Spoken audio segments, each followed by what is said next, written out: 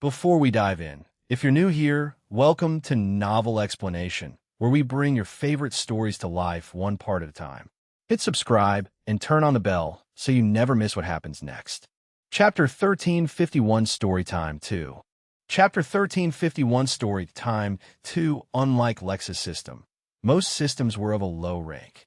If they were newfound systems, they would start at the lowest rank, but even if they were systems that had previous owners that died, it was rare for them to have a high rank. One would think that after the long history of systems, the average rank of systems would rise. This only made sense as systems grew in level over the course of their various owners, or by absorbing other systems. But, at least according to what Lex knew, that was not the case. He suspected that the system network, as he was calling it, might play an active role in keeping systems low-leveled. Unfortunately, Lex knew all too little about such things to be sure. Lex asked mentally. Nope, she answered without really appearing. At least not right now. So it was possible, but the circumstances weren't right. At least, that's what Lex gathered. My system ranked up as my own level strengthened, and my consciousness grew. I was still running on instincts, but I was more present and could understand things on a deeper level. I could finally understand how having a few system users constantly culling all life on the planet, meaning all life on myself, was actually slowing down my growth. I had the system users fight one another through a few quests, giving the last one a mission to build a massive empire. The innkeeper did not visibly respond to this news, but Lex was actually really looking forward to it. The concept of dungeons was not new if these dungeons actually did behave the way Lex imagined.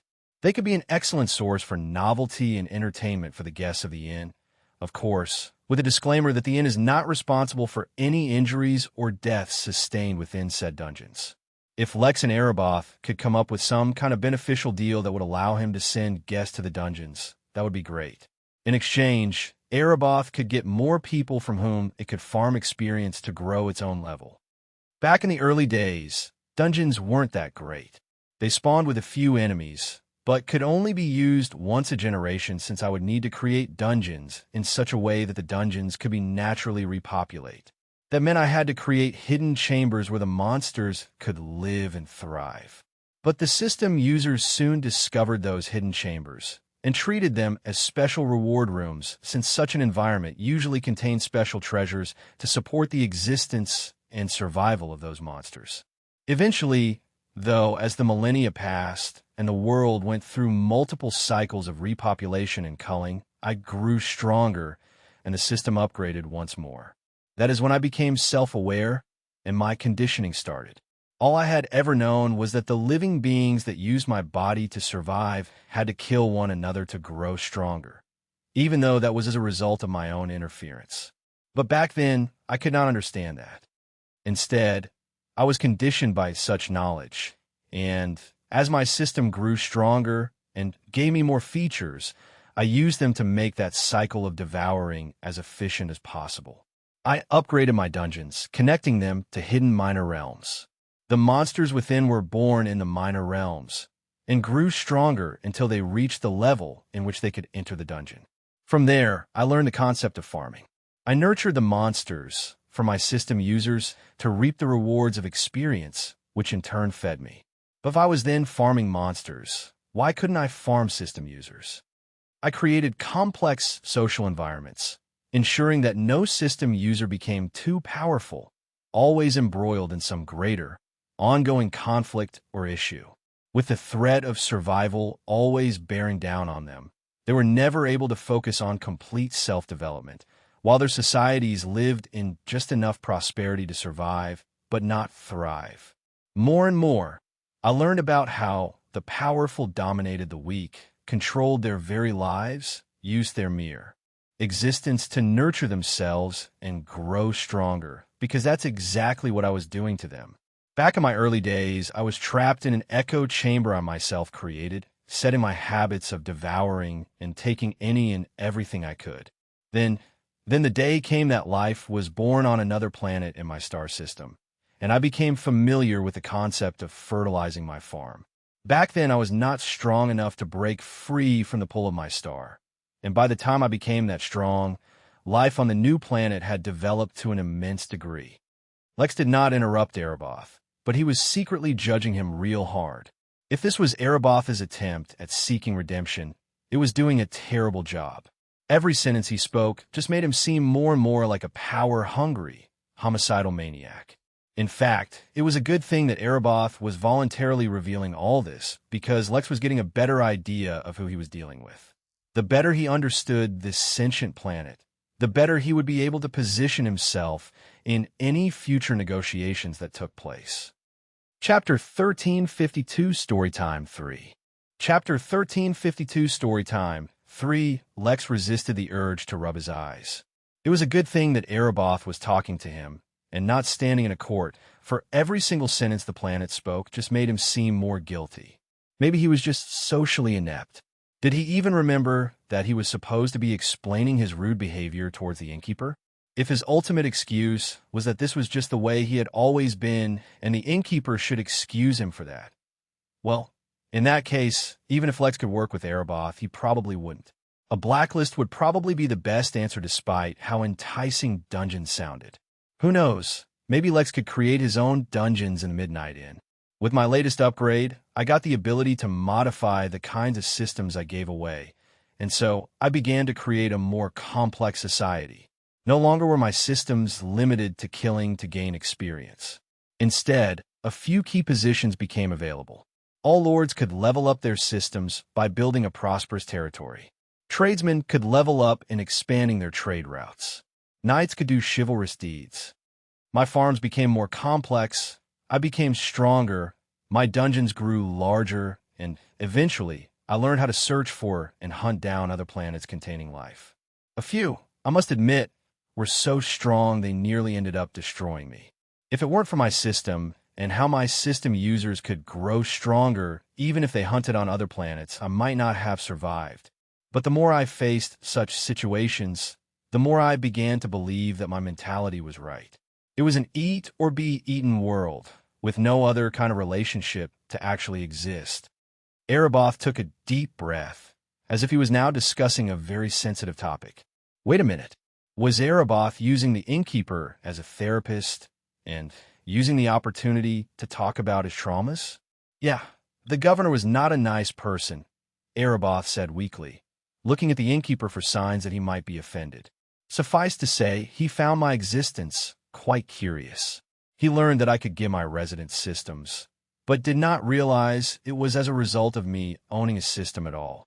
No matter how he probed, he could not learn anything about my system. Instead, he thought it was my unique ability. Naturally, when he revealed himself to me, I tried to eat him. Erebos smiled weakly, as if to explain he had already gotten his comeuppance once. After that, he trapped me within the galaxy I was in and began my rehabilitation education. To be entirely honest, I have even changed my ways tremendously. Yes, I'm sure it has nothing to do with the fact that killing stronger enemies would provide your system users, and then you, more experience to grow stronger. It is totally not like a mill crushing grains to produce food, said Lex sarcastically. It was very out of character for the innkeeper to say such a thing, which is why Erebos did not detect the sarcasm at all. Yes, exactly. I have no more use for experience anyway, since my level will not grow anymore, and I cannot grow my system through normal means anymore either. I have reached a plateau with the system, but the existence of the governor and yourself prove that it is not the end of my path. Honestly, the reason I have been accepting prisoners from across the realm is so that I can keep getting new and fresh ideas and maybe glean a way to surpass the bottleneck I've reached. Ever since the governor rehabilitated me and taught me that relationships can be more complex than simple prey and predator, and there are more nuances to life than the simple, blind pursuit of experience to grow stronger, I have more or less amended my ways. It was just that, after finally escaping my prison after billions of years, free for the first time in a while, I couldn't help but fall back into old habits. It was completely by accident and no longer in line with the kind of planet I am aiming to become. After all, when I was in prison, reading comics was one of the ways I entertained myself.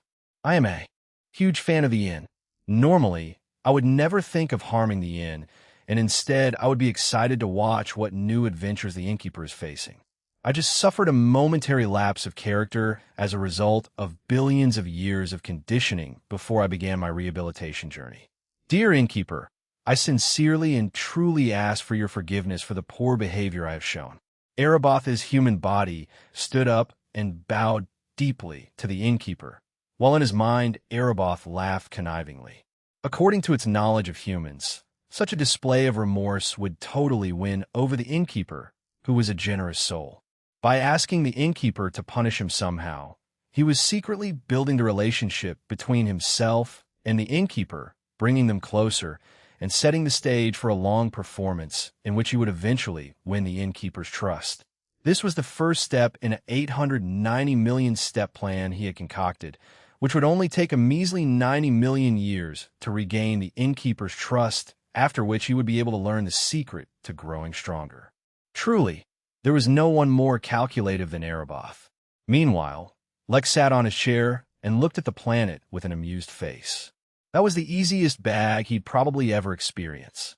Now he just had to decide to what extent Ereboth's atonement would be cool-ass dungeons, and how much of it would be other things. Chapter 1353 Repent. Chapter 1353 Repent. Lex did not immediately reply, for he needed a moment to decide exactly how to proceed. Ereboth was a genius, there was no doubt. Among all sentient worlds, he was probably one of the smartest, if not the smartest in the entire Origin realm. Unfortunately, though he may be a genius by sentient planet standards and had power enough to have few rivals, he was pretty dumb by ordinary standards. What kind of an excuse had he given? That was as if a drug addict had come out of rehab, grabbed drugs at the first chance, and smiled guiltily when a cop caught him, openly bragging about his time in rehab. If anything, it only proved that the rehabilitation was not enough. Though to be fair, Ereboth had not been let out by the Henali, and had escaped due to the Midnight Inn. It was unfortunate, but as a responsible and righteous man, Lex would have to take it upon himself to ensure Ereboth did no further harm. If, during that process, Lex was forced to maintain a close, working relationship with the planet, then that was a burden he would just have to bear. A trace of seriousness flashed through Lex's eyes. All jokes aside, if Ereboth ever sensed even the slightest hint of weakness from the innkeeper, the devious planet would definitely make a move against him.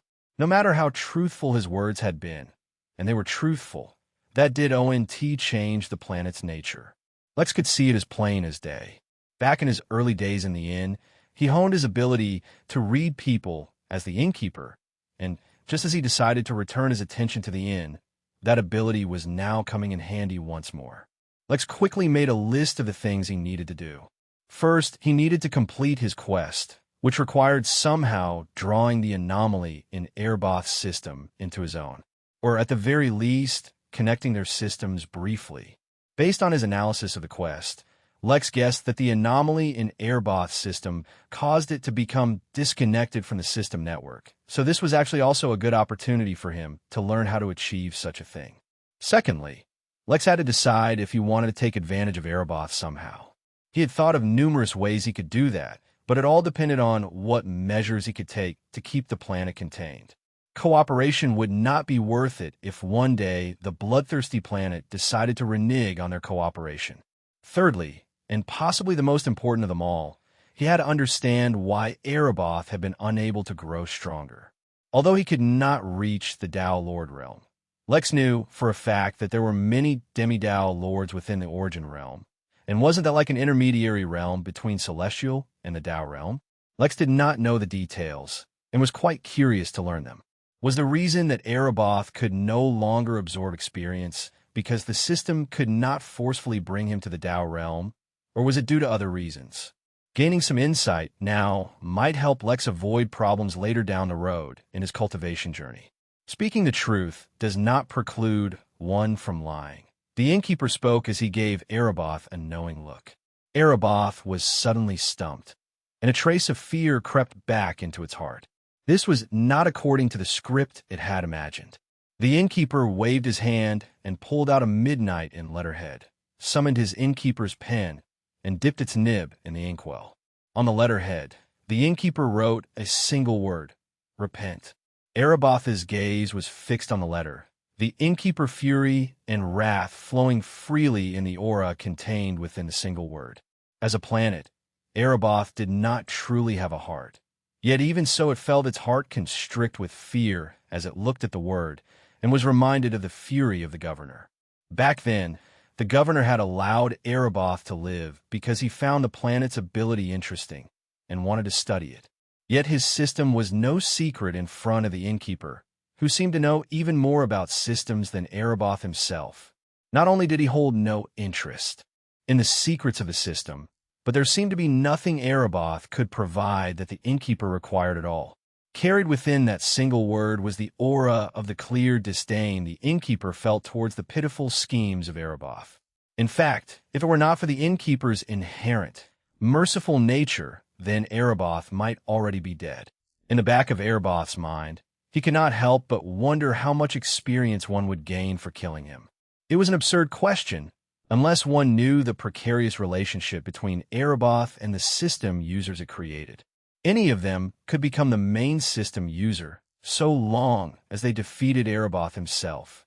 That was a restriction of his system that the planet was unable to overcome and was bound by. But since Erebos never allowed any of its system users to cross into the celestial realm, that was never a concern. The innkeeper tapped the letterhead once more, shrinking it until it looked like a simple card, containing only that single word. Wear this on your forehead for an age, to be a constant reminder for yourself. Erebos winced at the thought of being bathed in that tremendous aura day and night, yet he did not hesitate. For crossing the governor, he got imprisoned. For crossing the innkeeper, he was suppressed. Both those events would have to serve as a reminder for Erebos not to overreach in the future. The fact that it had even survived these two encounters was a blessing. Erebos stuck the letterhead to its forehead, and its body trembled. It suddenly lost the form of a human and reverted to its form as a planet. The letterhead no longer stuck to the surface of its body, but instead was pulled within it. In a vast and open ocean in a region of Erebos, a mountain suddenly emerged, and on its peak was a simple plaque that read the solemn word, slowly diffusing its aura out into the world. Lex himself was taken aback by the sudden development, but acted as if this was within his calculations all along. He could clearly see that Erebos suddenly wanted nothing more than to leave the inn, so he spoke before the distraught planet had an opportunity to do so. Now that this matter is taken care of, why don't you tell me what I can do for you? The innkeeper's voice was filled with magnanimity that nearly brought Erebos to tears. It had resigned itself to failure, but if the chance was presented for him to succeed in his quest and gain the secrets of more growth, it would not give up so easily. Esteemed innkeeper, I seek a path forward, Erebos said humbly, afraid to even look at the innkeeper now, let alone speak for too long. He felt like the aura of that word seeping into his very soul. If he still had his human form, he would have already fallen to his knees. The innkeeper nodded and simply brought his finger forward close to Erebos, but stopped before it actually reached the planet. Erebos, too traumatized from the beating given to him by the governor and from the aura of the innkeeper, dared not look at the finger or question it. Yet a notification flashed in front of his eyes, startling and amazing him. The innkeeper was directly affecting his system. In truth, Lex used this opportunity to reach forward and touch Erebos' system interface physically. Although the planet could not see it, Lex connected their two systems momentarily, using his body as the medium, and therefore completed his own quest. So while Erebos received a notification of his own, so did Lex. Quest complete. Aberrant system reintegrated with the system network. Quest reward: 1 instance of temporary authority to rewrite system operations. Granted as a token in Token Shop. Remarks: system anomaly incapable of correction. Internally, Lex was both relieved and at the same time concerned. He was relieved that he got the reward easily enough. But what was this anomaly that the almighty system network was incapable of fixing? He could not probe properly, as that might reveal the proper extent of his ability. However, the thing Lex could do was a lot more effective. There's something wrong with your system, the innkeeper said. Would you like me to look into it? Chapter 1354 Own Path. Chapter 1354 Own Path, Erebos asked with a mixture of confusion and shock. Yes, the innkeeper confirmed. I do not know the details, since I do not want to pry into my guests' personal details besides what's evident on the surface. Yes, please. The innkeeper merely nodded and said, I will use a light, gentle probe so as to avoid hurting your soul. Since Lex fully expected the system to be integrated within Erebos' soul, Lex extended his soul sense to look into the details. With his quest complete, Lex had already officially lost his authority to peek at other systems, and Erebos' system interface was already beginning to fade. If he could peek a little before that authority completely disappeared, it would be for the best. With Erebos lowering his defenses completely, trusting that the innkeeper wouldn't want to hurt him at all, he allowed Lex's soul sense to look into his soul. What was originally a weak soul sense to Erebos instead became an excellent display of the innkeeper's fine control over how to extend a gentle soul sense lest he accidentally hurt the planet. Lex had often looked into others' thoughts and memories, but he rarely looked into other souls. It was somehow a lot more private than even the most private memories a person might have. After all, by looking through the soul, Lex was looking through the very essence of a being down to their innermost core. When Lex peeked in on Erebos, he expected to see the system.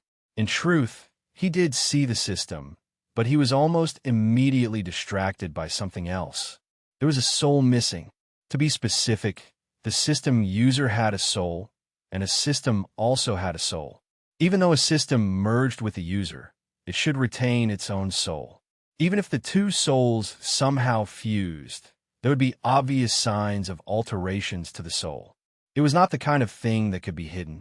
Well, maybe considering that Erebos had clearly been alive for billions of years, any signs of soul fusion could have slowly been eroded. But Lex chose to believe he'd still spot any signs. After all, his own senses were not weak. But there was no such sign, and between Erebos and the system there was only one soul. Countless thoughts ran through Lex's mind as he tried to come up with a possible explanation. He thought back to Erebos' story. He had said that his very birth was linked to the system, and though his first few years he was guided by instinct, he happened to complete the system quests based on those instincts. What if the truth was not as Erebos thought? Lex suddenly came up with a theory for what could have happened, and that suddenly even explained why even the system network could do nothing for the situation. What he suspected was that the anomaly that occurred was that instead of the system fusing with a living, sentient target, it instead fused with a planet that had no soul. Whether it was by design or by mistake, that fusion ended up granting the planet life. Or rather, it might be more accurate to say that the system's soul moved out of the system and into the planet. Lex did not know how the system network operated, but the fact that all systems had souls was something he had already confirmed. A system without a soul might not be able to integrate with the network. In fact, it might even be a good way to retain a functioning system without any supervision. Lex's eyes flashed as certain thoughts went through his mind, but he dismissed them. There was no need to make a hasty decision. More importantly, he wanted to understand what the limitation on the system's growth was, and if it truly could not allow a user to reach the Tao realm. If it simply couldn't forcefully raise a user to the Tao realm, that was still fine, but if it artificially limited the user's realm, that would be a problem. Lex retracted his finger, having finally confirmed as much as he could at the moment. He would learn the details of what stopped the planet slowly over a course of a long, successful business relationship, the seeds of which he would sow now. I have learned all I need to learn, the innkeeper said. Would you like my advice? Or would you simply like me to dissect your problem? Excitement, relief, gratitude, countless emotions flooded the now demure planet, leaving no signs of the once bloodthirsty nature that consumed its entire being. Please, innkeeper, enlighten my path. The innkeeper nodded and directly began his explanation. You are no doubt curious about the system anomaly, how to grow your system stronger, and how to become stronger yourself. They are all inevitably linked. I won't go into too much detail, for it will do you no good. All you need to know is that the growth of the system and the user have always been linked, but not entirely dependent on each other. However, your situation is a little unique in that your system grows alongside you. Now that in itself has not been an issue, so long as the system can support your growth. But you have now reached the end of that path. To proceed forward, you must no longer be the one being carried, but must instead carry your system. You see, so far for the entire duration of your existence, you have done nothing independently, and everything you have done has revolved around the desires and designs of your system. You have done nothing of your own volition, or at least nothing on your own that wasn't in some way linked to or with something relating to the system. So far, such devotion has helped you, but now it is what is crippling you. The innkeeper paused, allowing Erebath some time to consider his words. In truth, Lex was also gauging Erebath's reaction. He had no idea if what he was saying was accurate or not. How was he supposed to know the path to the Tao? Moreover, how was he supposed to know what the planet had and had not done in its long life? All that he was saying as a result of his deductions. He just needed to watch out for signs that he had said something too drastically different from reality. You must begin a new journey, not necessarily separating yourself from the system, but acknowledging that it is a tool existing to serve you in completing a purpose. It, in itself, is not the purpose. Tool. Erebath repeated, at a complete loss. Lex waited patiently for Erebath to recompose himself before he began. To separate yourself from the influence of your system without actually getting rid of it is not such a simple thing. It might have been easier if you could get away from the system entirely for a period of time, but that also wouldn't be helpful, for whether you admit it or not. The system is a part of you. As impossible as it sounds, this is only the first step on the path you wish to walk, with every subsequent step seeming even more impossible. Lex stopped once more, allowing the planet to come to terms with what Lex had said. Honestly, if Lex pitched some ideas right now, the planet would listen to them, no doubt. But Lex wanted to cement his position even more. He wanted the planet to ask him for some guidance now that he had stated the problem so clearly. He wanted to establish himself with a superior position, and that would come with patience. Being too eager to offer help might reveal a sign of weakness. And working with this temporarily suppressed homicidal planet, Lex could not take even the slightest risks. Lately, it felt like he was working with more and more planets as of late. He hoped this wasn't some kind of pattern or something. He already had his hands full with regular guests. He didn't want to consider what it would take to host an entire star system in the end. The planet finally asked. Chapter 1355 Murder Planet vs. Capitalist. Chapter 1355 Murder Planet vs. Capitalist. The innkeeper looked at Erebath as an elder would look at a naughty child, and for a moment his expression seemed like he was resisting the urge to sigh. Of course, the fact that Erebath had been able to sense as much was because Lex had revealed that expression to him in the first place. Young man, I have already instructed you at length, even going as far as describing things to avoid and pitfalls to be careful of. I can show you the way, but I cannot walk it for you. Let me ask you a question instead, and maybe that question will help guide you. If the system disappeared right now, completely, without repercussions, all your quests are gone, and there is nothing guiding you towards anything. Even the abilities you have are only your own. What would you do? The question was like a clap of thunder in Erebath's mind, for it had never even imagined that he could exist without his system. For reasons unknown, Erebath had always instinctively felt like he was the system, and the system was him. Even though he had lived billions of years, he had never imagined that he could exist without the system. Now that the innkeeper had asked him such a question, he suddenly felt like he had awakened to a new reality. For a time, Erebath tried to think of what he would do, but there was no answer. His instincts couldn't guide him on this, and there was no answer in his mind, either. A few seconds passed without Erebath answering. This time, the innkeeper sighed audibly. Fine, let me guide you a little.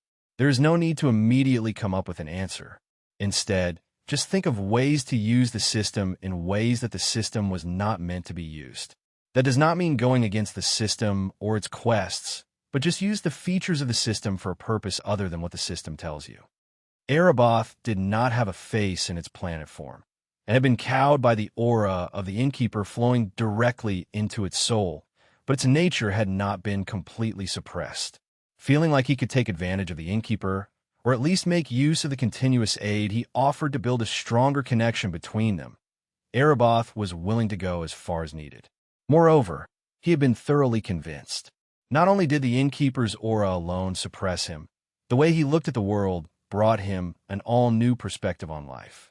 As such, he was willing to pay any price to strengthen their relationship, even if it was the innkeeper treating him as a child. Come to think of it, Erebath had no parents, so no one had treated him like a child before. From a certain point of view, the innkeeper could be like a stand-in parent. If that was the case, why did he need to be reserved? Keep in mind your goal is to use the system for means other than what the system states it can be used for. So far, you have used the system to farm experience from all the beings living on your body. Now, you can do things a little differently. Instead of farming experience, think of ways you can use the system to give you more perspective about what it's like to be a traditional planet. Since you were so insistent on it, I suppose I can help you out with this.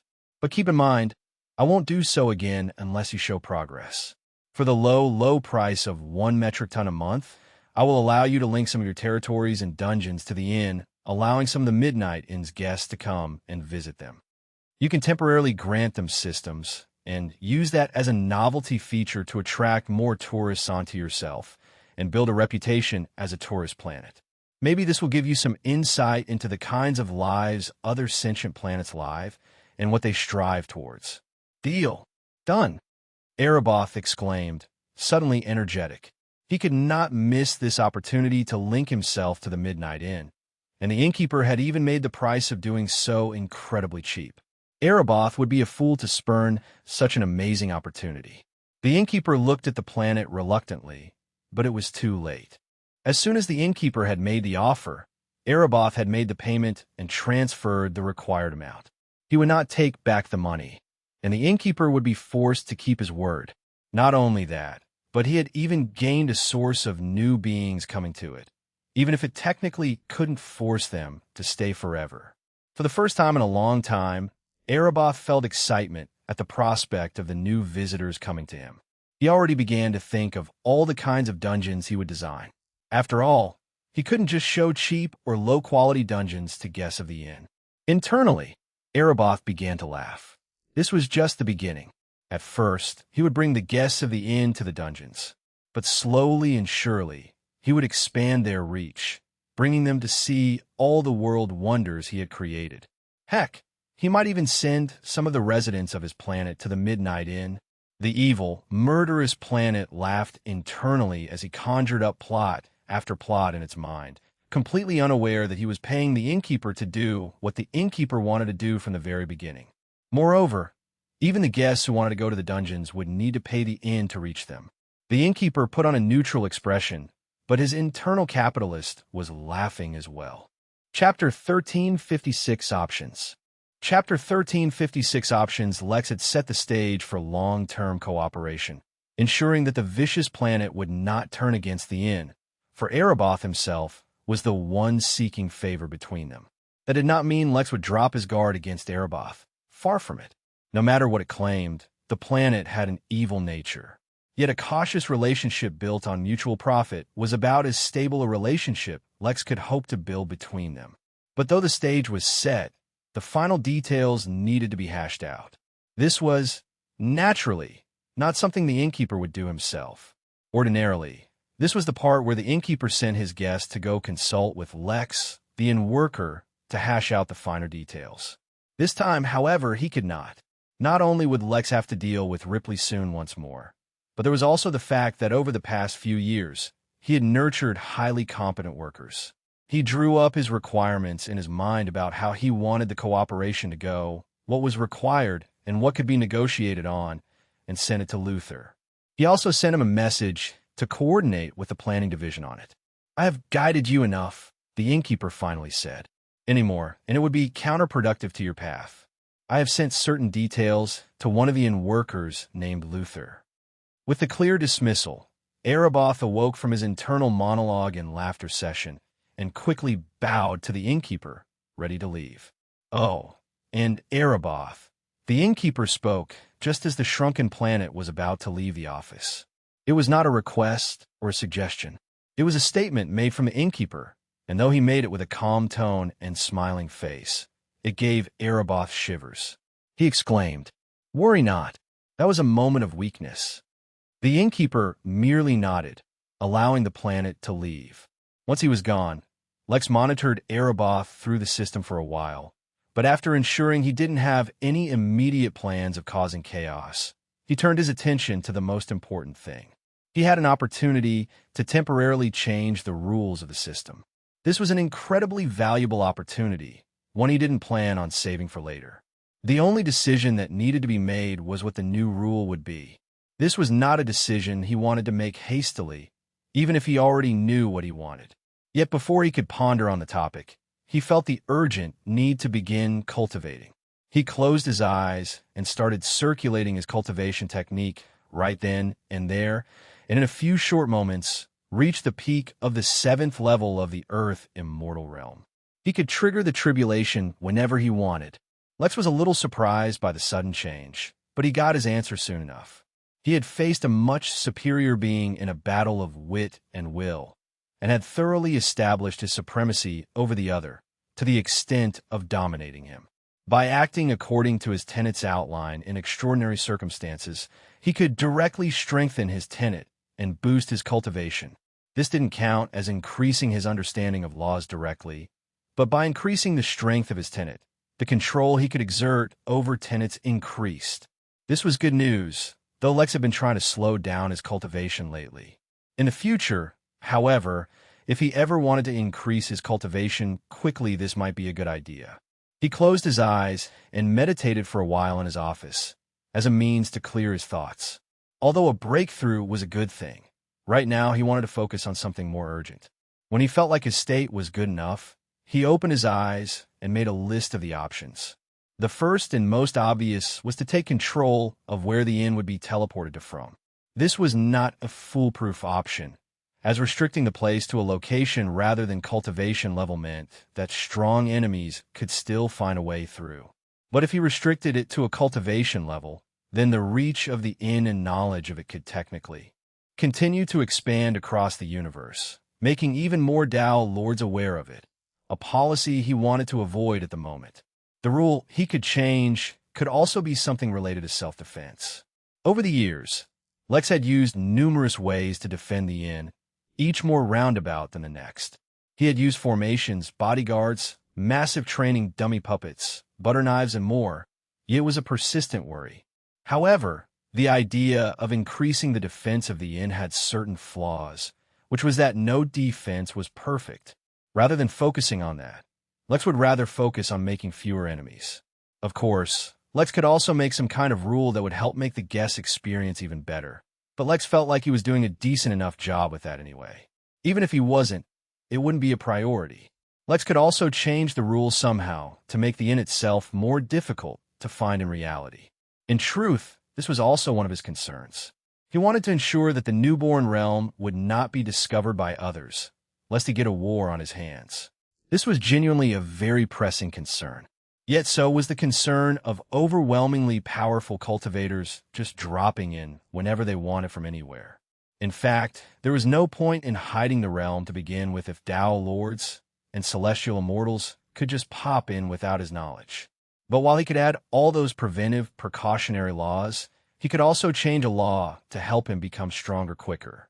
For example, if he sped up the development of the Midnight Realm through changing the system's rules, Lotus would grow stronger, and he would get the corresponding feedback and strength. The options were limitless, but he only had one opportunity. He would have to carefully decide what to do. Chapter 1357 Rules. Chapter 1357 Rules, Lex had an answer in mind. Even before he genuinely began his deliberation, he had an answer in mind. But due to his history of walking himself into terrible, horrible situations he had no business being in, Lex was trying to be more of a strategist. He would think his decisions through. He would analyze the pros and cons. He would make an informed decision. So far, it was working out for him. He would still get into a terrible mess, but the blame for that was less and less his own fault, and mostly just the universe messing with him. Ultimately, he came to the conclusion that no matter what he chose, he would not be able to fix all issues. He could only do what was best. Yet, not that Lex believed in jinxing things, he decided to just casually delay the decision until he went to his room, took a thorough shower, put on his best clothes, sprayed some cologne, and calmed all his thoughts. Yes, Lex was doing all this just because he felt like it, and not at all as a form of prayer, hoping the decision wouldn't come a bite him in the behind. So it was in a state as if he was about to go on a date that Lex activated his temporary authority to rewrite system operations. He was alone in his room at the time, so there was not much happening. Even so, Lex sensed his perception of time change, making it seem like time was moving incredibly slowly. It was just like when he got the quest in the first place. Lex's system interface flickered on and then suddenly changed. New notification. Authority granted to rewrite system operations. Displaying list of system operations. Time remaining to change operations. 1 o'clock. Lex only had a minute to decide, but with how slowly time seemed to be going by, he had more than enough time. What was interesting, instead, was to see the list of rules the system was operating under. There were millions of them, or possibly even more. Millions was the number he came to after a quick glance. Even with the time seemingly slowed down, Lex would not be able to go through them all. Upon a little testing, Lex concluded that he could not create or delete any of the system rules, only amend them. Lex also tried to do a quick search, and discovered that he could search through the system rules for the ones he wanted. The first thing he did was go through the rules relating to teleportation, since he wanted to take full control over how the teleportation operated. Considering there were thousands of rules, even just for that, finding the exact right one in itself was a huge hassle, and then thinking of the best way to convert it without causing any issues was no easy task. In fact, it actually took Lex 31 seconds to figure out exactly what and how to change, which to him felt like a little over a month. The problem was that the rules were tricky and not exactly written in words. Instead, their function was something directly communicated. As such, altering just one system rule that would bring the desired result without breaking the whole system was a lot more challenging than Lex expected. He dared not treat it lightly. Ultimately, Lex wouldn't gain as much control over the teleportation as he had liked. Instead, he could only change the reach of the system from anywhere in the universe, which is how it worked right now, to places that the system had linked to, which was a drastically smaller range. Moreover, he'd be able to turn the teleportation even in those regions on and off. But once he had figured out what he wanted to do, Lex didn't immediately make the change. Instead, he began searching through the system's rules related to the user. Since the system was so afraid of breaking its rules, Lex wanted to see for himself what the rules stated about the user. Due to his inherent suspicious nature, that wouldn't allow Lex to completely trust the systems once more, but at least his mind would be somewhat set at ease if he discovered that there was nothing amiss. The problem was the number of rules pertaining to users was even greater than the number of rules related to teleportation. He expected to take a long time to verify if they truly were in favor of the users, but the very first rule gave him a pause. All system users must be selected based on who can provide the highest entertainment value within the search area. Lex paused and then sighed. That was one twisted criteria to choose system users on, but at least it wasn't malicious. At the very least, it was nice to know that the system found him entertaining. The following rules were not as clear-cut as the first one, and were instead made to encompass countless possible scenarios and races. The only thing that Lex could garner from going through thousands of those rules was that at least the system wasn't overtly against the system users. But that did not mean everything was so straightforward either. Lex had long suspected that the reason he always found himself in the heart of trouble had something to do with the system. After reading the countless rules that the system operated by, Lex could conclude that the system was at least partially responsible for it. It was not out of malicious intentions, but the rules did nudge the system to direct the user towards areas or activities with high entertainment possibilities. Learning this, Lex did not actually feel betrayed by the system. If anything, he was relieved. A big part of his suspicion was due to the fact that he could not understand why someone would make something as powerful as the Midnight Inn, and then just hand it to Lex. Now he knew that there was some twisted, probably devilishly handsome fellow orchestrating the dispersal of systems and authoring all the things that were happening to Lex. Or, well, at least setting the bylaws that ultimately resulted in everything that happened. Knowing what the system wanted from him actually lowered the negativity he had gathered towards it. Now, he just had to accept the fact that he was a source of entertainment for someone or something else. Chapter 1358 Question from the Legal Department. Chapter 1358 Question from the Legal Department. One day, you will dance to my tune, Lex could not help but say. He did not even know who he was saying it to. Whether it was his system, the system network, or whatever entity behind Lex, they had contributed greatly in his rise, even if he did like being treated like an entertainer. He accepted the grace of this favor without putting on airs. But that did not mean that one day he could not use them for entertainment as well. Life was unpredictable, and he was now immortal. Barring murder, he would live for a very long time. He would see everything this life had to show him, taste all its flavors, and feel the winds of destiny blow against his skin throughout the ages. Who knew where time would take him? He certainly didn't know. But if he could help it, he would certainly organize a play at least once, and have the creator of the system star in it for Lex's entertainment. But now is not the time for these lamentations and random thoughts. He made the change to the system rules, and felt the flow of time return to normal. He had harbored a hope that he would be able to change rules as long as the single minute did not elapse. But indeed it was limited to just a single change. Lex got up, ready to go to work, but paused. Deep within himself, he felt the system tremble, and saw that the process to change the rule was not as straightforward as he thought. Lex sat back down and began to focus on the system once more, observing how countless changes were being made to its aura. Maybe this would be useful for him in the future. Erebos was slightly dissatisfied at the fact that Luther did not immediately present himself before the planet, but with the aura from that word continuously seeping into his soul as a reminder, he dared not do anything.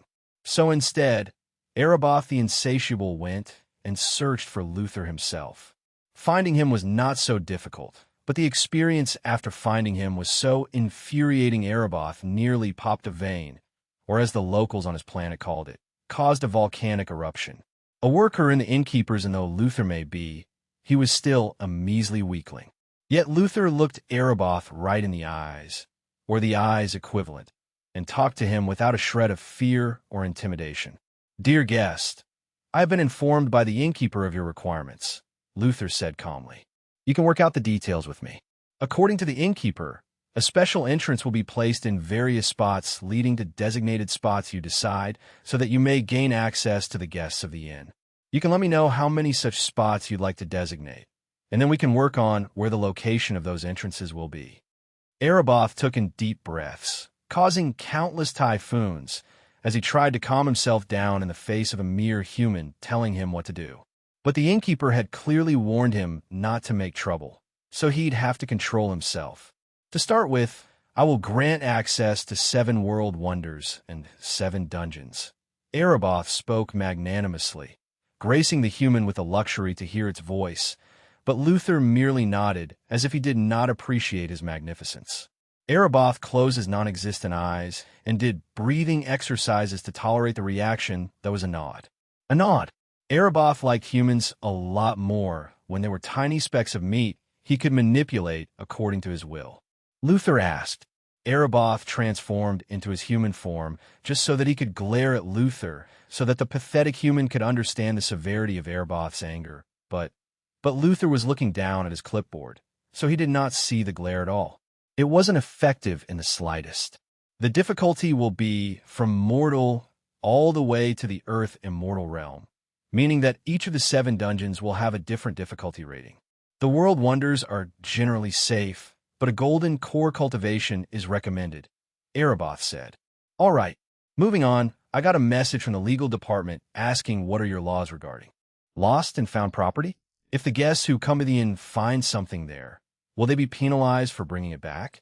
Lost, and do you think I'm so petty? What do I care what they take with them? They are free to do as they please. Luther looked at Erebos like an emitter. Fill her with treasures?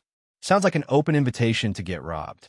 Luther remembered the days before when the inn had no policy about such things. The guests literally stole the dirt off the ground just because of how valuable it was. He could tell Erebos was about to have a bad time, but it was not up to Luther to warn Erebos. Granting him access to the guests of the inn was already doing him a massive favor. A quality assurance team from a midnight inn will be assembled to review your dungeon and world wonder to ensure they adhere to the standards of the inn before they are made open to the public. Luther began to speak, unaware he was giving Erebos blood pressure issues. Although Erebos had no blood, the pressure under the surface was quite a lot, and now it was rising even further. Chapter 1359 Sales Pitch. Chapter 1359 Sales Pitch. Lex ended up spending several days in meditation after watching the changes take place within his system. At first, he was merely interested since he found the change to be novel. But then his consciousness got drawn in, and Lex completely lost track of time and place. His mind drifted as he closed his eyes and ended up sitting cross-legged on the floor, absorbing everything he had seen. This was both a good thing and a bad thing for Lex. It was a good thing because he encountered a natural state of epiphany, falling into a meditative trance and qualitatively enhancing his understanding and application of laws as a whole. It was a bad thing because the moment he woke up from meditation, his growth was much too substantial to push back the tribulation anymore. Instead of making use of the tribulation rooms in the inn, Lex teleported over to the Temple of Fasting. Although the inn was equipped with the best facilities to help him, Lex's cultivation was too anomalous. He never knew when something might cause a mutation that attracted too much attention or perhaps put a burden on the realm itself. The Temple of Fasting, in this case, was an excellent location, for its capability to hide was top-notch. It was nigh impossible for anyone outside to know what was happening inside, which is a good thing because now that month had passed since the inn was reconnected to the universe, a lot had changed. Initially, only one of the inn workers had become an immortal. Afterwards, the ongoing war kept everyone busy. But at the same time, it gave everyone the exposure and experience they needed to undergo qualitative growth. In summary, the number of Earth immortals working for the Midnight and were nearing 50 now, all of them experiencing their tribulations at the Temple of Fasting. Over the next 5 years, Lex expected that number to quadruple. Then workers were just too qualified and had too much potential. Even without really trying, all of them were destined to reach the threshold of the immortal realm, if not the actual realm itself. As soon as he reached the temple, his tribulation was triggered, and it fell down with a ferocity rarely seen in Earth immortal-level tribulations. It was as if the tribulation clouds themselves had a vendetta against Lex. Unfortunately, they were restricted by his realm, which meant the might they could show was limited. Lex passed the tribulation without a single injury, and then spent another short period getting used to his realm. Ultimately, he had to return. It seemed that Ripley had returned while he was in a trance, and had continued his audit without him. Since Lex had temporarily been excused, he continued to take his time off to finally get a handle on the inn and the system. Returning to his office, he focused his attention on the interface and began implementing the teleportation changes. For any guests already in the inn, they would be able to return to wherever they came from, but henceforth admission to the inn could not be done from across the universe. Instead, it was limited to the Origin Realm and the Crystal Realm. Even within the Origin Realm, Lex wanted to limit the teleportation even further, but restrained himself. Unfortunately, the Midnight Games were ongoing for a few more months, and it made heavy use of the inn's ability to teleport guests from anywhere and everywhere. Moreover, though Lex's personal interest in the war had waned, it was a fact that countless planets across the entire realm were still fighting against the insect abomination used by Sanguis Pluvia. But that was not the end of the issue. Mary, I think now is a good time to continue our previous conversation about the system's operating rules. Although I now have teleportation within my control, the way the inn connects to places is still incredibly outdated and inefficient. We do not even need to change the rule itself. Mary appeared before Lex, wearing a black suit and a baby blue tie, looking like an amateur lawyer on their first case.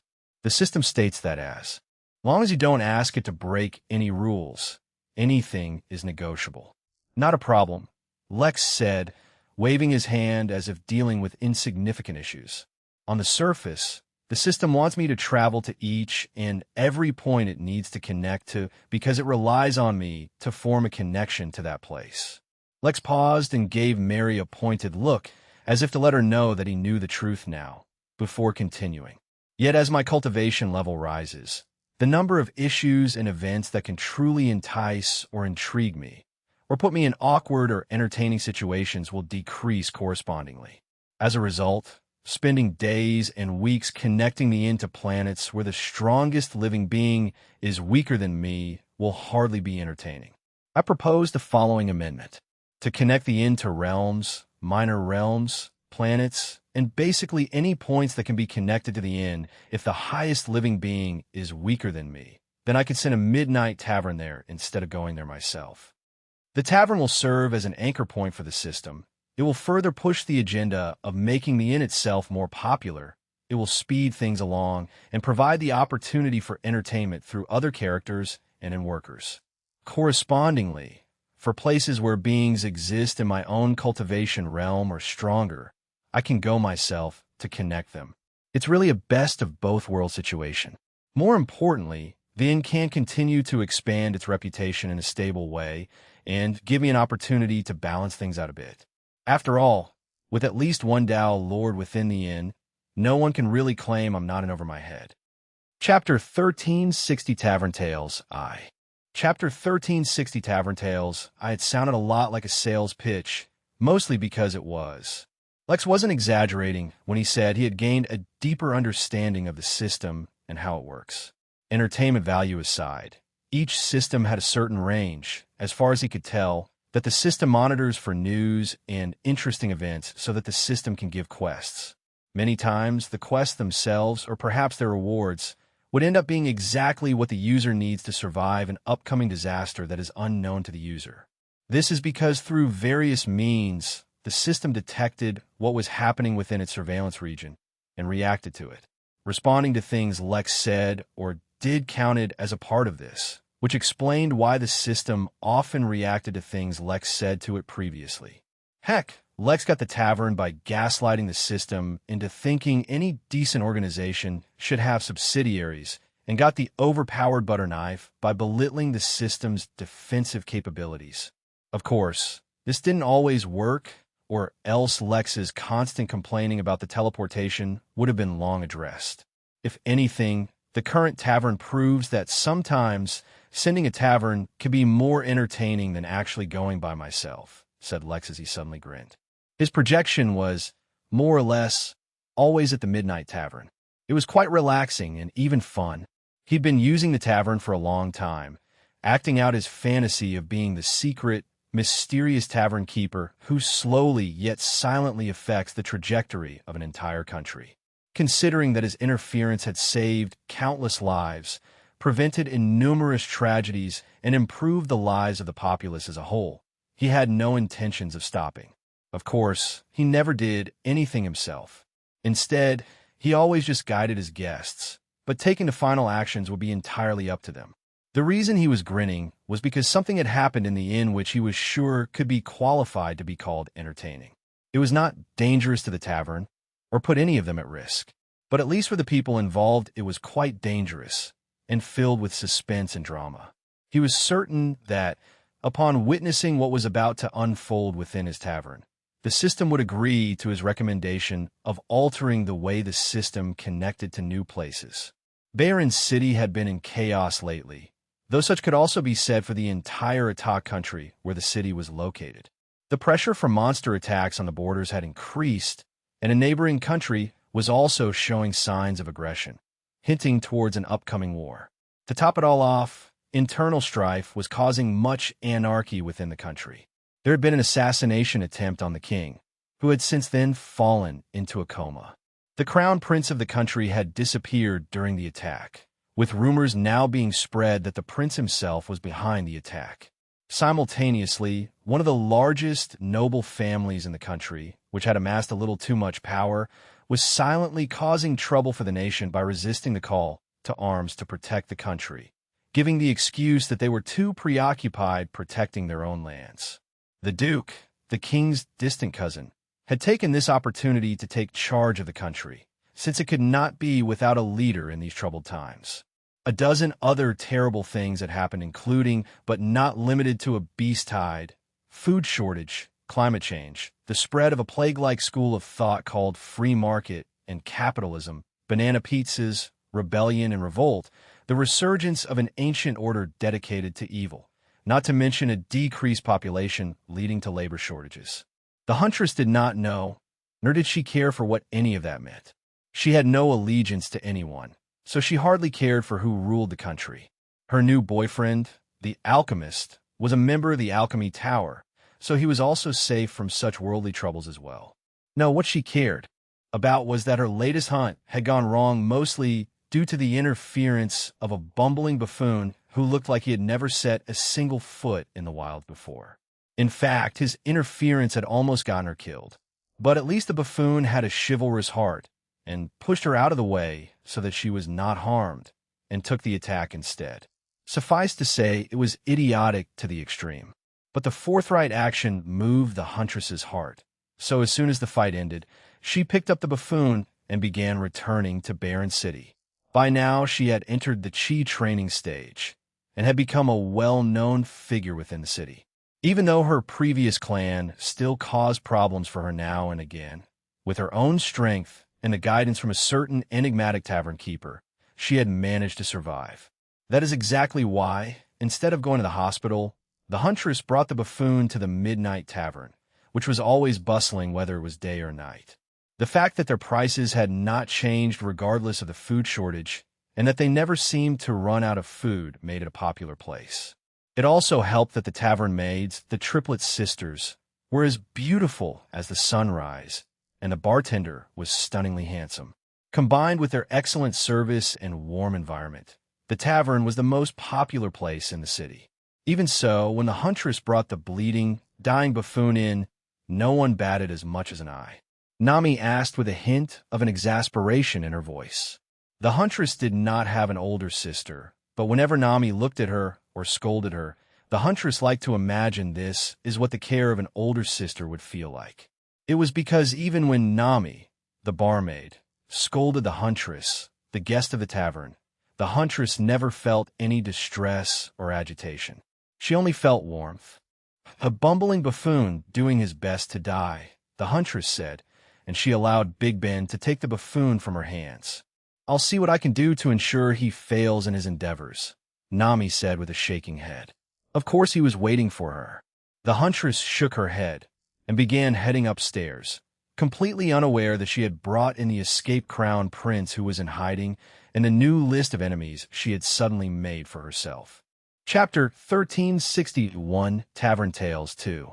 Chapter 1361, Tavern Tales 2. The huntress made her way to the rooftop, just in time to watch an incredibly healthy, yes, that was the word for it.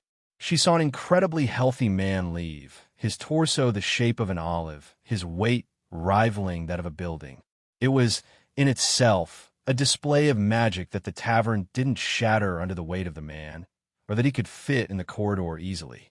In truth, there was a bit of size manipulation formation at work when a man entered the inn, but it happened so seamlessly that it was hard to pick up on.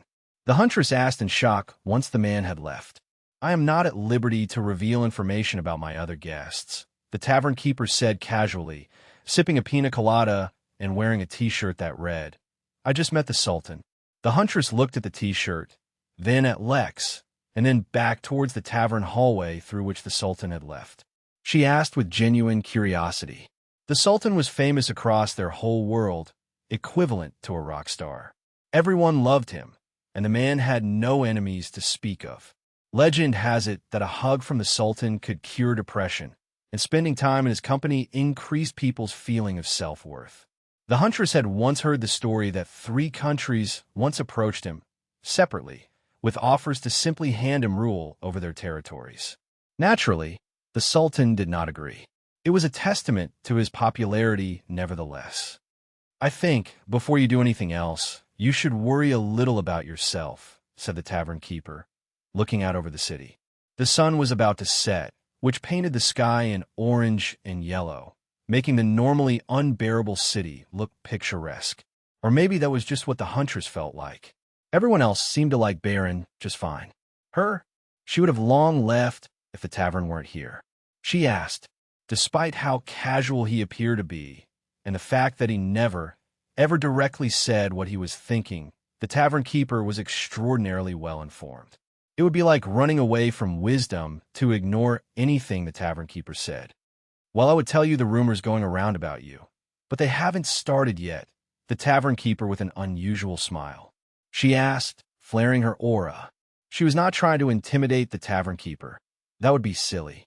It was just a natural thing that happened to her, for she was all too used to her family going out of their way to make her miserable. Even now, she could imagine that they were hard at work, trying to make her miserable. "Well, I'm afraid it's already too late for that." "The buffoon? Is this his fault somehow?" "Buffoon? What a fitting name. Now, it won't be too late to tell you all about it when you do me that favor," she asked, getting to the point. "It's nothing too complicated. I just want you to make your way to the baker's on 33rd Street and find the blonde kid in a big fight. You'll know him when you see him. Find some excuse to give this to him, and then you can come back." Lex leaned forward and placed a free meal coupon in front of the huntress, causing her to look at the tavern keeper with confusion. "Is that it? Is there some hidden twist?" The tavern keeper shrugged. I'm not in the habit of leaving the tavern myself, or else I would just go ahead and send the coupon on my own. You just need to give the kid the coupon, and you're done."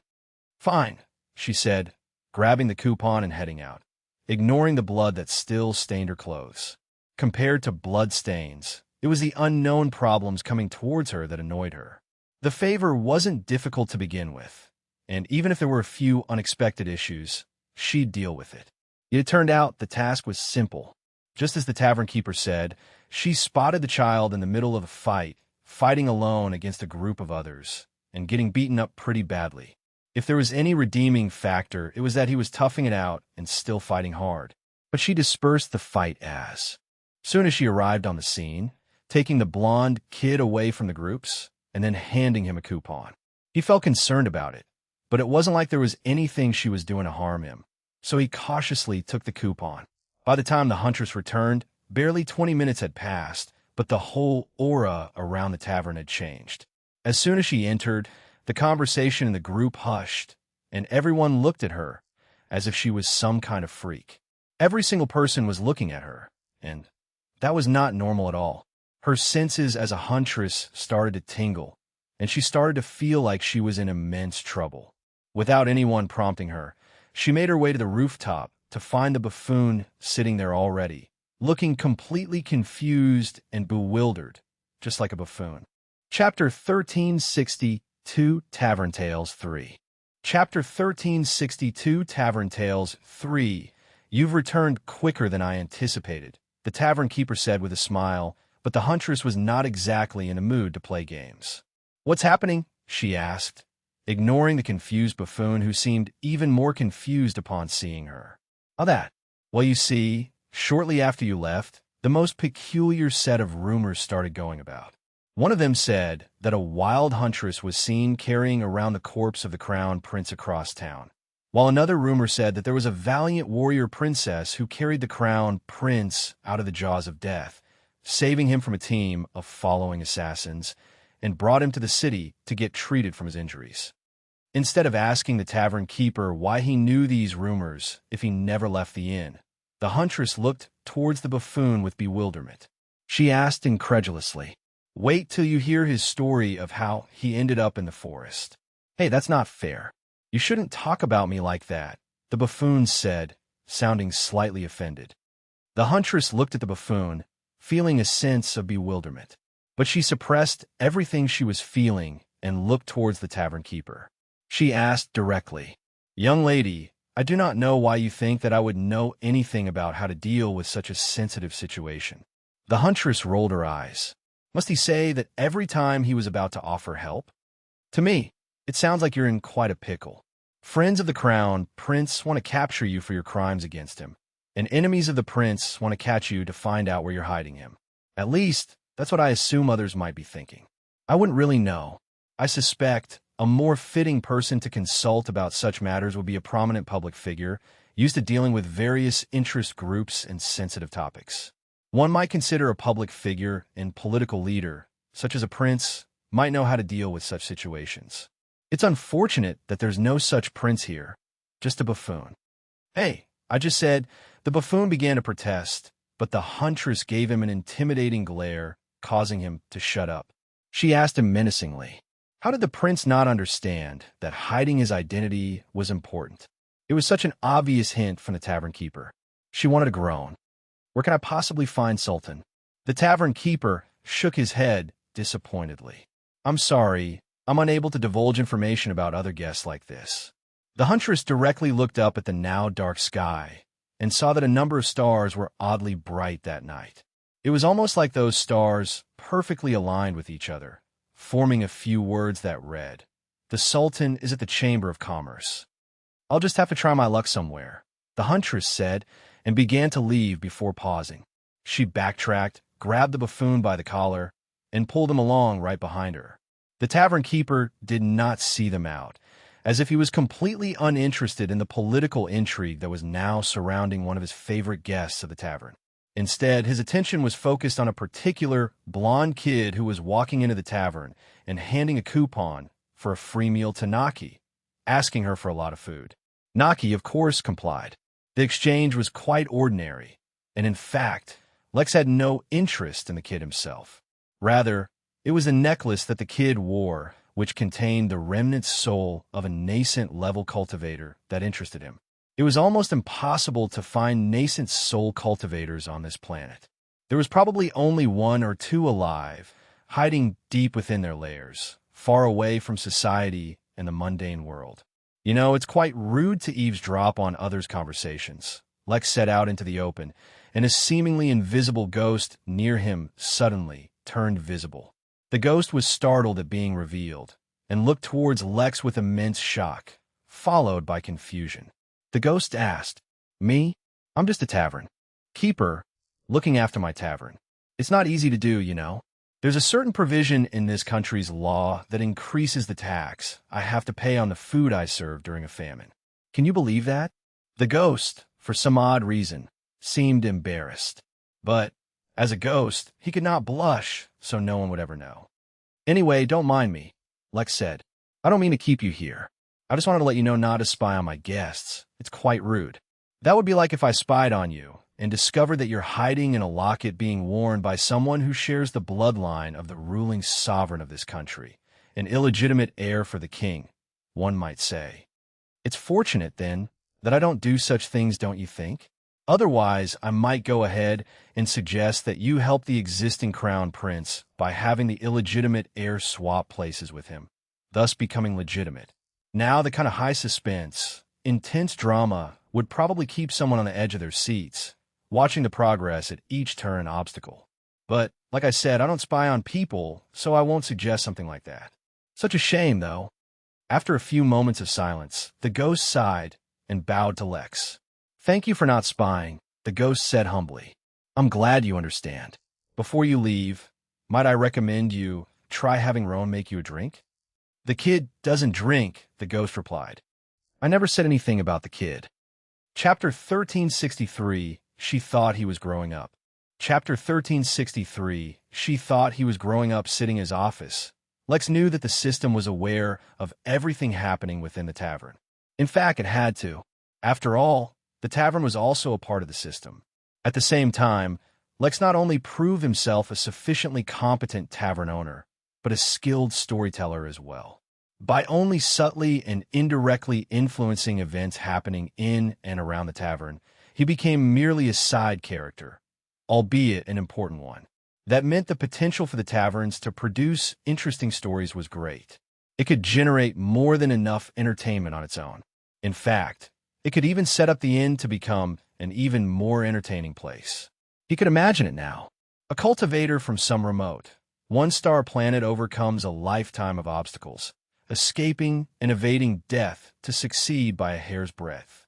Throughout his journey, a single, unassuming tavern had been of critical importance. Sometimes it provided him with safety and security. Other times, it was a place where he gained inspiration. On a few occasions, it even served as a refuge to hide from his enemies. But at last, he succeeded in his life's goals, became the strongest on the planet, and had nothing more to pursue. Such a scenario might seem far-fetched, but the truth was that the number of unconnected, secluded one-star planets in the Origin realm was greater than those connected to the Henali network and the realm as a whole. This meant that the story of a single cultivator becoming the strongest on his planet, and then reaching the end of his journey, since he had no access to greater resources or cultivation techniques, was far more common than anyone would believe. How entertaining would it be if such a person suddenly visited the tavern once more, and through it gained access to a mysterious, mystical, and filled with the purest form of energy available, entities far stronger than anything that they ever imagined, and a whole new horizon to discover. It was the perfect setup for countless novels, and though Lex did not actually expect any of such guests to become universe-dominating geniuses, the possibility of it was still exciting. So with that in mind, Lex waited. It had been a while since Lex said his piece, and the system had not responded, nor had Mary said anything. Yet he was confident in his decision. He was unsure about why there was a wait to begin with, but eventually he got the response he expected in the form of a new quest. New quest. As the inn grows and its reputation spreads, so too must your capabilities as the innkeeper. Build a new tavern with your own hands, without any help, fitting to be used as a subsidiary of the Midnight Inn. Quest reward. Increase in the number of taverns by 1. Remarks. If you can't find a hammer while building, you can still use your forehead. Lex smirked. It seemed like the system was losing its edge. What kind of remark was that? Where's the scathing system that liked to make fun of him at every turn? In fact, this remark did not even have to be an insult. It could just be taken as the system telling him to use his brain and come up with a solution. In fact, even if he took it literally, his forehead was much too tough to be harmed by a nail. He could literally use it as a real hammer. Lex shook his head with a smile. Maybe he should stop scaring the system so much. Regardless, this was a quest he wanted to complete as soon as possible. Although it was not directly leading towards using the tavern to expand the reach of the inn, it was a start. The question now was, what kind of tavern should he build? To help him plan out what he wanted to build, Lex went back to his apartment and pulled out the most complex, highly accurate, and dynamic architectural design software that existed on Earth prior to the world war that now consumed it. He pulled out Minecraft and started a new world. Even though Lex could split his attention into hundreds of different tasks by now, he focused a majority of his mind into this elaborate designing software and began to consider the complicated terrains his tavern would be placed in, the kind of materials he would need to build it, the layout it would have, and how many layers of secret underground bases and hidden rooms behind moving bookshelves he should make. The first idea he had was to build a tavern in a giant treehouse. This tavern would fit in well on worlds with cultures and societies based around trees, and would work well with certain races such as elves and druids. But an old, ancient castle with an unknown history and deep lore also appealed to Lex on an underlying level. It was difficult to decide, so he built both the massive treehouse as well as the castle, and connected them. But somehow, Lex felt like it just lacked a certain something. So he built a moat around the castle and filled it with lava. There was nothing like a good, welcoming tavern surrounded by a lava moat. But as he stared at the moat, Lex got another idea. Why did the tavern have to be a traditional building? Why couldn't he make a ship or a cruise and turn that into a tavern? Or maybe it could be a train or a blimp. The longer Lex spent interacting with the highly sophisticated designing software, which was in no way just a game, the more new and interesting ideas started to come to Lex. He just needed to decide which one of these. Oh, wait, an underwater tavern made entirely of glass. Lex started designing that one as well, allowing his creativity to flow through him freely. Mary's projection appeared in the air beside Lex, and just shook her head as she saw the massive grin on his face. Just when she thought he was growing up. Chapter 1364, A Long Time. Chapter 1364, A Long Time. Lex spent quite a lot of time playing, and no, designing his next tavern on Minecraft. But he could not shirk his duties either, since this was his inn, so Lex relied on a very basic cloning technique he had mastered. His clones would have a fraction of his strength, and could not go too far from his main body. In fact, their range was limited to the extent of Lex's spirit sense, which was actually quite massive. But considering his connection and awareness to the entire realm, his clones could go anywhere within the realm itself. As such, it was no problem having them accompany Ripley as he continued to audit the inn. Lately, he had been going over the roles of the various staff members and the divisions, looking for inefficiencies or redundancies. In this matter, at least, Lex was confident the inn would perform well. With only a few 100,000 staff members dealing with millions of guests every day, it was impossible to not have the most efficient system in place. The system helped a lot, yes, but that did not mean that the workers themselves were incompetent. There were other things across the inn that also required his attention, yet nothing so serious that a clone couldn't handle it. Despite appearances, Lex took the future development of his system very seriously. He was new to the immortal realm, so his understanding of how to cater to immortals was superficial. But he had been immortal for most of his life and knew very well how to take care of them. Only once he was completely satisfied with what the inn could offer mortals, and he himself was strong enough, would he start dealing with immortals. This was, of course, assuming nothing else unexpected happened. That meant, for now, Lex focused entirely on building his new tavern. After he finished building various models for his tavern, Lex considered his needs. He already had a normal, wooden tavern that fit in quite well in small cities, towns, and villages in most one-star worlds as long as they had humanoid races. For his second tavern, he wanted a different kind of structure at the very least so it could be used in different settings. He narrowed it down to 3 structures, and if he retained the opportunity to make more taverns, he would make all 3, but for now he would settle for a single one. The choices were, predictably, a massive treehouse tavern and a castle tavern, while the last was a little unexpected and instead was an underground tavern. He selected each one for very specific reasons, other than the fact that they were cool as heck. He intended to house each of these structures with workers of different races. The treehouse would be managed by the elves, of which Lex had many new workers who had joined through the use of platinum keys. The castle would be housed by humans, which was not new. The underground bunker would, obviously, be filled with dwarfs. Although the dwarfs of the Midnight Realm were quite content to work and live within their own secluded mountain range, Oren, their leader, had sent a few thousand dwarfs to the inn anyway to learn about the outside world. Many of those initial dwarfs had eventually become workers at the inn, with the rest eventually returning to work their mines. It was important to mine all the Vitaville that they could, for Oren was growing stronger now, and with his increased strength, could forge new treasures. Lex closed his eyes and weighed the pros and cons, as well as the difficulty of each of those projects. Since he had to make the tavern himself, that meant he couldn't take any external help. A treehouse tavern would obviously be better if he could get the turtle to grow it, and an underground tavern would obviously benefit if the halls could be built by the dwarfs. That obviously only left him the option of a castle. But Lex had a new perspective on things. He suspected that if he took the most difficult task and performed it well, the system would reward it the most. This was a bit of common sense. Only now Lex suspected that the reason behind that was that only difficult things would be entertaining. With that thought, he finally settled on building a treehouse tavern. Lex had no intention of doing things lightly, so the first thing he did was go to the Midnight Library, which by now was filled with billions of books. The number of techniques it had up to the Golden Core level was astounding, and a decent collection of nascent-level techniques had also been gathered.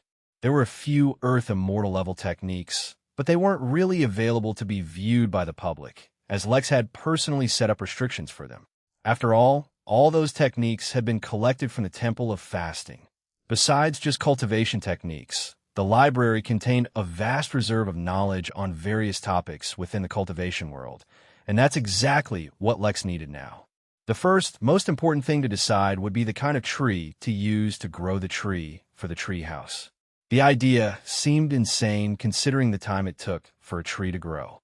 It would take years for Lex to complete the treehouse. That is the kind of thinking of a mortal, and as an immortal, Lex did not subscribe to it. Instead, he was a follower of the thought process that cultivation magic would solve all his problems.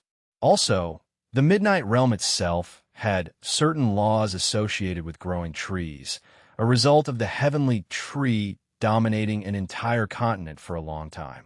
He was sure he could figure something out. There were thousands of books and reading material to go through, so this would take a long time. Fortunately, due to his increased speed as an immortal, a long time actually meant like 7 minutes. He flipped the book in front of him shut with his decision made. He would use a void sequoia tree. Chapter 1365 Tuition Fee I. Chapter 1365 Tuition Fee I Void Wood was one of the toughest known renewable substances in the universe. Depending on the exact variety of the tree, the toughness would be even greater, not to mention that the trees themselves have many amazing properties. A void sequoia tree was by no means the strongest of such trees, but it definitely was one of the strongest. More importantly, it was absolutely massive in both height and width, making it a great option for a treehouse. The many space and void-related properties of the tree itself also made it an excellent option. Now that he had made the selection, Lex was faced with two more problems. The first was that he had to get his hands on a seed for the void sequoia tree, and secondly, he had to learn how to rapidly nurture it. He was not referring to the ordinary means of nurturing. No. He meant the kind of nurturing that everyone thought was impossible, since he was in the business of doing impossible things anyway. He already had an idea for how to do both of those things.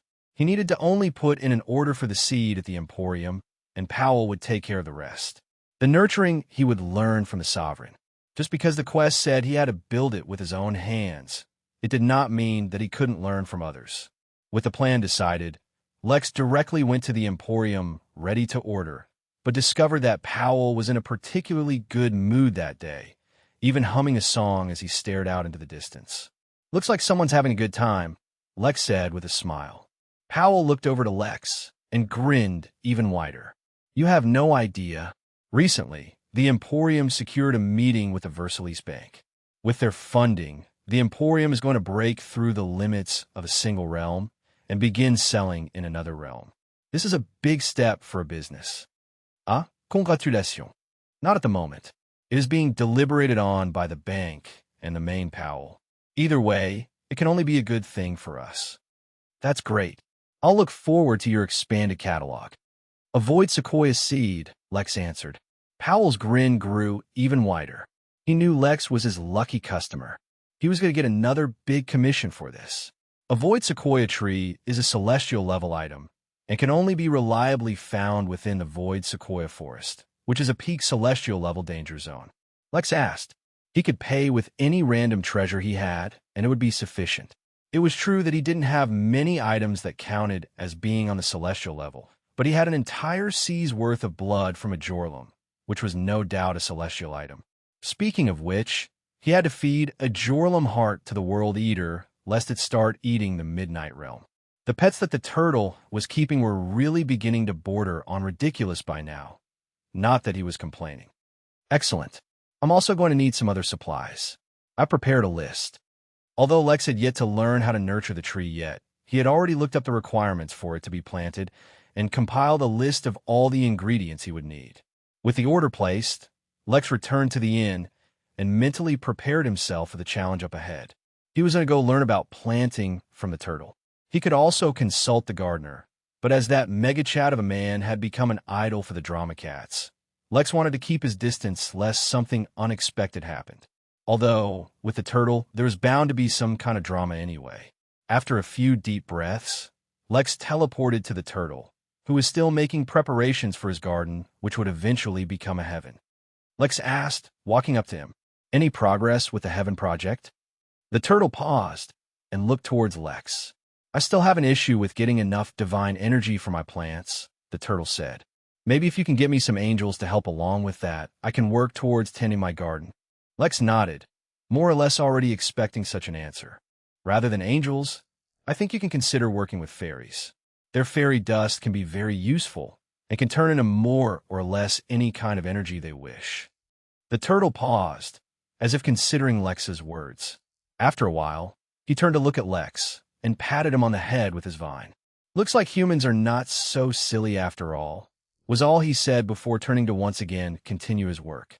Yeah, speaking of being silly, Lex said, walking up closer, I need to learn how to plant and grow a strong, healthy void sequoia tree in a very short amount of time. This time, the turtle paused entirely and turned to study Lex seriously. Lex asked, though he was surprised that the turtle was interested in such a thing. Chapter 1366 Tuition Fee 2. Chapter 1366 Tuition Fee 2. I will teach you how to grow a void sequoia tree, but not an ordinary one. I will teach you how to grow a rarer, more ancient variant called void stabilization sequoia tree, and from that I will require some sap and its first seed. That will be the payment after the fact. Before that, I will require a Genesis oak seed and an eternal autumn persimmon seed. Lex was unfamiliar with the void stabilization sequoia tree, as well as the others mentioned by the turtle. Even though he had recently done a lot of research on trees, it made sense that information on rarer species was not so easily available. Since the turtle knew about them, they must exist. He was curious about them, though. I'll see if I can get my hands on them, though I'll admit I've never heard of them before. Can you tell me a bit about them? The seeds I've asked you for are only the ordinary versions of these trees, so finding them should not be impossible. Oh man, Lex really needed to talk to the turtle more often. What did it mean it was trying to regulate the growth of his realm? Lex asked, suppressing his concern. Silly human, these things are too much for you to worry about. The life cycle of realms is too big for you to understand. Moreover, I can feel that the universe is no longer suitable to plant and grow a full mature realm. It's like the universe is moving into spring, so that the realms that have already grown will bloom. But those that were planted too late will never reach full maturity. Lex was stunned. He recalled that Cassandra had once told him that the universe was going from its early growth phase to a different one, and in this new phase no new realms would be able to reach full maturity. That naturally included the Midnight Realm, but Lex was not too concerned about it for now. It was clearly a matter that would still take 1 or 2 billion years. That was too far off for someone like Lex. But it seems this 3,000-year-old baby that was the sovereign turtle already had considerations about what to do about the realm. He would need to ask what it meant by keeping the realm young forever, but Lex felt confident that the turtle would not do anything harmful to the realm. After all, it still gave some consideration to the innkeeper. When you mean keep the realm young forever, what does that mean? Right now, the realm is growing, and as it grows, the upper boundary of the cultivation level it can support grows with it. The turtle asked, shaking its head. A realm is like a flower bed, and what kind of flower bed cannot support all kinds of flowers? A fully mature realm, and a realm that has completed its growth but retains the features of a newborn realm, are two different concepts, but that does not mean a non-mature realm cannot support all cultivation realms. Once all the laws of a realm have formed, that realm can easily support anyone up to the celestial immortal realm. Even then, there are ways that the realm can be made to support those at an even higher realm. But all of that is too distant from you for now, silly human. You focus on getting me my seeds, and I can begin your lessons. Got it, said Lex, making a mental note to learn more about realms and their life cycles. With that, he returned to the Emporium a lot quicker than he was expecting to. A couple of additional orders should not have been too much of an issue. Yet when he returned, he saw a very troubled-looking Powell waiting for him. What happened? Lex asked. Just a short while ago, he was humming with joy, and now he looked like he swallowed a raw potato. There's been some progress on your commission, but the situation has developed in an unexpected fashion. Do you recall Madame Zuriadissa? Yes, I remember her, Lex said. It was hard to forget someone like that, and not just because she had appeared in front of Lex in the guise of a mature, yet devastatingly beautiful woman. No, she was a very powerful celestial immortal who had her clones spread out across the Origin Realm, and even in the Midnight Realm. She might even have her clones in other realms entirely. Lex would not easily forget someone as formidable as that. There was also the fact that she had started her journey as a mere four-leaf clover. Well, it seems she has a very close relationship with the Void Sequoia Tree Forest, and no one can gain entry without her approval. On the plus side, getting a seed is much easier now. All one needs to do is ask her for it directly. Lex frowned, but did not find the request unusual. Even the last time he traded with her, she requested to meet him in person. It's not a problem. Chapter 1367 meeting. Chapter 1367 meeting. That's the troublesome part, Powell said, looking incredibly awkward. We reached out to Zuri to set up the meeting, but she responded with a simple message. Lex paused and frowned for the briefest of moments before turning normal once again. Excellent. I will go talk to her and see what can be done. Don't worry, if a deal is struck, I will give the Emporium a commission for setting this up. I also need a couple of other seeds. Powell shook his head in embarrassment. Please, we cannot accept any payment for a failed commission on our behalf. Furthermore, for any seeds you require, Zuri might be a better source than us. Lex merely nodded, applauding the Emporium's high moral standard before turning to leave.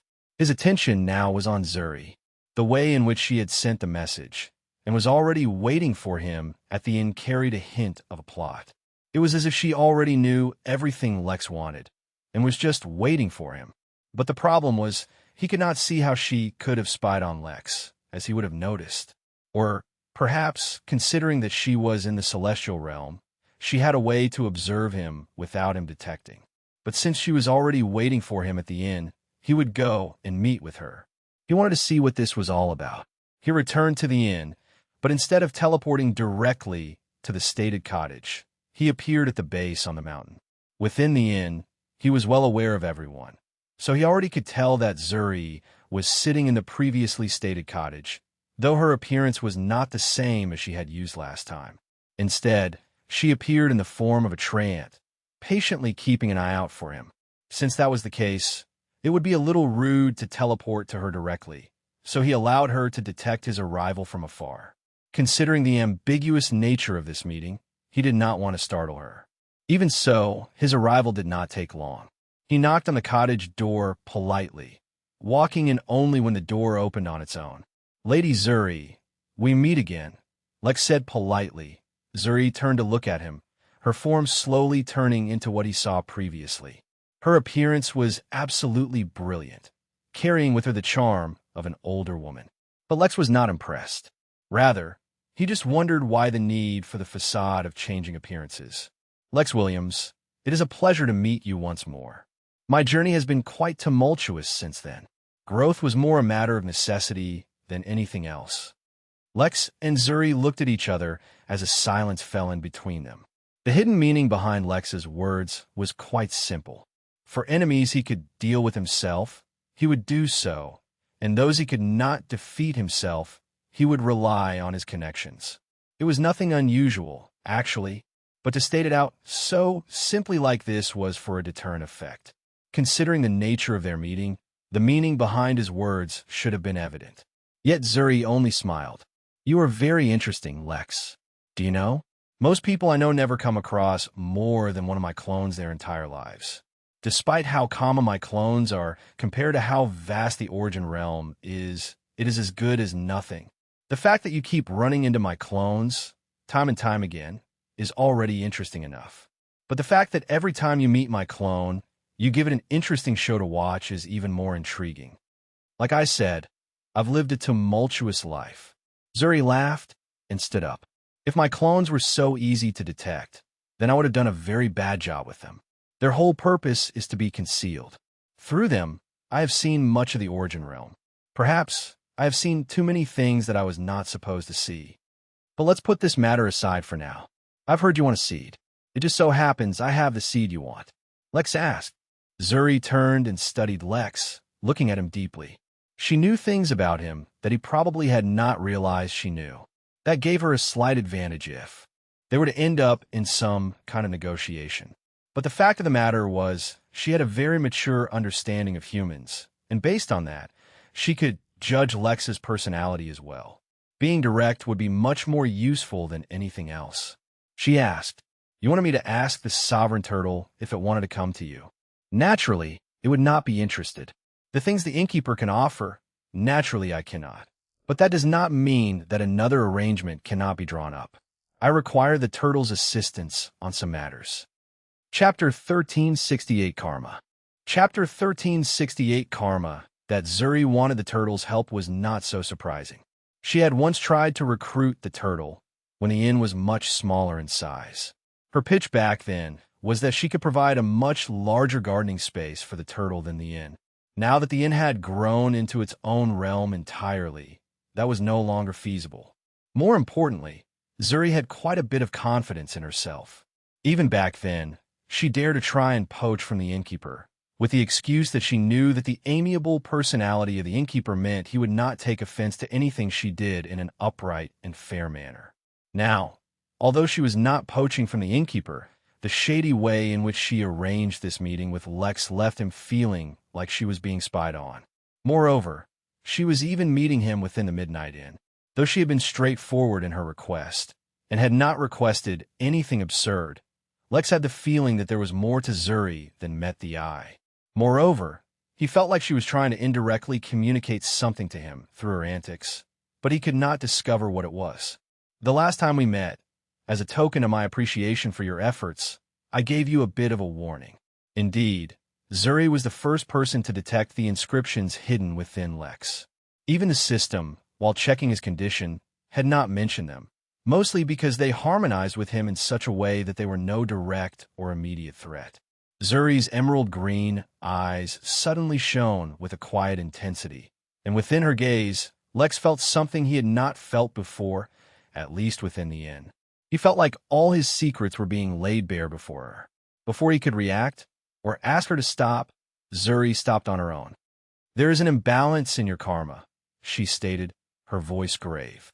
"You, as Lex, an employee of the Midnight Inn, have amassed great karma. But you, as Lex Williams, as an individual, have almost no karma left, and what little there is left is dwindling quickly. The karma between your identities is not balanced." Lex's expression suddenly turned solemn because he felt from deep within his bones that Zuri was right. Inadvertently, he was reminded of a small habit he had picked up lately. Wherever he went, whether it was a new minor realm, even the Midnight Realm, or anywhere else, he would leave behind some kind of inheritance. More importantly, the inheritances he left behind were techniques and abilities of his own creation, or at least his own altered versions of other techniques. Back then, every time he did so, Lex felt like it was a random impulse. Now that Zuri had spoken about his imbalance in karma, his instincts were actually screaming at him that his previous actions had been an attempt to correct this imbalance. But how is it possible to unconsciously correct this imbalance so easily? More and more, Lex was involving his identity with the inn openly, even going as far as organizing a realm-wide war, using the influence of the inn to make connections and get things done. In comparison, he, as Lex Williams, had barely done much. One could argue that he had helped both his sisters achieve great things. But in truth, even then, he was heavily reliant on the system and his identity as a worker. Lex's brow furrowed. This matter was genuinely strange, and made him even more aware of the oddity that was karma. He had tried to learn about it, but failed. Of course, he was familiar with the basic concepts of karma from Earth. Those who do good will sow good karma, and those who do bad will sow negative karma. Each and every action one did sowed a certain amount of karma, and it was impossible to escape from its influence. Yet karma in the cultivation world was a lot more esoteric and obscure. Its complexities were such that even Lex, with the ability of his eye to help him comprehend laws, could not begin to understand its complex nature. Regardless, now that he was aware of it, he would try to address the situation. But the thing was that now he had even more karma with Zuri. Well, he didn't understand karma. All he knew was that she helped him. so he would help her back. It was simple, straightforward, and aligned with his consciousness. Doing something just because he might be reacting to karma sown by someone was not his style of doing things. Thank you for your advice. I will address the issue as soon as I can. Please, let me know what you want the turtle to do, and I will try to negotiate on your behalf. I completely understand, Zuri said with a nod. I have reached a bottleneck in my cultivation and cannot find a path forward. But the turtle will have excellent insight into all plants. He asked, sensing that seeing the true body might not actually be so easy. It can, but the departure of my true body from the origin realm will cause certain problems. Yeah, that was not suspicious at all. I will see what I can do, said Lex. Unfortunately, unless he decided to change his mind about the tree, this was something he had to do. Chapter 1369 Old Legends. Chapter 1369 Old Legends. Lex did not immediately head to the turtle. This issue was particularly sensitive. He did not want the turtle to leave the safety of the inn, especially with Zuri acting so suspiciously. Her offering Lex some genuine aid did not alleviate his suspicions, but just made him even more confused about the nature of what she was planning. There was, of course, the possibility that there was no plot and she was sincere. But it was hard to believe, and he didn't want to risk something so major on a mere possibility. The solution was simple. All he needed to do was give up on his plan. He could use some other tree to build the tree house, or decide to build a castle instead. Things did not need to be so complicated. Yet Lex could resign himself to giving up just because the situation became complicated or troublesome. What king of supremacy did he have if he dared not display it when there was trouble? His decision was basically made. So he teleported over to the turtle, who for once was not farming. Instead, he was resting under the shade of a large tree, using its vines to scratch the belly of Little Blue, who was floating around the turtle with its eyes closed. The sight was cozy and comfortable, and Lex did not want to disturb them. Yet he had to. I have a situation. I have a lead on getting you seeds for the trees you want, but the seed for the void sequoia tree I need for your tuition to be relevant to begin with is suddenly out of reach. Oh, silly human. Of course you need my help. What would you do without me, I wonder? Probably land yourself in some trouble. Well, go ahead. There is a senior by the name of Zuri Adissa. She is a clover that grew to greatness, having reached the celestial realm. But now, she has run into a bottleneck and needs your guidance to break through it. Keep in mind, I have suspicions her motives might be something else, for she requires your guidance outside of the Midnight Inn. It won't be safe, and I can't guarantee that she won't try something suspicious. In fact, she has been behaving oddly to begin with. But at the same time, she has a monopoly on the seeds we need. Oh, you silly human, you trouble yourself too much by overthinking. The solution is simple. Think less. This is not even a problem at all. Let me tell you what we can do. The turtle proceeded to tell Lex the worst plan he had ever heard, and one that would most certainly fail if anyone other than a sovereign pulled it off. But with a sovereign being the one doing this, it might just work. An hour later, Lex arrived at the cabin once more, sitting atop the shell of the turtle. We are ready, but to go to your main body, we will need a sample of the planet itself. Once there, the turtle will give you the advice you need, and we will promptly return. After that, I expect to get the seeds I require. Zuri turned and looked towards the turtle with great admiration. Yet instead of speaking, she only presented a small, leaf clover to Lex. This is for my main body, and will permanently retain its aura. You can use it to travel to my main body. I must warn you beforehand, my main body is in a peculiar location and is under supervision. When you arrive there, you will also be spotted. Being spotted in itself should not be an issue, Lex said, looking at Zuri. Oh, no one will harm you. Of that, even I can assure you. Thank you for the warning, and see you soon, Lex said as he used the 4-leaf clover to purchase a ticket to that very planet. Without hesitation, he used the ticket, being teleported away while having a random thought. He was teleporting to the main body of a 4-leaf clover in the celestial level to help it break through its bottleneck, to get his hands on a few seeds, to be able to plant and grow a tree quickly, so he could build a tree house around it, so he could build a tavern and complete a quest in the hopes that he would not need to personally travel to every single planet he wished to connect to the inn. He was on a quest, within a quest, within a quest, and so on for 5 layers or more. He really needed to get an assistant. Oh wait, his assistant was helping connect the inn to a number of dungeons, right? He needed another assistant. Lex and the turtle teleported away, arriving on a new planet that immediately felt like its star rating could rival Dunya. That meant this was at least a 5-star planet. All around him was a thick, luscious forest that seemed to extend to eternity with an exceptionally rich biodiversity. In fact, many creatures around them were Earth immortals or heavenly immortals. Lex was about to take in a deep breath, appreciating the freshness of the air, when he suddenly felt something. He was being watched by a very strong entity, and it wasn't Zuri. As he looked up, Lex did not see a regular sky. Instead, he saw a rainbow, so massive it filled the entire sky itself, carrying with it a weight and depth that was abnormal. It was as if he was sitting under the weight of all the rainbows in existence. At the end of the rainbow, the turtle muttered, giving Lex a very bad feeling as he recalled some legends from back on Earth. Chapter 1370, A Prison. Chapter 1370, A Prison. The feeling of being watched did not last long and faded as if it lost interest. Why wouldn't it? Based on all appearances, both Lex and the turtle were in the mortal realm, because that completely made sense. It was a very common thing for mortals to teleport on an interstellar scale without suffering any harm. Why wouldn't they? It was not as if their physiques were so weak that the pressures of such travel would destroy them. Sarcasm aside, mortals really could travel the universe as long as they used the golden keys of the inn. Yet others could not know that. Such an obvious loophole should have aroused greater suspicion from anyone scrutinizing them.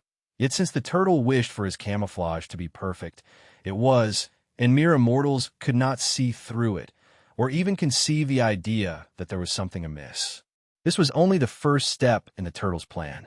Lex, on the other hand, viewed the interface to see the details of the planet they had teleported to. Planet: Zuri 5-star planet environment. Extremely fertile, extremely hungry, extremely dangerous planet galaxy. Adissa. Lex froze, blinked, and read again. The planet was Zuri, and the galaxy was Adissa. Either the clover he was familiar with took her name arbitrarily, or her existence and influence was closely connected to the entire galaxy. Lex also considered the possibility that, like certain planets back on Earth that became unbelievably huge, Zuri had actually fused with, or maybe grown into an entire galaxy. But such a thought was too absurd, too fantastical. Although he was in the business of doing the impossible, that does not mean others could so easily do it as well. But he quickly pushed that thought aside. Now is not the time to dwell on such things. Zuri, we have arrived, Lex asked out loud, as if he was speaking to someone nearby. Instead of receiving a verbal response, he saw the forest around him began to move, paving a way for them. The two mortals began to walk, with each step covering dozens of miles, as normal mortals usually do. When they emerged from the forest, what they saw was that they were atop the peak of a massive mountain, with other similar mountains all around it, forming a deep bowl in the center. The center was covered in mist so that all view of what lay within was blocked, not just from sight, but from all senses. Even the spirit sense, or Lex's discerning eyes, failed to pierce through the veil of mist. All they could do was venture down, following the path laid out for them, ignoring the heavy sense of surveillance that covered this valley. Whatever had gazed towards them was looking deep into this valley as well, trying to look through the mist, but even it was failing. Lex, a mere mortal, looked up and took measure of the weight of the rainbow, which was the source of that gaze, but aroused no suspicion. Everyone knew that human mortals could resist the pressure of powerful immortals and gaze upon the source of their power without cowering or feeling pressure. It was as basic knowledge as the fact that water was wet. As they entered the mist, Lex lost all sense of what was around him, and even the path underneath was no longer visible, nor could it be sensed. Fortunately, the turtle at least could follow the path, So Lex simply sat upon his shell and awaited their destination.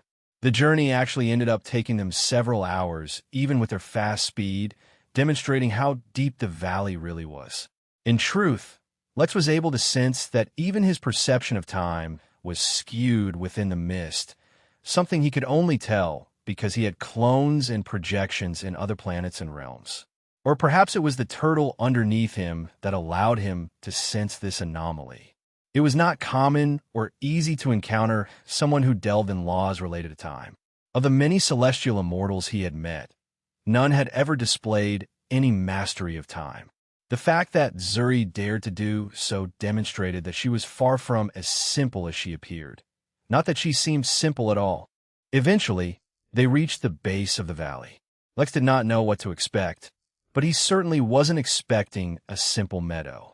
There were no grand structures, no towering trees, no ancient glories.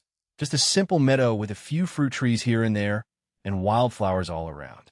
The turtle hummed, as if appreciating the place, though Lex was utterly incapable of determining what was so special about this place. It seemed like any other meadow.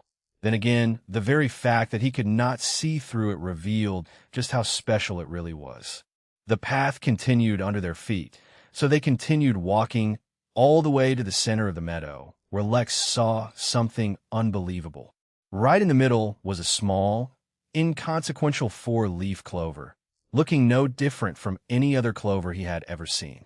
If all signs had not been pointing towards the fact that this was Zuri, he would not have believed that such a small thing could be a celestial immortal.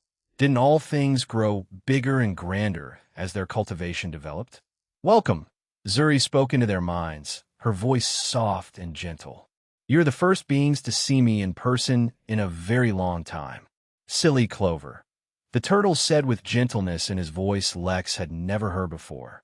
A thought flashed through Lex's mind, and he looked up. Though the mist still blocked his view, he could still recall what the sky above looked like. An endless rainbow covered the sky, from horizon to horizon, and though it looked beautiful, it also felt suffocating. Who the hell was holding Zuri Adissa?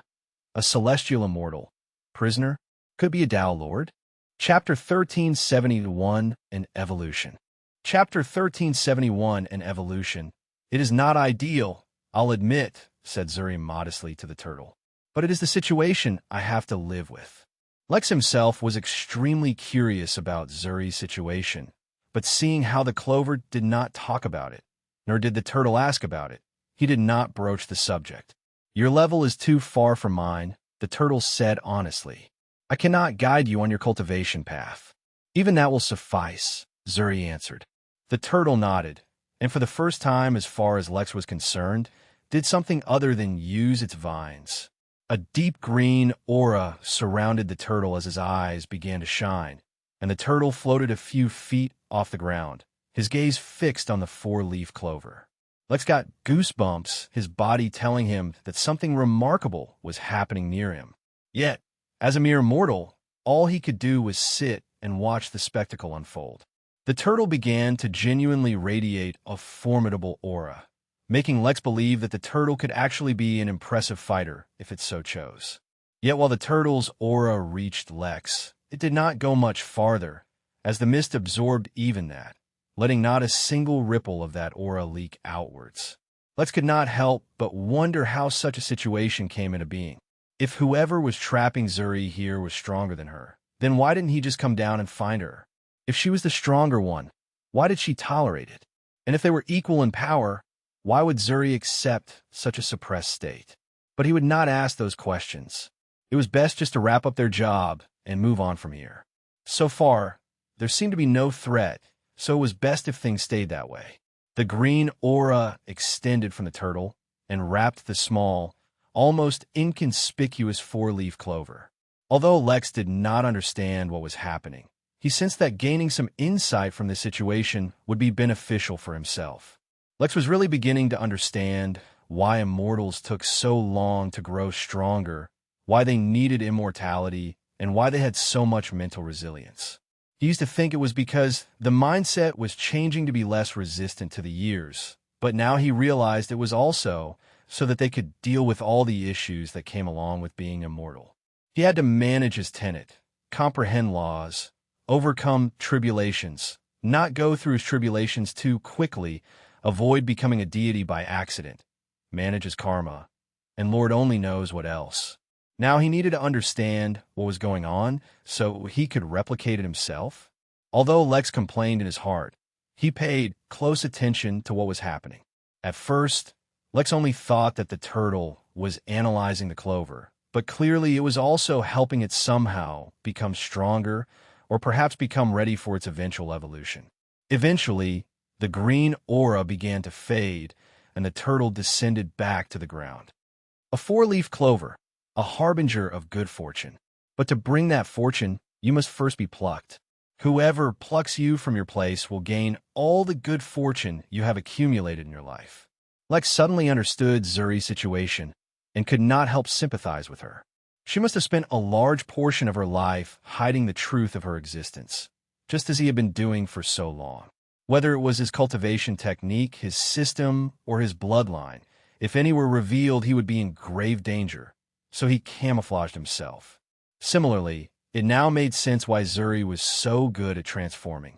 She was also hiding, or at least had once been hiding.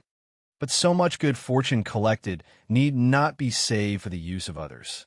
You can use it to transform yourself, though as you use up your accumulated good fortune to transform, your cultivation will drop. This time, despite being exceptionally motivated, Zuri did not answer immediately. The whole reason she called the turtle here was so that she could become stronger. The turtle could not provide her a path to directly grow stronger, but it could provide her an opportunity to evolve. Technically speaking, even if her cultivation level would drop, an evolution meant that she had more strength and potential in general. Her ability to overcome bottlenecks would be greater, and the ceiling for her potential level was higher. But all of that potential came at the very real cost of genuine, tangible strength. Considering her precarious situation, it was not an easy decision. While she reflected on her choices, Lex realized something.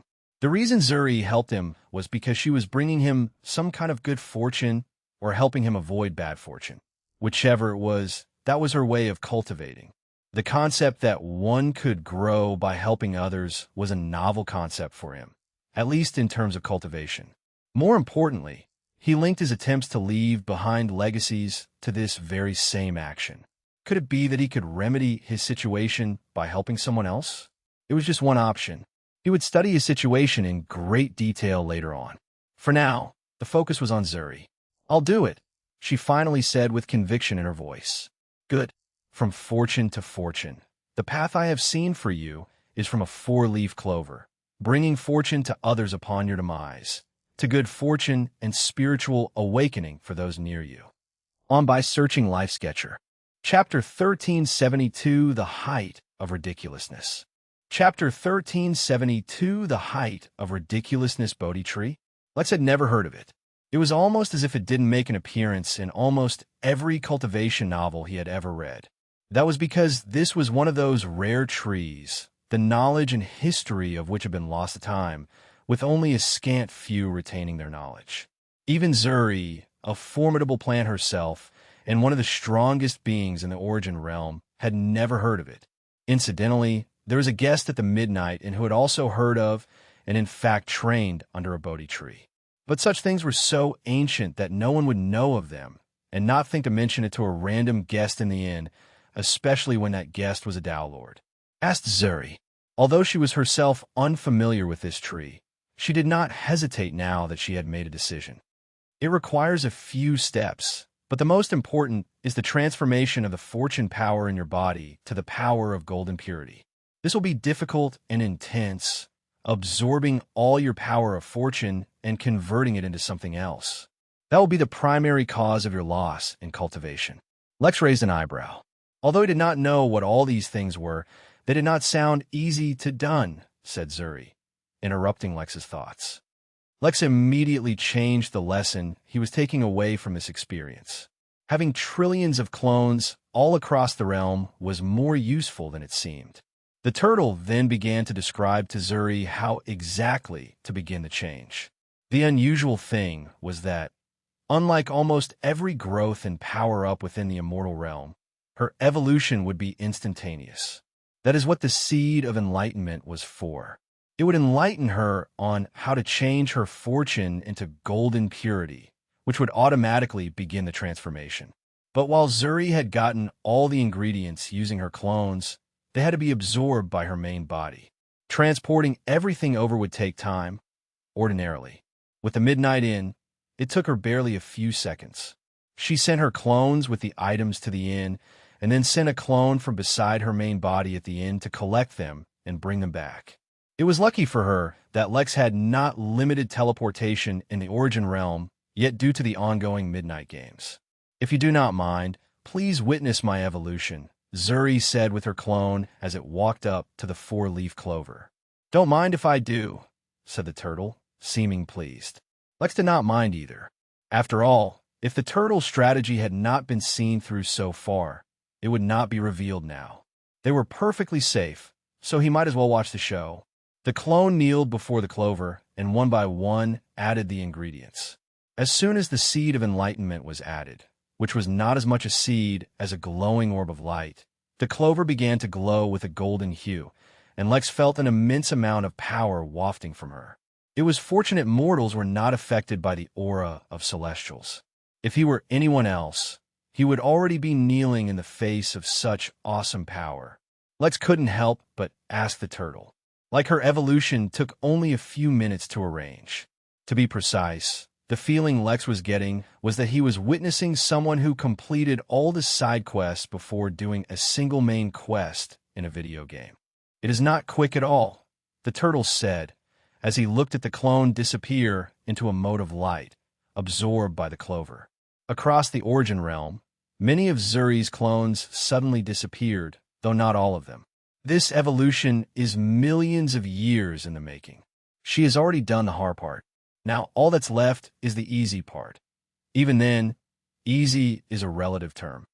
"Yeah, that's what I thought," Lex murmured as he gazed at the clover.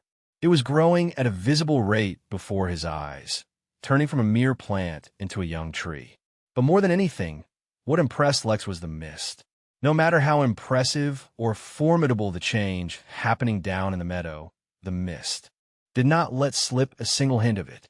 Although the turtle had said the change would be instantaneous, it was more of an expression than something literal. The actual transformation still took over a day, during which time Lex fell into a trance, all without knowing it. The aura of the Bodhi tree, even unformed, put him in a state of enlightenment, and he began to digest all the numerous gains he had accumulated so far. It was not that his cultivation rose. It was that he began to fully comprehend the nuances behind all the laws, his immortal state, his eyes, his sword intent, his bloodline, his domination, his newly acquired lawcraft, and everything else. Within a few hours, he mastered all of them, or at least as much of them as he could at his current level. Then, the thing he had been trying to avoid began happening. Lex's cultivation began to rise once more, until he reached the point where he could take the tribulation for the 9th and last level of the Earth Immortal Realm.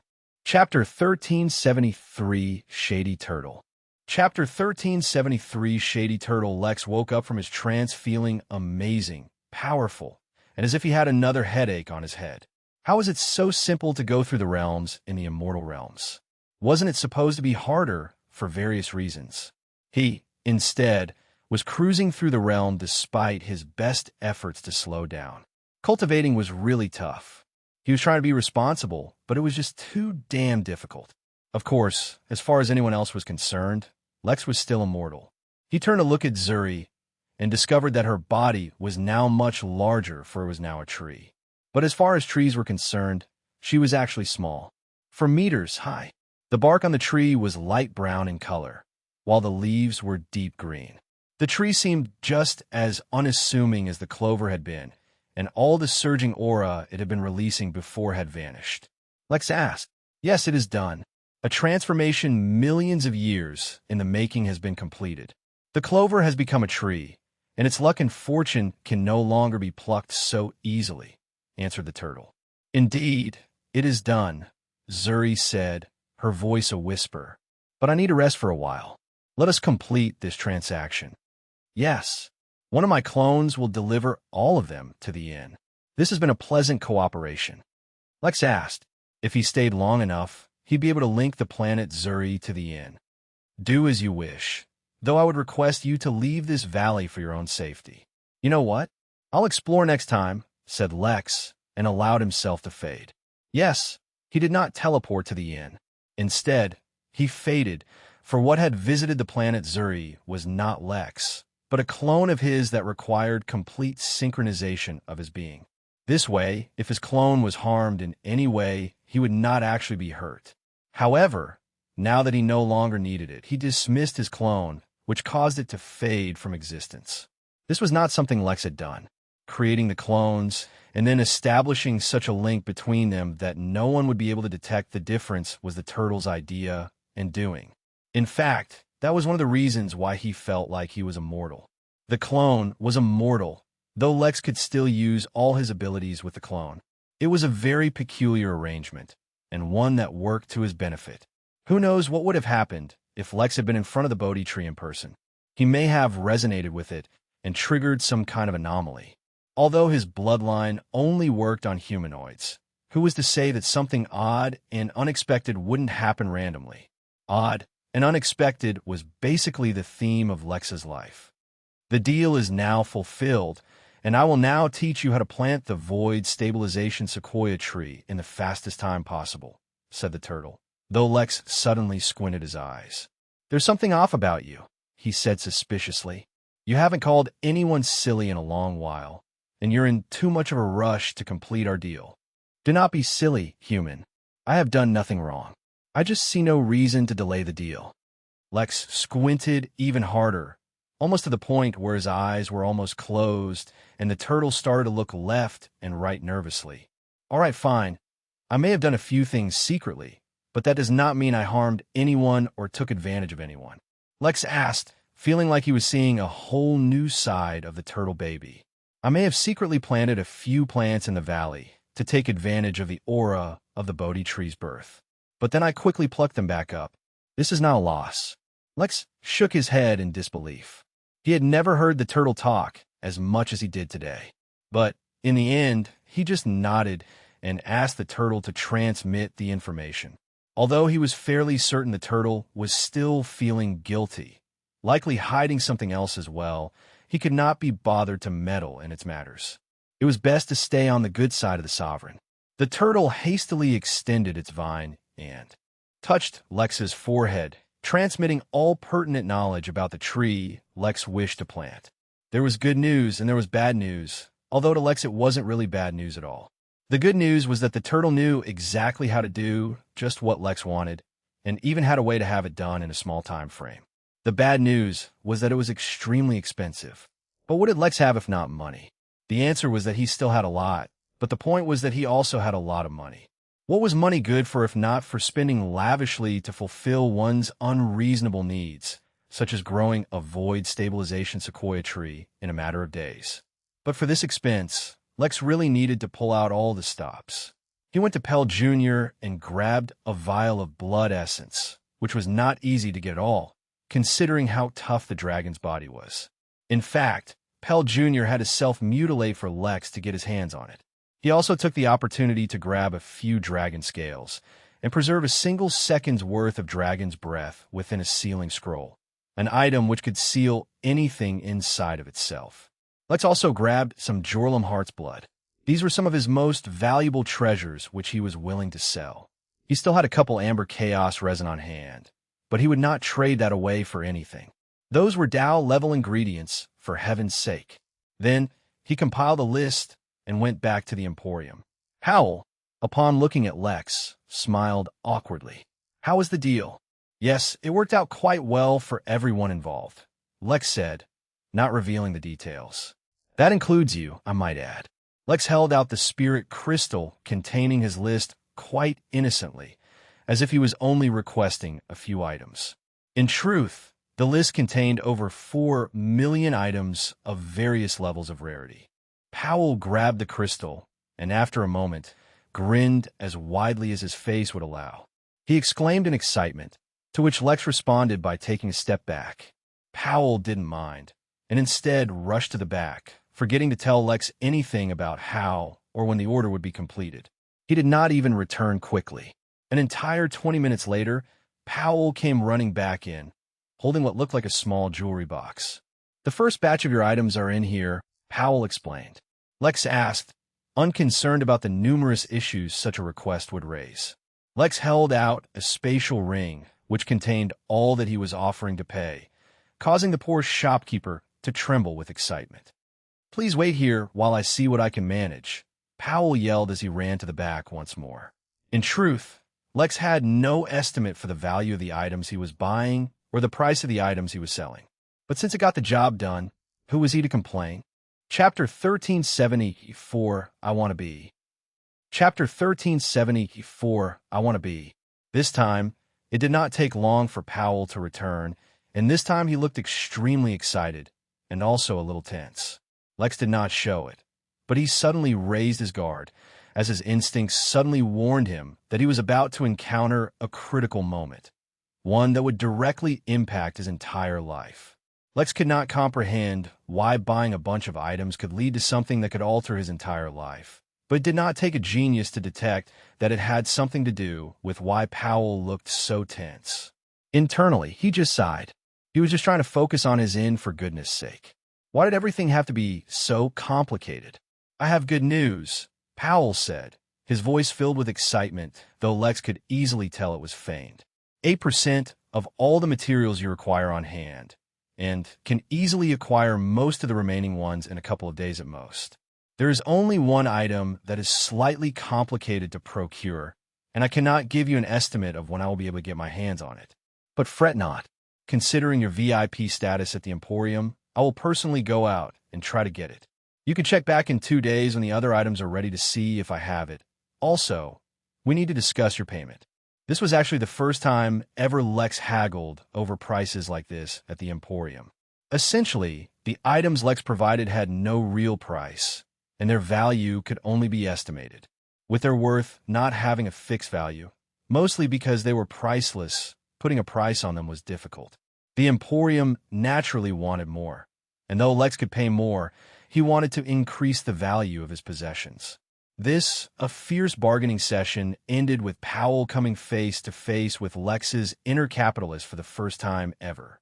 Eventually, they reached an agreement, and Powell handed Lex a number of spatial bags which contained most of the items he requested. He went through the bags with his spirit sense, and in one of them encountered a lockbox with a few words engraved on it that read, "Do not open in Emporium." Lex showed no abnormal reaction upon citing that, and merely nodded, telling Powell he would see him in a couple of days before returning to the inn. Yet, when he was at the inn, the feeling from his instincts heightened.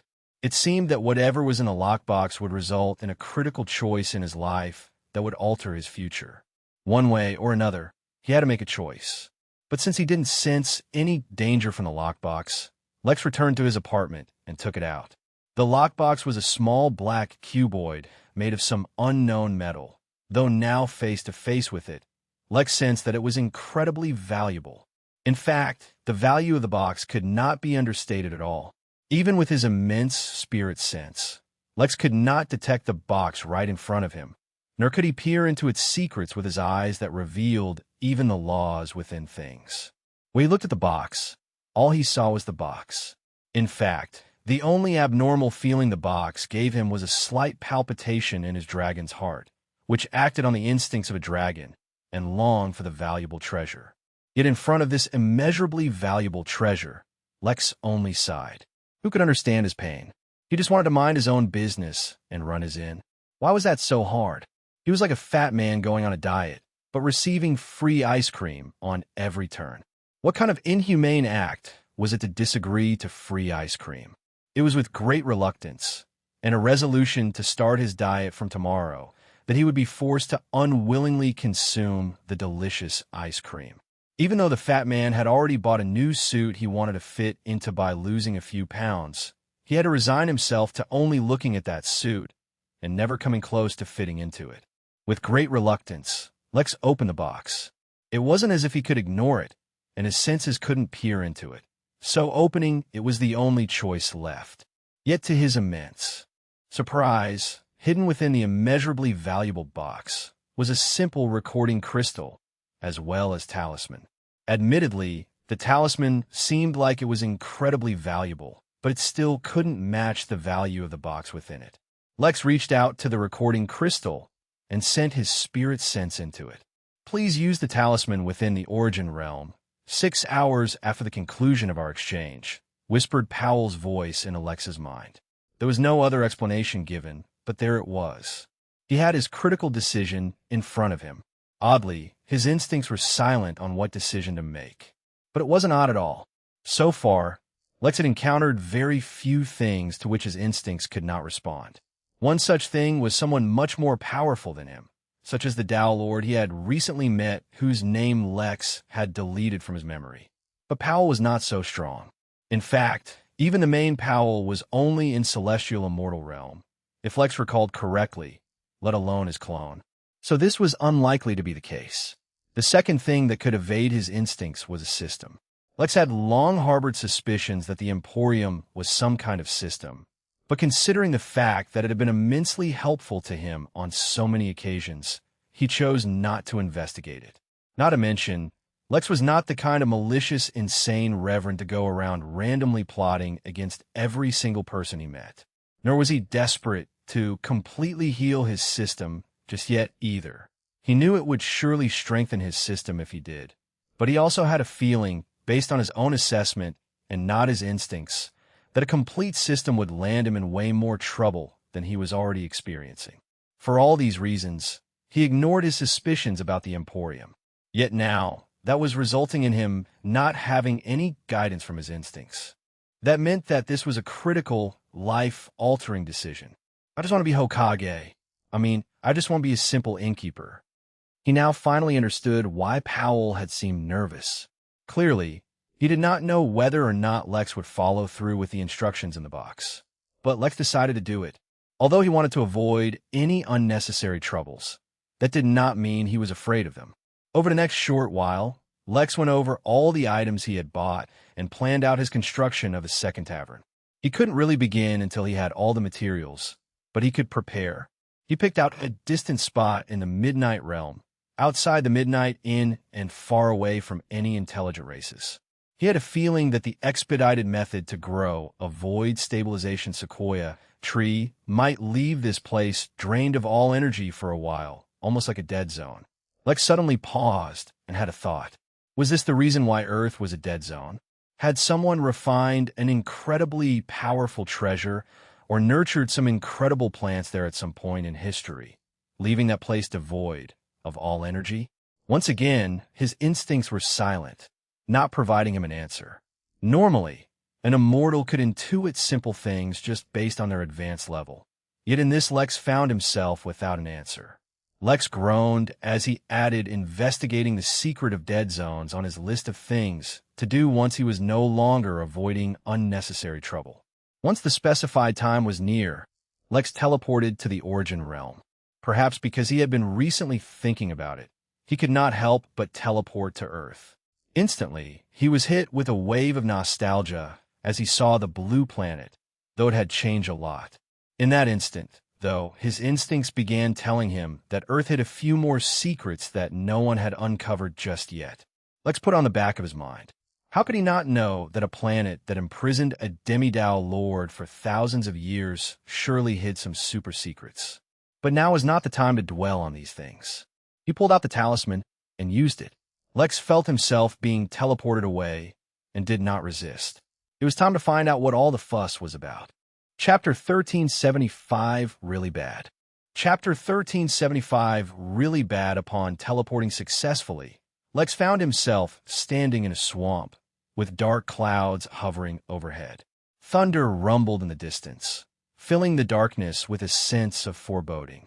The spiritual energy in this place, wherever it was, had a concentration similar to a 3-star planet, so it wasn't really exceptional, nor was it mundane.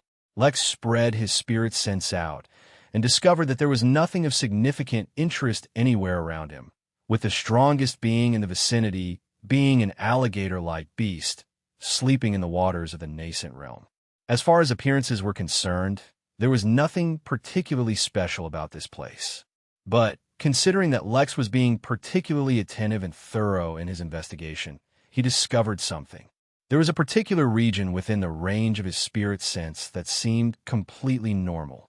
It was an unassuming portion of the swamp, where the waters flowed and the winds blew, some small animals traveling in and out, and a few insect hives making that place their home. It was totally unremarkable, save for one simple fact. Within this region grew a black flower that Lex recognized. It was the dipped lotus, a very rare plant that is difficult to grow artificially. The flower contains a heavy amount of energy, one of the many kinds of energy that exists in the universe. It wasn't the energy in itself that made it special, but the fact that the energy was uncontaminated with any residual evil or malevolence. After all, energy usually accumulated in places where a lot of death had occurred, as it was a byproduct of dissipating souls.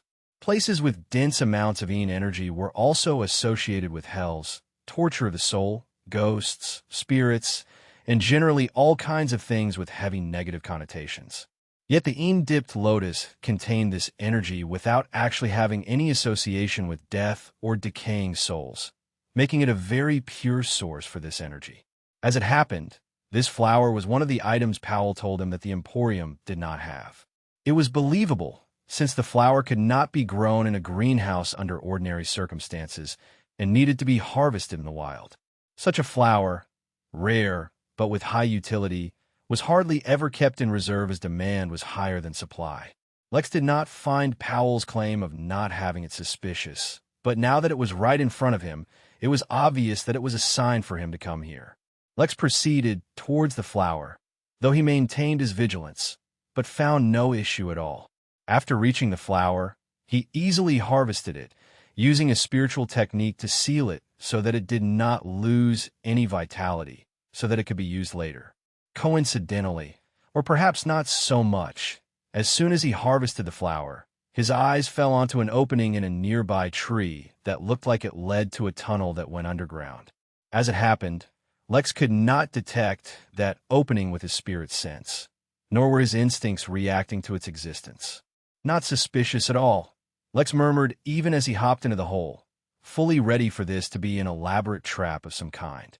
After all, he had not been inconspicuous as of late, and though the Emporium claimed to be a neutral organization, focusing only on commerce, who was to say they couldn't be swayed by a significantly powerful force?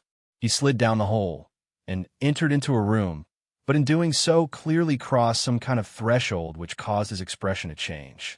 When he looked up, the pathway leading down, predictably, was no more. This room, whatever it was, had an isolating effect unlike he had ever felt before. It was like the Destiny-level protection formation within the inn, which could even block out the machinations of Destiny itself, but much more powerful. Within this room, Lex found himself cut off from everything outside this room. He could feel his karma, as esoteric as it was, suddenly freed. An invisible burden had been lifted off from him. The burden of his imbalanced karma. Yet this escape was only temporary, for the imbalance would return if he exited the room. Lex also discovered that countless other connections he had with the universe at large, connections he did not understand or was even aware of, had been cut off. He had never noticed them before, for they had existed as long as he had. Only now, in their absence, did he realize they had existed to begin with. One of them, he realized, was a connection to the destiny of the human race.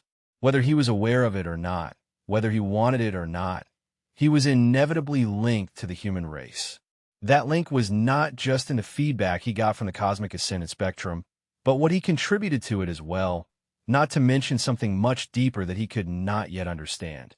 Yet, that was just one of the many invisible influences that had suddenly been lifted off his shoulders by entering this room. Yet not all was so pleasant. Among the many connections he lost, it also included his connection to Jack. Although Lex and Jack were one and the same, always aware of each other's existence and experiences, from the moment Lex entered this room, he could no longer sense his connection to Jack. Considering they were a part of each other, instead of separate beings. This disconnection was extremely concerning. Yet, even that was not at the forefront of Lex's concerns. The most alarming and significant connection he had lost was not to Jack, but to the Midnight Realm. Although the system was still within him, the connection between the system and the Midnight Realm had been severed. It was to the point where he could not even automatically return to the realm if he wished. Mary suddenly appeared in front of him, her expression extremely grave. Chapter 1376 Monkey Business. Chapter 1376 Monkey Business. It was another average day at the Midnight Inn. The sun was shining, the birds were singing. Literally, there was a concert going on down at the village organized by some birds, and life was good. Golf carts could be seen driving over lush green lawns, and peacocks could be seen running through the fields, carrying passengers. In the water, magic carpets acted as mounts, while in the air butterflies acted as a taxi service. It was not heaven, but it was a paradise, at least by mortal standards. Wukong was cultivating his mind by playing a game called Go Fish, a devious and ingenious method used by mortals which employed strategy and misdirection, while honing one's reflexes and keeping the mind nimble. In front of him sat a little girl, her age not even that of a century, though for some reason she kept thinking herself old. Beside her sat her husband, a mischievous little fellow going through his rebellious phase. These children were called Brandon and Audrey Morrison, but despite their young age, their penchant for mischief really intrigued Wukong, which is why he was spending time with them. For example, at the moment it seemed like they were playing cards, but in truth they were listening in on some gossip nearby, which involved a scandal among the fiery mammoths wherein, apparently, a young fiery mammoth had all its fur shaved off in the middle of the battlefield, leaving it even more naked than the day it was born. This act was actually a result of Brandon's instigation, and listening to it caused the little boy to giggle without constraint. While all of this happened, a minor earthquake shook the Midnight Realm. The quake was insignificant, almost undetectable, yet Wukong's expression suddenly turned solemn. He looked left or right, yet no matter where he looked, he could not find the target he was looking for. His eyes narrowed, and he could not help but growl from deep within his throat, yet Wukong restrained himself. Of course, no one saw or heard Wukong, for in their perception he was still playing cards, just as they did not see how the laws of the realm suddenly started to become unstable. "Yeah, no kidding," responded Lex as he looked at Mary, already displaying his power in full. Within a single second, he could take countless actions and have a million thoughts, though if he always acted in his maximum capacity, he would be exhausted quickly. Now, though, at a critical moment, there was no need to hold back. In less than a second, he was confident that he could escape this room, for it had only isolated him and not trapped him. He was sure he could find a way out, yet something incredibly unexpected happened. Mary stopped him. "But this is also a good thing. Don't leave just yet. You can stay here a few minutes without affecting the inn." Mary was reacting at the same speed as Lex, so their conversation was happening incredibly fast. At the same time, Lex sensed that in the far corner, someone was sitting with his eyes closed, though he could easily guess who it was. Yet Lex did not disturb Powell yet. Instead, he focused on Mary. He asked, "This place you're in, I am familiar with it. It's called a Sonic vortex, a rare occurrence which connects in the inner and outer layer of the fabric of the universe, creating a space completely cut off from the rest of the universe." Lex asked gravely, ready to hear some secrets about the system. What he did not expect was that Mary wanted to discuss something else entirely. "The guest in your inn, the one whose name you erased from your memory. He is not a normal entity, and you cannot treat him as a normal Tao Lord. He is powerful beyond your imagination and destructive beyond what you can conceive. He is the epitome of mischievousness and the true origin behind the expression monkey business. Do not think you can keep any secrets from him. You can't. The only thing you could do to protect yourself is pay as little attention to him as possible and avoid him at all costs. Let him stay in the inn if he wishes, and don't even think about it. It seems like you know him quite intimately," Lex said, hinting at something. "Of course I know him. Even when I was born, he was a legend beyond all legends. Let me tell you something so you can understand what level of being you are dealing with. The cosmic ascended spectrum is not a real list and does not physically exist in the universe. Or at least, it was not real and did not exist physically. It was simply a hierarchy orchestrated by the deeper laws of the universe that everyone referred to. Yet legend has it that, dissatisfied with his position on it, he journeyed to the unknown depths of the universe, using the very fabric of reality. The same one that forms the Sonic vortex manifested the spectrum, just so he could physically carve out his name at the top. Of course, no one knows if such a thing is true, and he certainly isn't at the top of the list, but for such a rumor to exist, especially among Tao lords, you can imagine the kind of power he wields. But for someone as weak as you, there's a very easy way to deal with him. As long as you ignore his existence entirely, even going as far to forgetting he exists, he will most likely leave you alone. Even the Midnight Inn and the Innkeeper are not enough to attract his attention. Chapter 1377 Good Reason. Chapter 1377 Good Reason. To be entirely honest, specifically going and telling me all of this is doing more to make me pay attention to him than forget him, Lex said. You don't understand. Over here, if you learn about him and then seal the knowledge, then you will not attract his attention. Simultaneously, you can leave yourself certain hints, affecting how you behave. This way, even with your memories sealed, you'll avoid specifically thinking about him from time to time. Even if you don't realize it, you've done the same with your time affinity. And think back to when you first met him. Anytime you thought about him, he seemed to know and even corrected your form of address. Can you really tell me you haven't thought about him since then? Even if you think about him randomly, despite not knowing his name, you will attract his attention. It's better to condition yourself to not to think about him at all, under any circumstance. As long as you do that, you'll be fine. Lex had to admit that from time to time, he had thought back to that mysterious Tao Lord, simply because there was a Tao Lord within the inn. It was hard not to think about it, since it represented a huge issue. But if ignoring him really was the solution, did you say I did the same thing with my memories related to my time affinity? Mary just gave Lex a look, causing him to shrug. He asked, Not really. That was the only thing I could specifically only say here. After all, even he can't see through a Sonic vortex, I think. Lex took a mental note to remember that some Tao Lords are much scarier than others. He was pretty sure he could guess the reason why, but he dared not speculate. Instead, he spread his attention to Powell, who was sitting in the distance. His conversation with Mary had taken 1 second, and though she said he would be fine for a few minutes, he'd rather not risk it, and wanted to get out here as soon as possible. You know, it's almost strange to see you outside of the Emporium, Lex said, starting off the conversation casually. It would not be nice to question him about why he brought him to this not at all suspicious place, cut off from view from the entire universe. Powell opened his eyes, looking towards Lex, though he had none of his usual energy or excitement.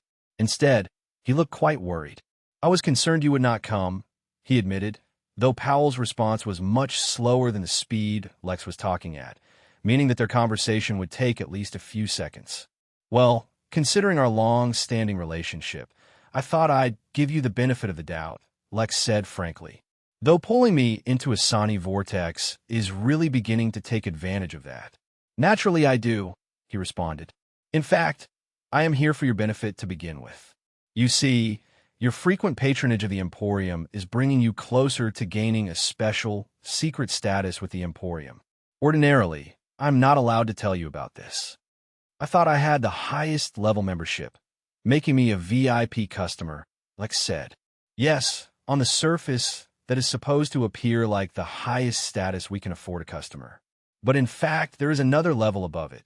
The best customer, or perhaps it's better to say the level, is allotted to the one who has spent the most at the Emporium within a century. You yourself are not close to the top just yet, but with your latest acquisition, you have entered the top 100 list of best customers at the Emporium. If you continue to shop at the Emporium at the same scale as you have been recently, then you will soon reach the status of the best customer. I can imagine, though I don't understand why you would hide something like that. Shouldn't you advertise such a position so that more people compete for such a position? I can only imagine it would be good for business. Powell shook his head. This matter involves the interest of many. More importantly, it is the request of the current best customer that we keep it hidden, and so we have. I am restrained by many rules, so it is easier for me to say certain things than it is others. Lex narrowed his eyes, getting what Powell was hinting at. The top customer has many privileges even besides the main reward, and one of those is to get a list of the top 100 customers of the Emporium whenever there is a change. Suffice to say, the top customer has more than once killed anyone who was deemed a financial threat to their supremacy over the list. Of course, those strong enough to resist the top customer have also survived, but in general, even they experience a certain level of intimidation to reduce their spending at the Emporium. Lex groaned, for he was genuinely not interested in the position of best customer. But why do you have to go and say that guy liked to maintain his supremacy? Now he'd have to go and end that reign. Chapter 1378, just a little bit. Chapter 1378, just a little bit. So you're telling me that now some overpowered maniac is going to be out to hunt me down? Lex asked, concerned, but not too concerned. He was used to being hunted down by overpowered enemies. He was already thinking of how to respond. Unfortunately, I am restricted from sharing any information about our top customer, although I can tell you that the Emporium is not happy with how he has been behaving. But there is nothing we can do about it. Unless that customer breaks some Emporium rule, we cannot retaliate against him. I merely want to share this information with you, to warn you in case you wanted to hold back on your shopping. Well, I am not so easily intimidated, Lex said, but I also can't just act blindly without knowing who I'm up against. Is there anything you can tell me about this person? Powell shook his head. I cannot share any information about said customer's identity whatsoever. I can only recommend that you look into some protective equipment, which can allow you to divine the identity of anyone looking to harm you. Lex frowned as he tried to think of a solution. It shouldn't be too difficult. After all, Lex was a connected man now. Within the Origin realm, he had friends in high places. But no doubt, whoever had been taking advantage of the Emporium was also no doubt not a nobody. There's also something else interesting I can tell you in case you ever do become a top customer, Powell said, with a smile. Within the Emporium, each Powell is ranked based on our performances. Lex raised his eyebrows as Powell had indirectly dropped a massive hint that whoever the top customer was being dealt with by the main Powell. But more importantly, wait, does that mean you will take over? How does that work? Doesn't that mean the other Powell should sabotage you? Powell shook his head with a smile. That's not how it works. All of us are one and the same. It doesn't matter which one is in charge. The only thing that changes is that the customer gets to deal with whichever Powell has more authority within the Emporium. How interesting, Lex said. It's tough to say. The Emporium owns a number of planets it uses for production, harvesting, and warehousing. I think I'll figure something out. I think I got the gist of things. Big bad guy out to get me. Spending more money might make the bad guy act against me. Yada, yada, yada. Becoming a top customer gives benefits, etc., etc. Powell looked at Lex for a moment, stunned and unaware of how to respond. No, I think that's the gist of it, he said, sounding slightly defeated. Don't fret. I'm not saying you giving me this warning wasn't helpful. It's just that I'm too used to dealing with unknown, powerful enemies. Whether it's a cult, a terrorist organization, a powerful empire, a strong family, a big sect, I can more or less deal with all of them. I suppose the top customer isn't someone from the Henali, right? If it was them, they wouldn't need to go around killing people just to intimidate them. Dowlords do not shop at the Emporium, Powell said gravely. The Emporium has a strict policy to give anything a Dow Lord requires to them for free. There you go. So nothing I can't handle. As long as I can just learn who the enemy is, it should not be an issue. Anyway, Powell, this has been great, and I really appreciate you giving me a heads up, but I've already been in this vortex for a dozen seconds, and I can't really afford to stay disconnected from the universe for long. Ah, there is one thing, Powell said quickly, realizing Lex's urgency. Do you still have a box I gave you with you? Lex raised an eyebrow, but didn't question it. He summoned the box, put a golden key inside, and gave it to Powell. It wasn't as if the keys of the inn were exactly rare anymore. Excellent, the shopkeeper said with a soft smile. You can leave the vortex by walking through the wall. Having a confirmation from Powell, Lex suddenly walked right into the wall, finally leaving the vortex and regaining his connection to the universe. All the things he was disconnected from finally came back, and Lex felt like he emerged from underwater, finally able to breathe again. Being disconnected from the destiny of the human race was disconcerting on a level he had not anticipated. But his smile did not last long. The moment he returned, he reconnected to Jack as well, and their memories resynchronized. The Thing was unaware of what happened to Lex. Jack might have overreacted just a little bit. Chapter 1379, Folklore Realm. Chapter 1379, Folklore Realm. Tiny Sparkles yelled in disbelief. Who would have thought that there would be such a day that Tiny Sparkles would be telling others to calm down? The problem with Tiny Sparkles yelling at his fairy friend to calm down was that as a unicorn with dwarfism, he had somehow mutated into being more powerful than almost any other unicorn he had ever come across. That immense power permeated into every essence of his being, which meant that when Tiny Sparkles, the unicorn a mere few inches large, spoke, his voice was so deep it reverberated across the land, often causing earthquakes. Fortunately, Jack had used enchantments on Tiny Sparkles, weakening him, allowing the unicorn to control himself. Unfortunately, due to their current unusual predicament, that enchantment had worn off. So when the unicorn yelled, trying his best to calm down their captain, his voice shattered the ground beneath their feet, revealing a vast, open sky underneath them. After all, they were on an island, formed of the usual stuff such as dirt, rock, and whatever else islands were made of. Oh, it was also floating up on a cloud, far above the planet underneath. Well, the island really couldn't really be said to be floating anymore due to the inadvertent actions of a particular baby, Crystal Alligator, whose very touch turned anything and everything to crystal. Only recently had Jack taught him to stop crystallizing the air itself, but upon seeing the vast sea of clouds upon which the island floated, the alligator jumped in, turning the clouds to crystal, causing them to become too heavy to float, and therefore fall along with the island. Although Tiny Sparkles himself hadn't seen the event, by all accounts, that had happened before Jack went on a raging rampage against the giant who had used his powers and enlarged the Jolly Rancher to the size of what Jack called the Statue of Liberty. Now, Tiny Sparkles had not really traveled much, and had not seen any such statue, but it was clear to him that the Jolly Rancher was much too big for their tiny, literally tiny, pirate crew to use. Wailed Bob, the leather jacket-wearing drama cat that Jack had rescued and befriended some time ago, as he rode a heavy bike much too large for him across the massive deck of the Jolly Rancher. O Lord, have mercy on this world that has provoked the captain's ire. The captain's heart is boundless, like the open horizon, and his love endless, like the itchiness of a mosquito bite. But more so than anything, his anger is righteous.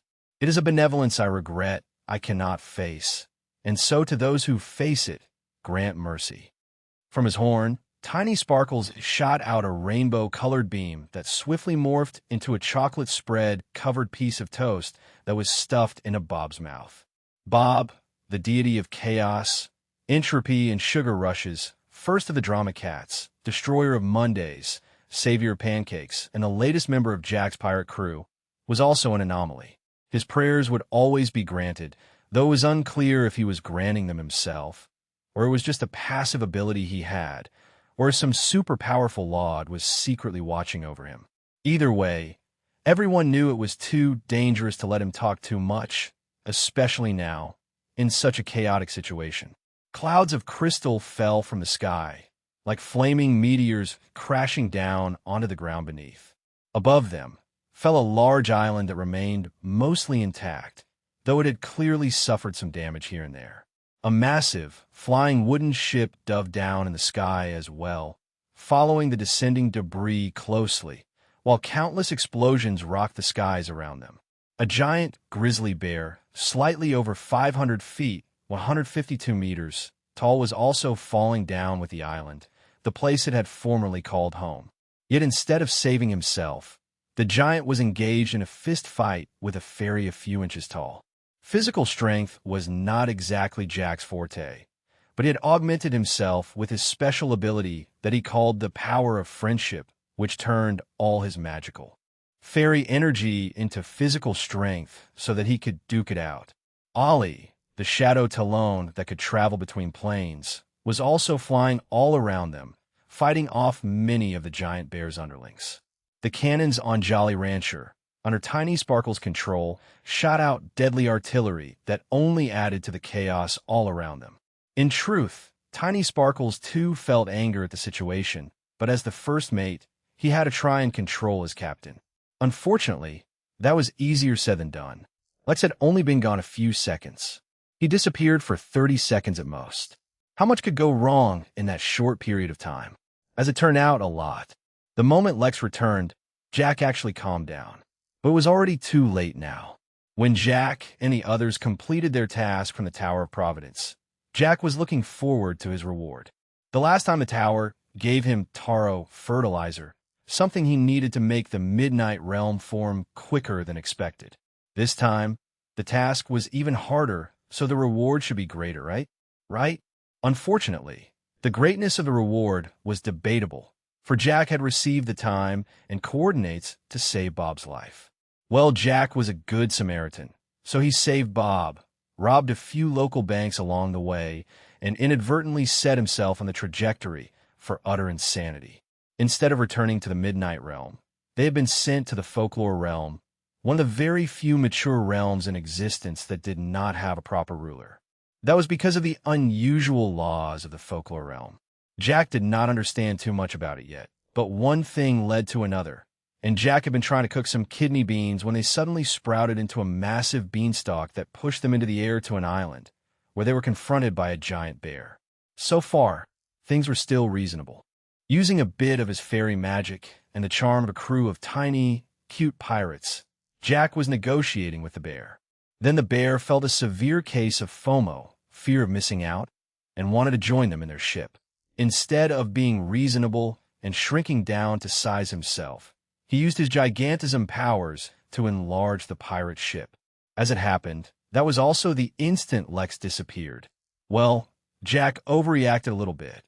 Only because now the helm of his ship was too large for him to use, and the ship was resisting all attempts in shrinking back down. Some words were exchanged. Someone may have shaved a bit of a certain bear's hair. An alligator jumped into the clouds upon waking up from its nap. An owl may have snuck into the treasure vault of aforementioned, now bald bear, and stolen some things. Words were exchanged, fists were thrown, and now the sky was falling down on the world down below. Jack screamed, crossing some boundaries Tiny Sparkles personally would not have crossed. Even though the ship was now much larger than Jack, Jack was still linked to it and could control it. As such, he used his wings to get a little distance from the bear, and then slammed the ship into the bear, speeding up the ship's descent as it crashed towards the ground, turning into a ball of fire. I wish upon the shooting star dash, Bob began screaming as he saw the flaming ship, yet a peanut butter and jelly sandwich was slammed into his mouth before he could continue. The crystal alligator cried, looking back up at the clouds in the sky. Cannons continued to fire.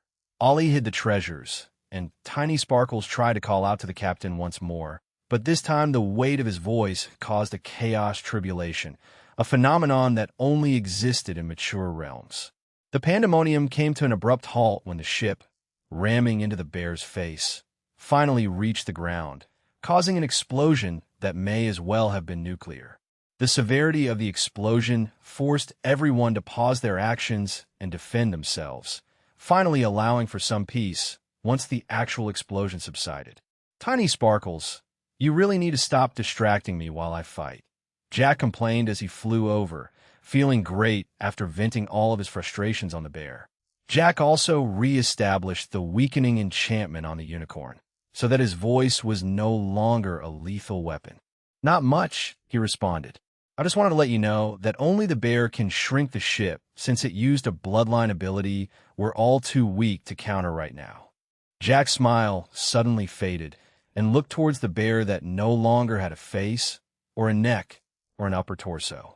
It probably wouldn't be doing anything anytime soon or ever again. Chapter 1380 Stowaways. Chapter 1380 Stowaways. Jack coughed into his hand as he tried to hide his embarrassment, but there was nothing he could do about it now. The giant bear was deader than dead. Looking at it objectively, all of this was the bear's fault to begin with. Why hadn't it just shrunk down instead of growing the Jolly Rancher? Now, not only did it not get to ride the shop, but Jack and the rest were inconvenienced as well. Everybody form up. I want to see you all in a line. Form up. I have an important speech to deliver. Jack roared, his loudest yell quieter than Tiny Sparkle's lowest whisper. But it didn't matter. His pirate crew suddenly lined up in front of him, though why did there seem to be a few extra members? There was, of course, First Mate Tiny Sparkles and Ollie. The baby crystal alligator was there, as well as Bob. But why was there a gnome lining up as well? 6 meters. As if that wasn't enough, right beside the gnome was a small bear cub, dressed in the robes of a monk, even going as far as wearing monk beads around its neck.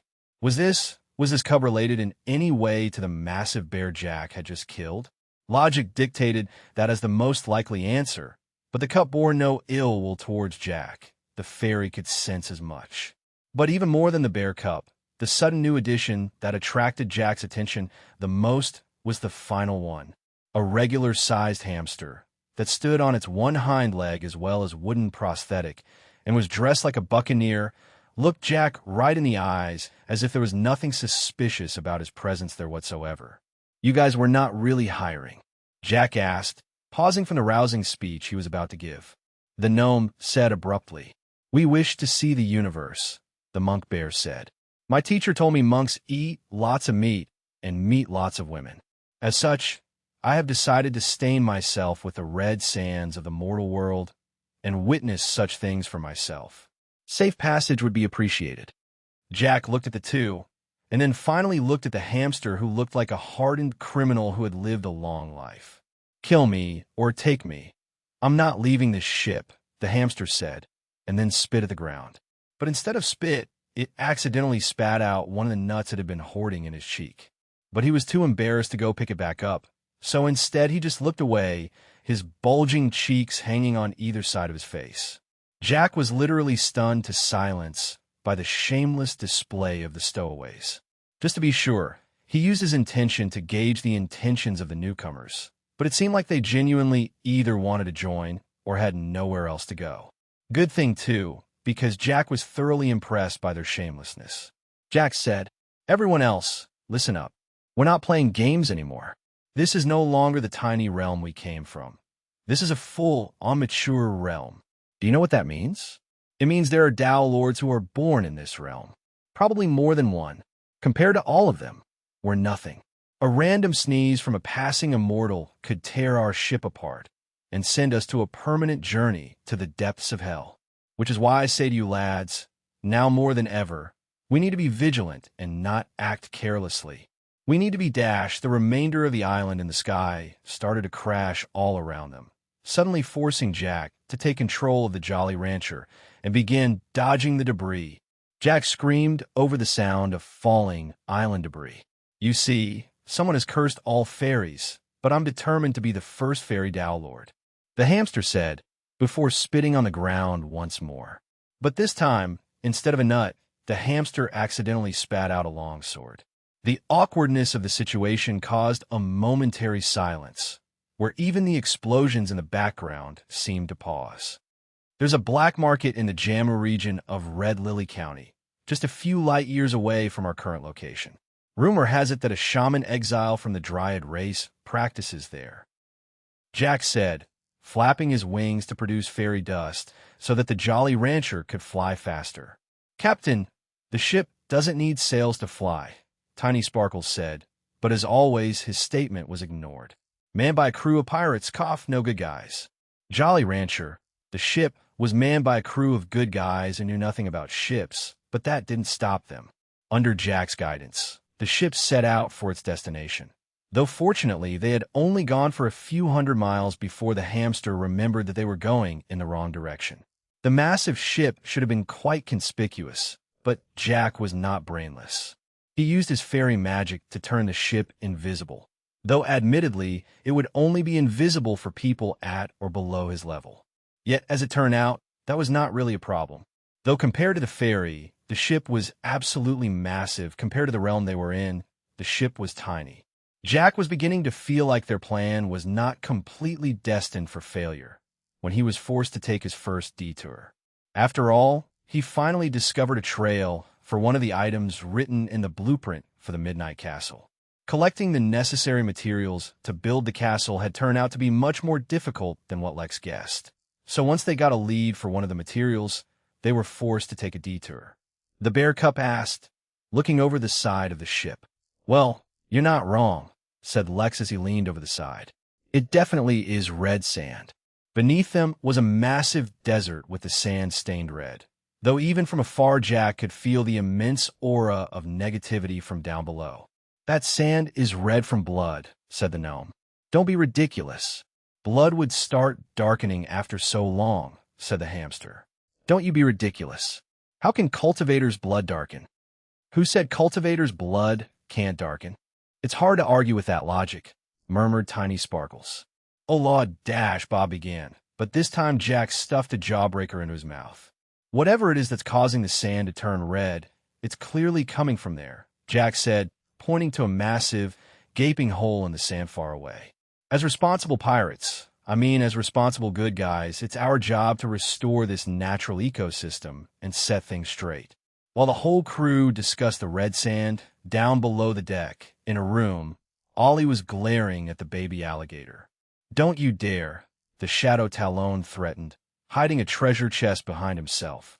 The room was littered with countless crystallized treasures already, each of them emanating a powerful spiritual energy, enough to entice even immortals.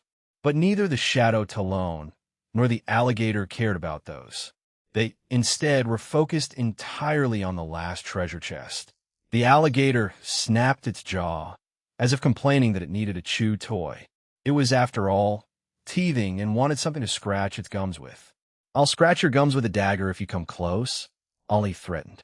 The two continued to argue, unaware as the lid of the treasure chest behind them slowly opened, and a golden goose peeked out to see what the situation was like. Upon seeing that the other two were distracted, the goose carefully lifted the lid of the chest and stepped out.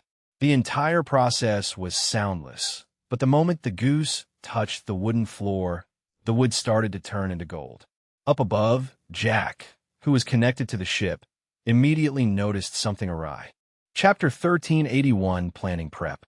Chapter 1381, Planting Prep. Lex returned to the inn, and fortunately, not everything had burned down to the ground. It seemed the realm could tolerate being disconnected from him temporarily, but it was definitely not something he should attempt regularly. While he himself could not determine the extent of his damage, the notification he received as soon as he left the Sani Vortex was a clear indicator of just how much damage his absence could do. New notification: Midnight Realm has suffered from a destabilization of laws. Address the issue lest the realm growth is affected. The odd thing was that it was only a notification, not a quest. Maybe the damage wasn't significant enough for a quest. The good news was that after consulting with Ripley, Lex already had an idea about training a certain batch of workers to help maintain his realm. He hadn't expected much, but when he sent his workers to the Temple of Fasting to see if there were lessons on realm nurturing, to his immense surprise, there were. It seemed like such lessons were only available to immortals, which explains why Lex didn't know about them before. They were also aimed towards larger powers who controlled various realms, and technically speaking, the Midnight fit into that category perfectly. But they had not yet learned enough to contribute to the realm's repair. Unsure of exactly what to do to repair the laws of the realm, he decided to delegate the task to the planning division and have them give him suggestions. To be clear, Lex could find solutions himself as well, either by listening to his instincts or by asking others. But considering that the task wasn't urgent, he decided to use this opportunity to train his workers. There were still countless things going on in the inn to occupy his attention, so the days passed by quickly until it was time to return to the Emporium and get the remainder of the materials from Powell. Powell acted completely normally, handing over the remaining ingredients. They had a short conversation, but nothing out of the ordinary. Lex had assigned Roland the task of looking into associates, close friends, or business partners of the owner of the Emporium, but there was no lead currently. Even so, Roland was quite confident in his job. Many years ago, he had formed a secret organization with all the kids who used to visit the inn, turning them into agents for him, trading information. Instead of an intelligence agency, his organization was more like one that gave everyone the opportunity to discover what they wished, as long as they had contributed enough. While that organization was not yet mature, it gave him many leads that he wanted or needed. For something like this, though, he would not be able to rely on them. Friend that he made, apparently. Lex didn't ask questions. He only focused on his current task. With a seed for the Void Stabilization Sequoia tree on hand, and the information about how to grow it quickly provided to him by the turtle, Lex teleported to the site he selected to grow the tree and began his task. One of the first things he had to do was set up a formation, which was easier said than done. Even though Lex had learned to set up formations already, not all formations were built the same. This one, in particular, was going to be a difficult one just because of the sheer number of ingredients involved. Before that, however, he had to prepare the soil where the seed would be planted. He grabbed a hoe and began to till the land, softening it while he sprinkled in some crushed ingredients and watered it with spirit-quenching essence. Despite the pleasant-sounding name, spirit-quenching essence was actually the blood of an unusual creature that was part animal and part plant. Using the blood of such a creature to water his soil sounded quite barbaric, but, well, it was what it was. But this was only the very first step in preparing the soil. In truth, only the top few feet of the soil had been affected by Lex's treatment, which is why he had to transplant the treated soil and put it deeper into the ground, while bringing the lower layers up. It would have been easier to just excavate the whole ground, and then one by one place the treated soil within, but the process did not allow for that. Instead, the process relied on the random mixing of layers as the soil traveled up or down between layers. The science behind it was not very scientific, which is why Lex only memorized it for now, with the intention of understanding its intricacies later on. Lex even summoned multiple clones to help him along with the process, for it was slow and tedious, and even with the help of his clones, it took him hours. But that was just the first step. Then came the formation.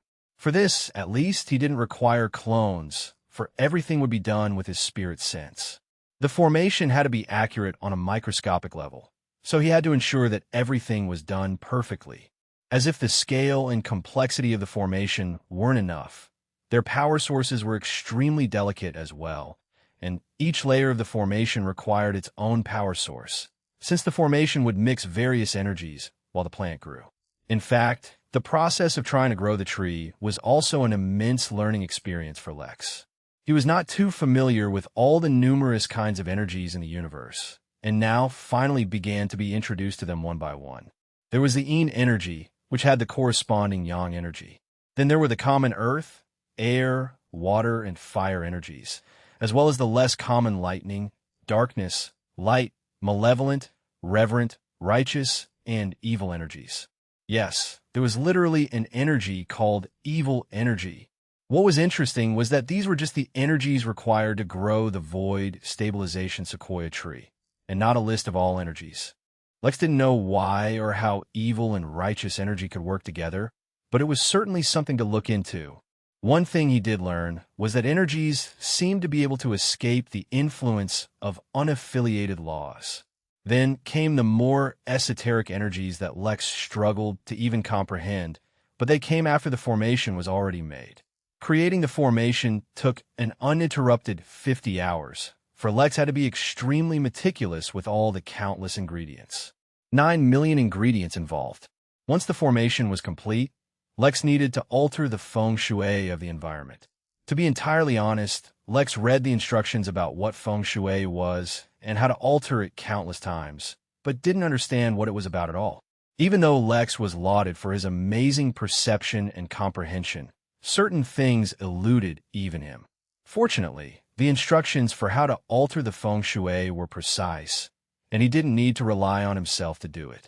This part was actually interesting. He had never done landscaping before. Who knew that taking out one sword and literally carving the earth within a region could be so much fun? It was like creating a wood carving, but out of the ground in a region large enough to cover a city for back on Earth. He carved away any nearby hills or mountains, making the area look like a flat plain, and transplanted numerous trees within the region, turning it into a forest. Lex even went as far as bringing the appropriate kind of wildlife that would inhabit such a forest, taking care to establish a well-balanced, self-sufficient ecosystem. But that only concluded the preliminary steps for the forest growth. Next, he needed to alter the weather as well. Controlling the weather, for a short period, was still easy. One just needed to flex their cultivation a bit. But what Lex needed to do was create a very specific natural weather pattern that is not something he could do with a single technique. Instead, he had to alter the entire geography of the region, forming natural patterns that eventually result in the desired result. The next steps were a bit tedious, but he used the various ingredients he'd bought to create massive lakes, construct mountains of metal, carve out rivers, establish floodplains, and much more. As he continued, Lex was able to sense that the nature energy within this region was growing more dense, beginning to form naturally. It took him a lot of work before the area was finally ready, and Lex could finally plant the seed. He approached the very center of the formation and looked at the still soft soil and pulled out the seed. Now, the size of the seed was large, but not too abnormal. 6 washing machines tall. If one wants to be extremely accurate, they could also say it was the size of 26 M16 rifle bullets. It was the weight of the seed that was surprising. 17 million M16 rifle bullets. That was a lot, which was why when Lex placed it in the soil, the seed began to sink on its own. Chapter 1382 Trees of the Heavens. Chapter 1382 Trees of the Heavens. As the seed sank into the soil, Lex cracked his neck and concentrated his focus. There was no room for error now. Fortunately, his instincts somehow synchronized with the information he had read about growing the tree and began guiding him perfectly. He channeled his spiritual energy into countless little strings and trickled them into the soil, slowly snaking them through the dirt to the sinking seed. A barrier, formerly invisible, suddenly appeared covering the skin of the seed, filled with various unusual characters. The barrier was the void shell of the seed, a protective shield to save the seed from the cosmic radiation of space. It would only break under very specific circumstances, so that the seed would have the optimal conditions for its growth when it eventually breaks. Lex was not breaking the barrier, but diffusing the unique energy that it was made of into the seed itself. One of the reasons Lex chose the void sequoia tree for his next tavern was because of how naturally sturdy it was. It could tolerate almost any natural environment once grown, and grow in almost any condition. It was only in its early phase where it was sensitive and vulnerable. The turtle had provided him with a way to grow the tree and have it mutate into the void stabilization sequoia tree. And though he didn't know much about the difference between the two, he was certain that it wouldn't be weaker. As such, one of the conditions for its natural growth was to spend a few centuries in the void.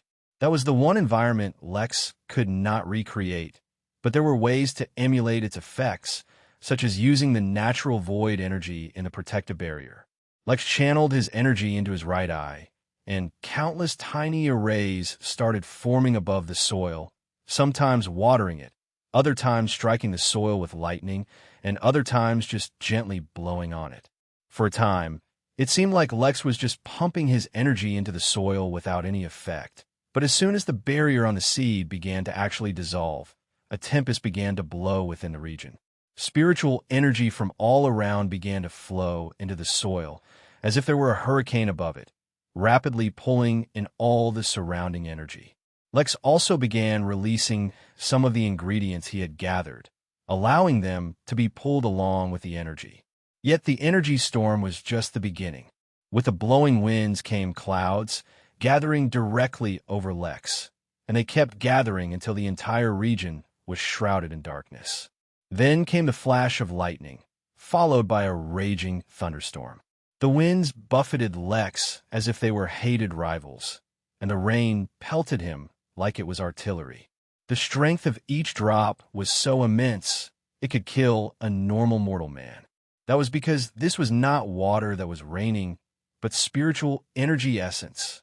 The liquid did not gather on the ground, nor did anything wet from exposure to it. All of it was sucked into the soil, nourishing the land, while most of it went towards the seed. The seed, which usually took hundreds or even thousands of years to sprout, suddenly cracked, allowing a single, small shoot to emerge from it. The formation around the seed suddenly activated, and the entire storm morphed into a hurricane directly above the seed as numerous energies flooded into the seed, causing the shoot to grow rapidly. But while some energies Lex had prepared for in the form of countless ingredients, some had to come from the land itself. For 500 miles around the seed, all plant life began to grow frail, as if contributing half their strength and vitality as tribute. Through the river channels that Lex had carved, a blue, ethereal essence began to flow, gathered from all life. Though animals and insects were not influenced in the same way that plants were, there was a particular insect that was. It was a lonesome ladybug, its partner already dead, all alone in existence. It felt something special was going on, and listless and without purpose, she decided to give her energy to whatever was happening. For one living a pointless life, even a weak purpose is better than no purpose.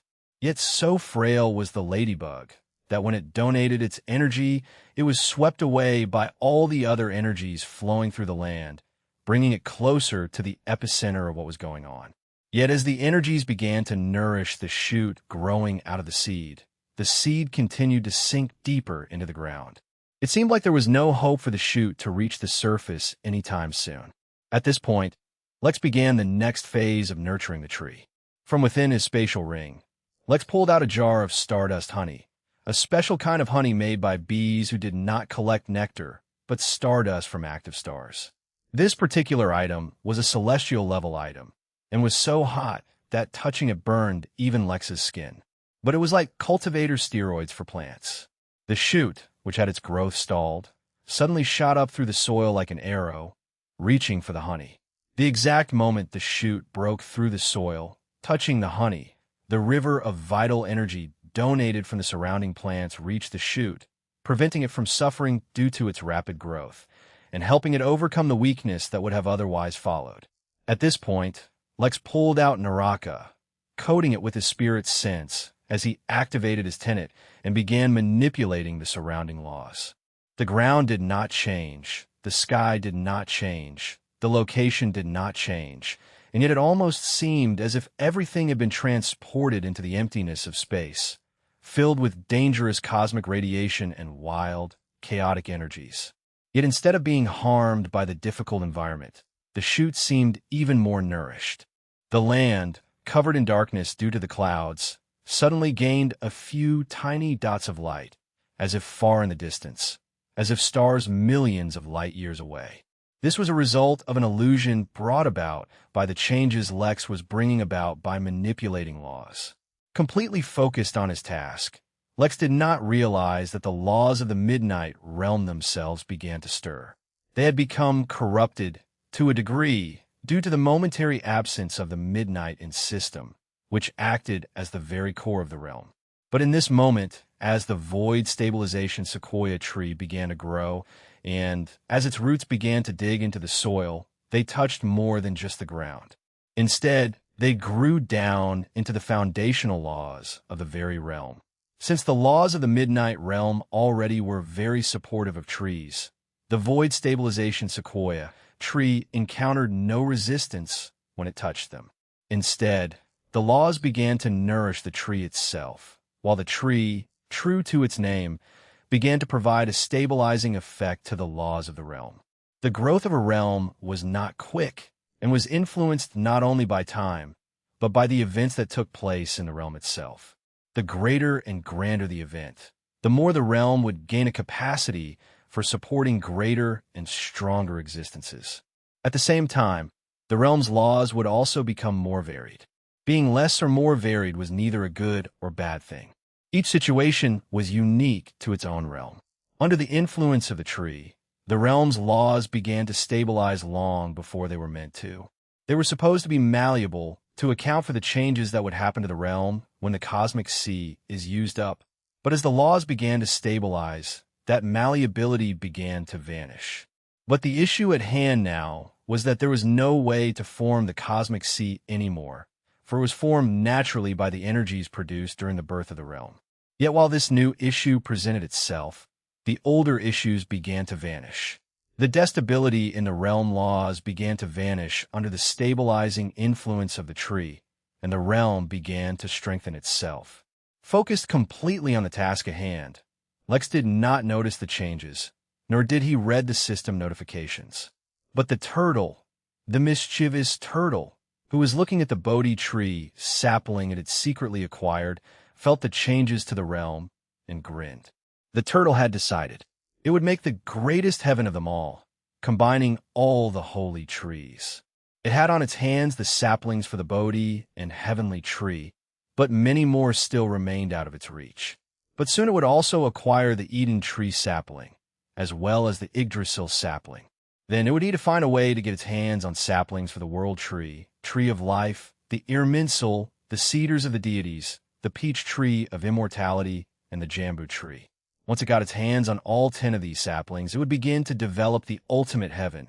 And in the ultimate heaven, the turtle would grow a Gaia sapling, a sapling for the very first tree in existence, the originator of the Tao of wood, and one of the most powerful beings in existence. Then, it would have a good garden. The turtle chuckled to himself. Chapter 1383, Swirly Christmas Tree. Chapter 1383, Swirly Christmas Tree. The tree was growing. The spiritual energy was raging.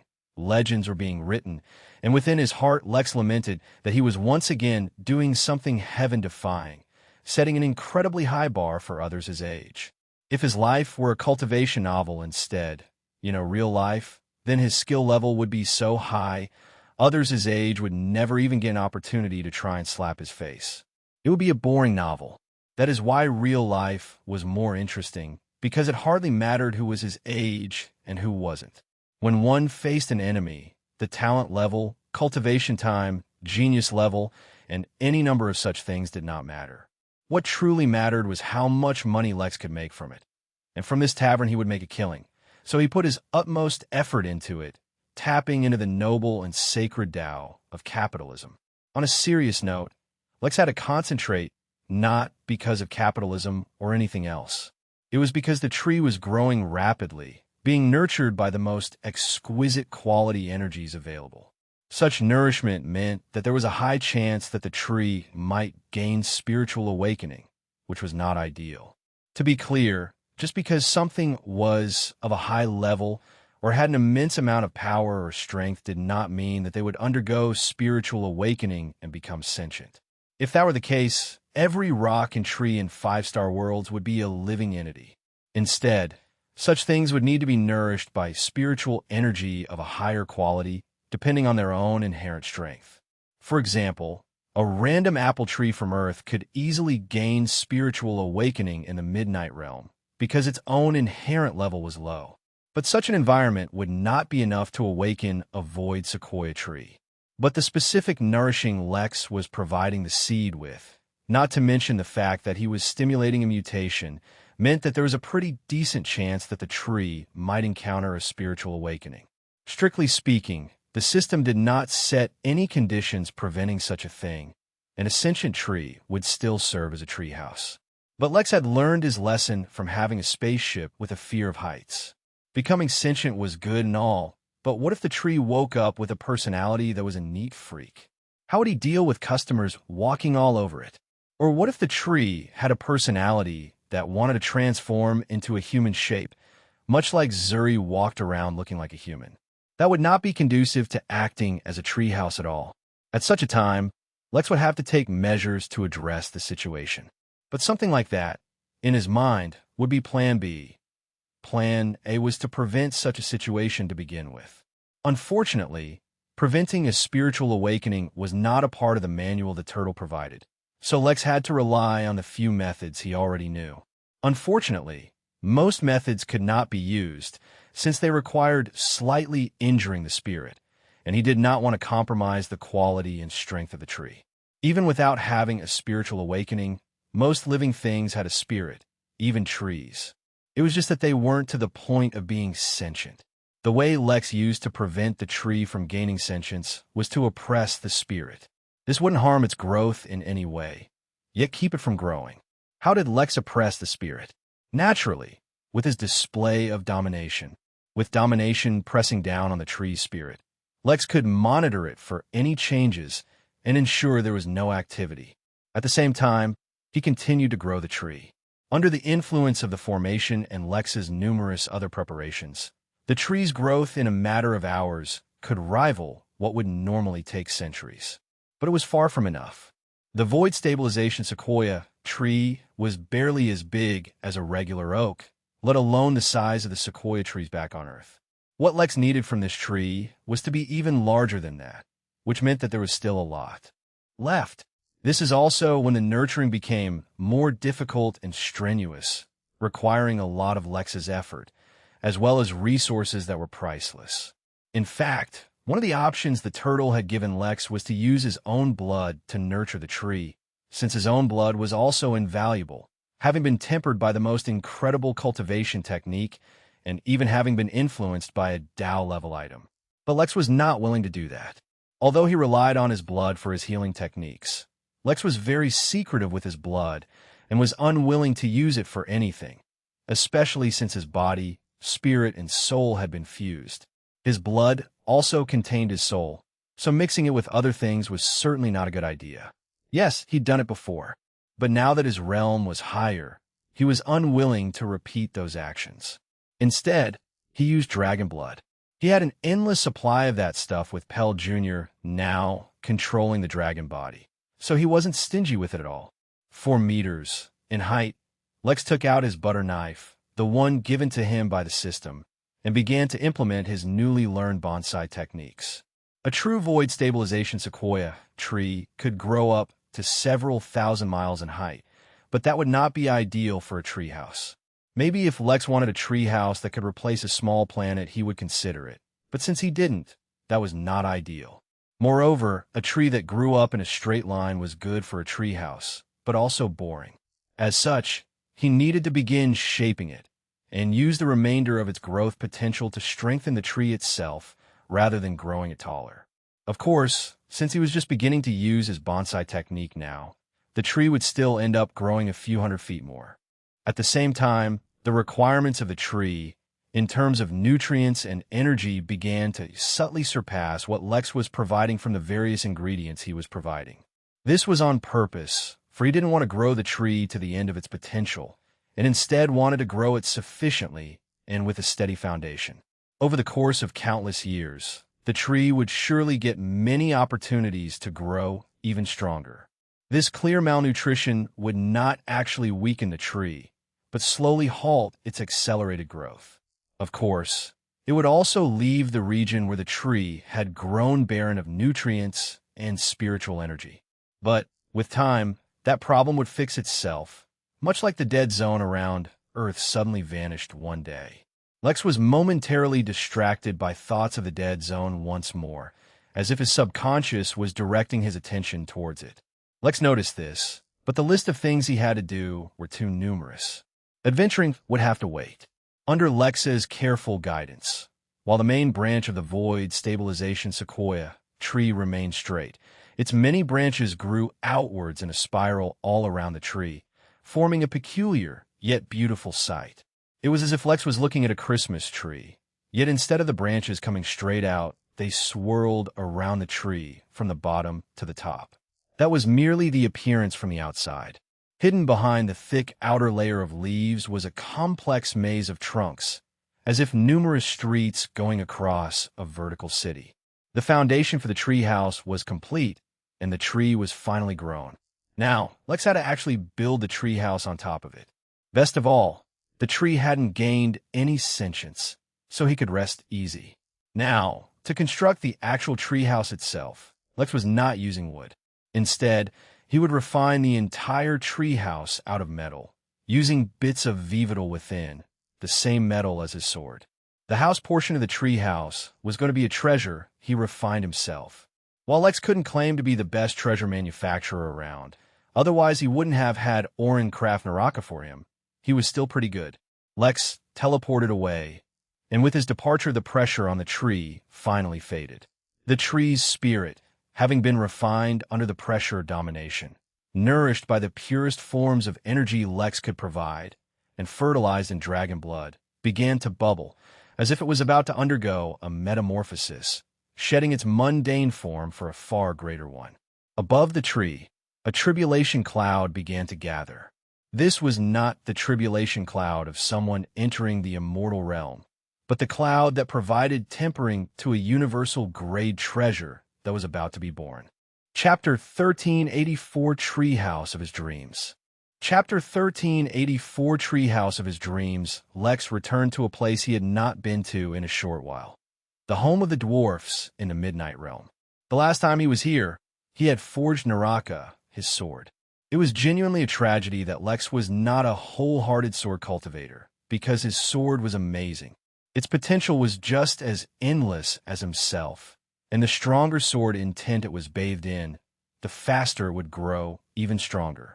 As it was, Lex's truly varied array of skills and abilities overshadowed the actual power of his sword. To say that the sword had just as much potential as Lex was a testament to how genuinely absurdly strong it was, considering all that Lex had been through. In all his time in the cultivation world, Lex had only ever faced a single person who could rival him in the same realm as him, Cornelius. Besides that one enigmatic king, whose schemes ran deep, whether it was dragons, devil, angels, or beings of some other race, none had been able to stand toe-to-toe with Lex. The fact that Orin I of the Vividal Mines, the first dwarf of the realm, had the skills to forge such a treasure spoke not only of the immense amount of skill and talent he had, but knowledge as well. Considering that Orin did not have the legacy of the other realms to improve his own treasure manufacturing capabilities, everything he knew was self-taught. In the time that Lex had locked Theon away, he had studied treasure manufacturing from the dwarf as well, in exchange for giving him an immense amount of knowledge later on. True to his word, once the Midnight Realm had been opened again, he had bought countless books, tomes, inheritances, video tutorials, and podcasts for the dwarf to go through to expand his knowledge. Even when Lex returned, the dwarf was still studying, immersed in all things related to forging. "Old dwarf, I'm borrowing your forge," Lex said, completely aware that Orin probably hadn't heard him. It didn't matter. He was well known here anyway. Deep in the heart of the mountain, above a flowing river of lava, sat a forge made out of 300 tons of Vividal, an utter and sheer waste in Lex's opinion. Once forged, Vividal could not be reforged, so till the end of time, this Vividal would only exist in the form of this forge. Maybe Dao Lords could do something about stuff like this, for much like sovereigns, they could reshape reality to their whims, but that was not for Lex to know. Even if they could, why would Dao Lords care about Vividal? Though the metal was precious and rare for immortals, it was nowhere near as valuable as a Dao-level ingredient. But as ridiculous as it was, Lex had to admit that the forge technically was awesome and was an immense aid in treasure manufacturing. Without wasting a single second, Lex used Dragonfire to heat up the forge and brought out the remainder of the treasures he had bought from the Emporium and began his forging process. One reason he wanted to learn about treasure manufacturing is because of a whim he had long ago. Once upon a time, when he was learning arrays, he had wondered if he could create an array so complex it could act like his system did. As his cultivation grew, he understood that while arrays theoretically could unleash limitless power, they could not really touch upon laws, for they themselves depended on laws to operate. But his ambition, or whim, had not died. Lex had learned formations, glyphs, arrays, treasure manufacturing, and so much more, and at each step he remembered that whim of his. One day, he too would create a system that could rock the universe. But now was not the time for that. Lex froze, and suddenly he had an epiphany. His karma was not in balance between his identities, because he himself did not have nearly as many achievements as he did as an employee of the inn. But the thing was, he was not truly an employee of the inn. That was a facade. For reasons he could not understand, that facade clearly touched on certain rules of the universe he did not understand and was affecting him negatively. So all he needed to do to balance that out was have an achievement sufficiently great as himself, carrying a massive amount of karma to balance things out. One reason he didn't make a preliminary system himself was because he knew he wasn't at the level where it would be good enough. But did his system need to match up to the Midnight Inn? What if he made a system with whatever skill he had and granted it to a mortal in a 1-star or in an even lower star world?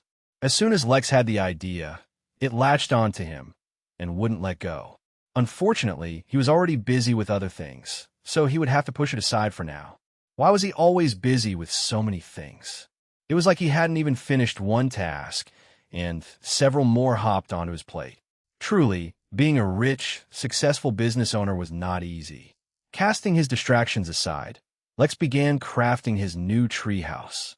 Suddenly, he felt even more motivated than he was before to create the best possible treasure that he could. His left eye activated, peering into the laws of all the ingredients he summoned, and his right eye activated, creating countless arrays and glyphs to help with the forging process.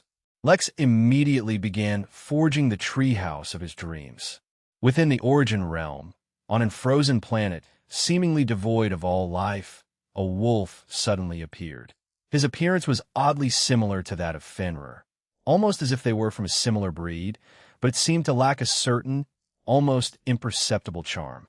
He also gave off an incredibly powerful aura.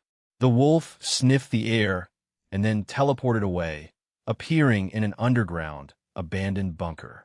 Or, well, abandoned was not the right word for it, since the bunker still contained the corpses of all who had worked within a bunker. After the debacle with Sanguis Pluvia, many organizations that had been acting in secret abandoned all their activities, cutting ties and eliminating all loose ends lest their dirty dealings be exposed. This cloning clinic was one such place, which is why the wolf had to come here personally. A few years ago, it had given countless companies samples of a 99% pure Fenrir bloodline, asking them to try and cultivate a pure 100% bloodline if they could, while he tried to do the same. Before they could make any substantial progress, many such facilities had been attacked, and now even more had been closed. The wolf was naturally here to retrieve whatever samples the facility had, as well as to look through their research data. Yet when it arrived, it suddenly smelt a certain scent that stunned it. Its own bloodline, which had ceased growing for so long, suddenly trembled with excitement. There was something within the facility that could help it. The wolf, at first, thought that the facility had achieved the full 100% blood purity in one of the clones, but when it followed the scent, it discovered that the thing that was exciting its bloodline was not a pure-blooded Fenrir clone. No, it was the clone of a human woman. The wolf was stunned by the agitation from its bloodline was too great. The wolf was completely unable to stop itself, and broke the clone out of its container and devoured it. The clone naturally lacked a soul, and had been merely in the mortal realm. Yet suddenly the wolf felt a certain hint of warmth. There was hope. Greed flashed in the wolf's eyes as searched through the entire facility, devouring each of such clones, yet none of them were actually enough. The disparity was too great, but it presented a hope, and so the wolf began to search through the facility's logs and files. Unfortunately, when whoever ran the facility killed all the facility workers through whatever means they had used, they also erased all the data files that the facility had. But now that the wolf had had a taste, how could it give up? Since it found these clones in one cloning facility, it would continue to look through more. Chances were high that it would encounter those clones again. It would be best if the wolf could get a lead on the original. Either way, now that the wolf had devoured the clone, it would find it much easier to pick up its trace across the realm. The wolf quickly took all the Fenrir clones, and then teleported away, destroying the facility thoroughly before he left. Finding even one of these facilities had been hard to begin with, due to how well they hid, but the wolf would not give up so easily. Now when it finally saw hope for advancement. Chapter 1385 Something Amiss. Chapter 1385 Something Amiss. Lex was naturally unaware of what happened within the Origin Realm. Even though he had searched for Moon's clone relying on his own bloodline, finding even one such facility was incredibly difficult and time-consuming. Although Lex had not completely located all of them, he had to hand over this task to others while he handled more urgent matters. While they could not rely on bloodline to find these facilities, they could rely on traditional means of tracking and searching. It was not that he did not care, but that he could not afford to spend too much time on this. If he did not handle the many matters that bothered him, who knew when he would also get swept away by a formidable foe? The Midnight Inn, for all its bluster, was at any given time just one big accident away from being destroyed. But though there was danger, Lex was also making tremendous progress. With a soft smile, Lex observed the small birdhouse in front of him. The color was an odd blend of dark brown and maroon, shifting its shade in the light. The tiny birdhouse, small enough to fit in Lex's palm, would look quite pleasant in front of the soft brown bark of the void stabilization sequoia tree, which was fortunate for this small birdhouse would be Lex's treehouse. Naturally, once activated, the size of the treehouse would expand. In fact, besides its defensive capabilities, the thing Lex most paid attention to was its ability to grow and expand as required, as well as create any layout he wished, as long as it did not exceed the total greatest covered area that the birdhouse could occupy. At the moment, the birdhouse could, at most, expand to 200,000 square feet of covered area. That was both quite a lot and very little depending on one's point of view. It was 1,000 square feet. By that standard, it was pretty big. But compared to the Midnight Inn, which hosted hundreds of millions of guests, it was barely anything, but was enough for a tavern. Lex wanted to admire the birdhouse a little more, but unfortunately he could not. The reason was pretty simple. While the Vivital Forge could handle prolonged exposure to dragon fire, the rest of the dwarven city could not. A wild, raging flame spreading across an underground city was not exactly the easiest thing to contain. Lex yelled as he conjured water and began throwing it at the fire. Lex's techniques were, even putting it mildly, hella strong. The problem with that was while dumping a lake's worth of water on a massive firework, it also released a massive amount of hot steam, which not only burned the lungs of anyone who breathed it in, it had a way of contaminating all the dwarves' cough. It contaminated their adult apple juice. Yelled a distraught dwarf lady, but it was too late. Even with Lex's lightning-fast reflexes, he could not avoid casualties. That day, as a result of Lex's forging efforts, no less than 13,000 beards had been burned off. No one died, but honestly, the mood in the dwarven city was as if they had suffered a slaughter. Even as Lex snuck away, suppressing his guilt, he could hear some old man crying about how he had groomed his beard for 999 years, only to lose it a day before year 1000. He would make it up to the dwarves somehow, he swore to himself. At the same time, he wondered if he should sport a beard. After all, he was not like a main character in a book who had to maintain the same appearance for entire arcs or even volumes so that the reader's mental image is not ruined. He could change his appearance as he wished. As a tribute to the dwarves, he decided he would try growing a beard. Then he rubbed his chin and his eyes narrowed. Although he himself was quite a few years old, his body was still that of a teenager. By rights, he should have started growing a beard already, even if only a patchy one, but it wasn't.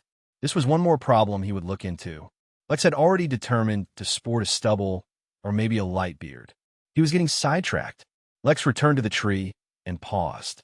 Something was different, though he couldn't tell what specifically. Of course, he knew that the tree had been struck with a lightning tribulation. He was not surprised. The turtle had informed him that having the tree mutate and mature early would trigger a tribulation, but the tree should be more than strong enough to withstand it. Indeed, the tree had withstood the tribulation without issue, and its body seemed greatly nourished. The trunk was just as robust as ever, while each and every branch was firm yet flexible if need be. The leaves were green, and the whole tree was emanating an aura of liveliness. All was as expected, yet Lex could not help but suspect something was amiss. He immediately summoned his spirit and soul sense, inspecting the tree for any changes, but all seemed to be normal. Whatever changes there were, he had already expected. So why did he feel like all was not as it seemed? Lex had immense confidence in his instincts, so if they felt something was amiss, it definitely was. He was not one of those types to start doubting himself. The issue was, even if he was aware that something was wrong, he could not tell what it was. Fearing that something might go wrong, Lex decided to skip the part where he took his time in admiring the treehouse. He attached the small birdhouse he created to the tree and channeled his spirit energy inside of it, causing it to suddenly grow large. In a matter of seconds, a large, sprawling treehouse appeared within the branches of the tree, and Lex submitted this tree to the system to inspect. Hopefully, if it passed, he could begin his second tavern. Chapter 1386 Chapter 1386 Arrakis. Lex watched and waited, no longer taking his time to admire the treehouse, but rather waiting for the system's evaluation. From afar, the treehouse was not exactly visible, covered by the leaves. But once someone came close enough to view it from underneath, the actual treehouse would become visible. Quest complete.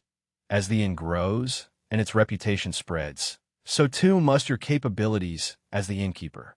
Build a new tavern with your own hands, without any help, fitting to be used as a subsidiary of the Midnight Inn. Quest reward. Increase in number of taverns by 1. Remarks. Look at you, not mooching off of others. How fast kids grow. New quest. Integrate a tavern into the history of a world. Quest reward. Subject to performance. Remarks. Do not go down in history for an epic case of food poisoning or burn the beards of all the residents on a new world. Lex coughed and resisted the urge to facepalm. Instead, he just focused on the fact that the treehouse had just been accepted. Moreover, he was not bummed about the fact that there did not seem to be any additional reward for all the effort he put into making the treehouse. He knew that even if the system didn't specifically state it, the system rewarded additional effort and achievements. While it did not specifically state that the new quest was as a result of the treehouse being awesome, the fact that the next quest had an open-ended reward was definitely a result of his previous efforts. Fortunately, he was already working on having the tavern be a big part of a world's history, just because he liked controlling the flow of story. Now he just needed to get some staff for the second tavern, send it to a new world, and kick things off.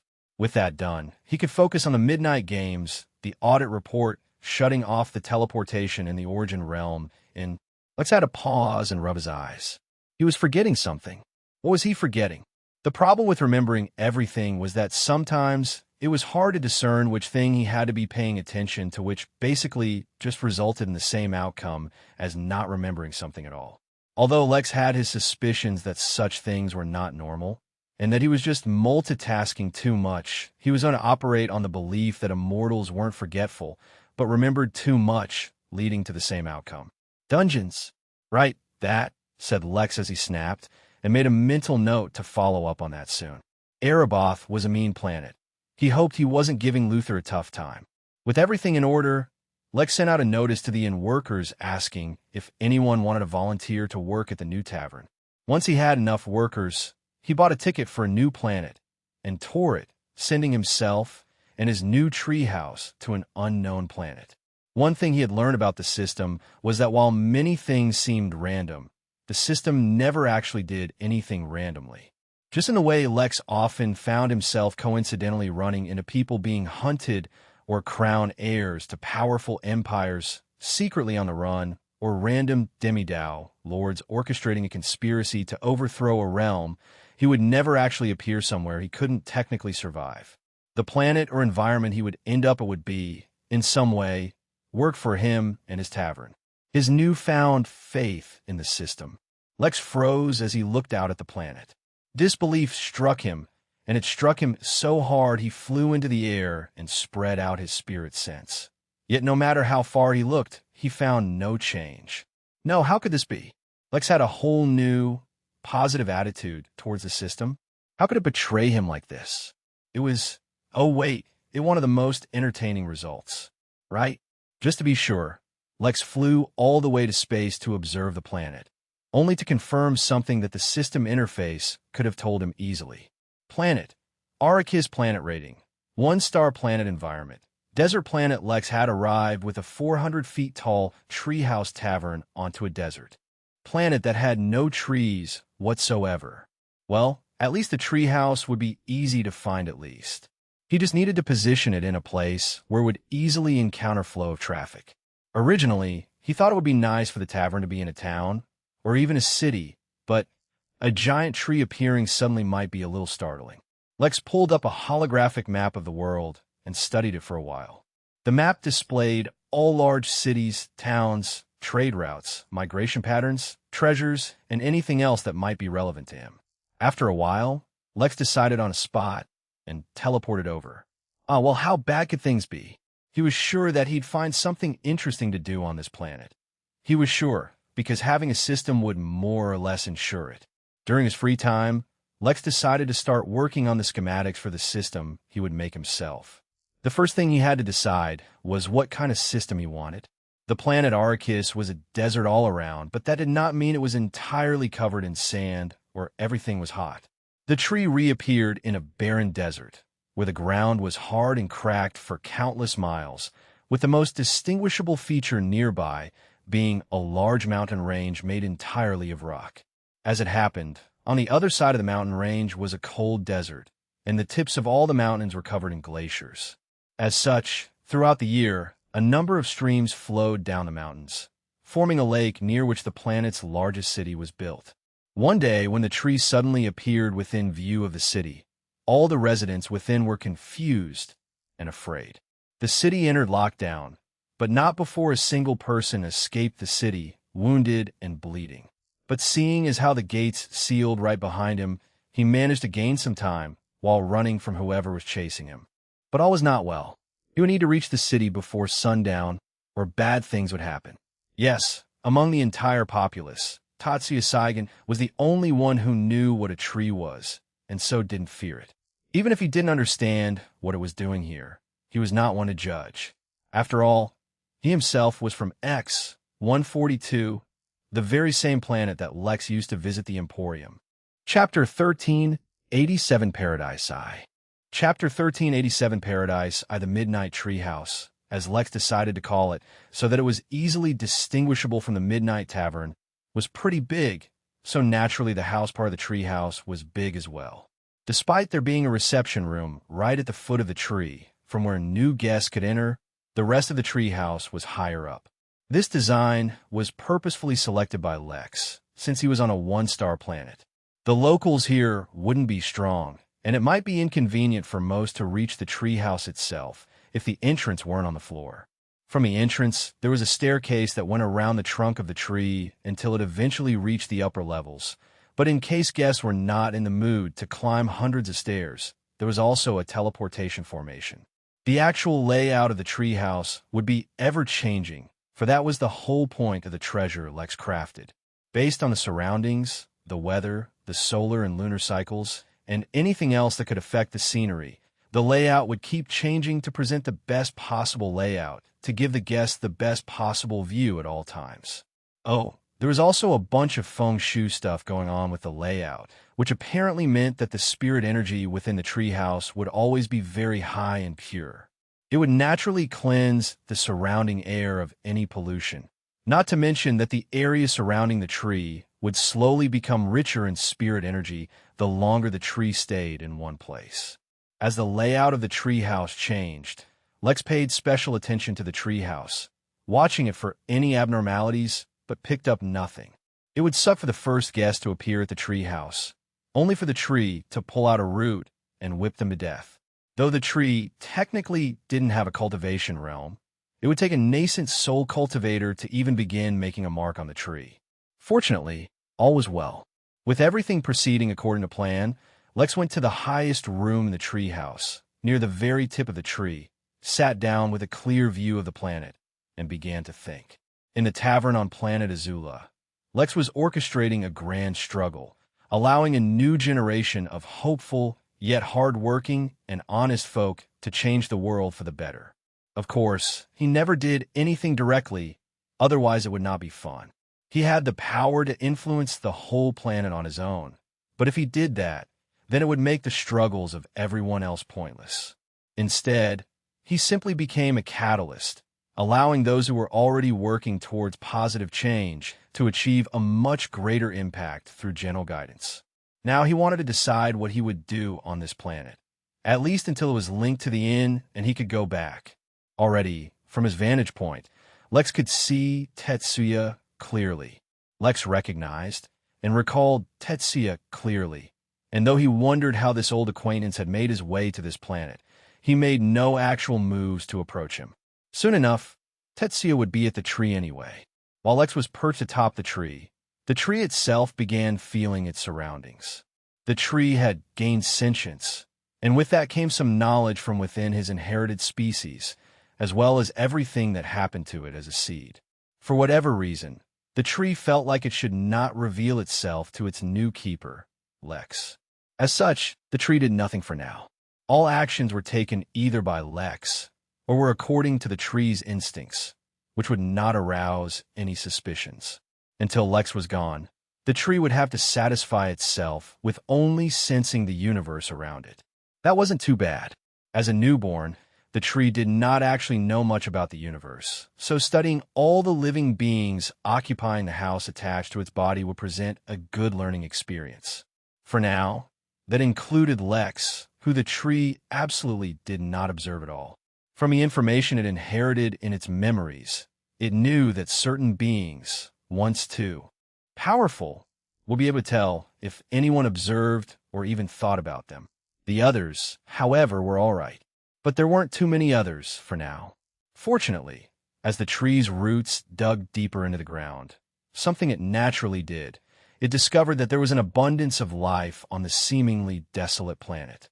It was just that most of it seemed to be under the surface of the planet, away from the harsh climate. As its roots dug even deeper, it touched upon the natural ley lines of the planet, discovering a secret, underground channel of energy cycling around the world. There were also underground rivers filled with pure, clean water. Not only that, the water itself also contained very rich aqua energy, though for anyone below the immortal realm, it would just be very rich spiritual energy. But while most things the tree discovered underground were pure and teeming with vitality, it also discovered something dark, hidden deep below the surface. Tendrils of this darkness crept up, reaching towards all the pure things. It reached the insects and began to corrode them, turning them into rabid, mindless mutants. It reached towards the waters and tried to poison it, though so far the water was resisting. The darkness tried to pollute the very ground itself, and it was beginning to have an effect. Of course, the ground around the tree started to get cleaned, but it was clear that something sinister lay hidden in the depths of this world, too far down even for the tree's roots to reach. The darkness intrigued the tree, but since it couldn't specifically act out and search for it, the tree put it out of its mind. Instead, it focused more on its immediate surroundings. The shade provided by the tree's canopy caused a few insects to emerge from the ground, and they all studied the foreign entity, unsure what to make of it. If you know someone who'd love this story, send them this video. Sharing is honestly the biggest help you can give a small channel like this. Now let's get back to it. Chapter 1388 Paradise 2. Chapter 1388 Paradise 2. The scorching heat, or Arrakis, turned the very ground into a proverbial stovetop, burning or cooking anything that touches it.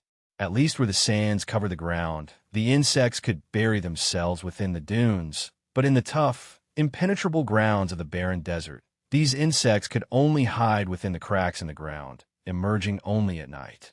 Considering that the daylight cycle on this planet was 100 hours long, that was a long time to stay hidden within a few cracks. But the soil around the treehouse was no longer scorching, even if the shade had only existed for a few minutes.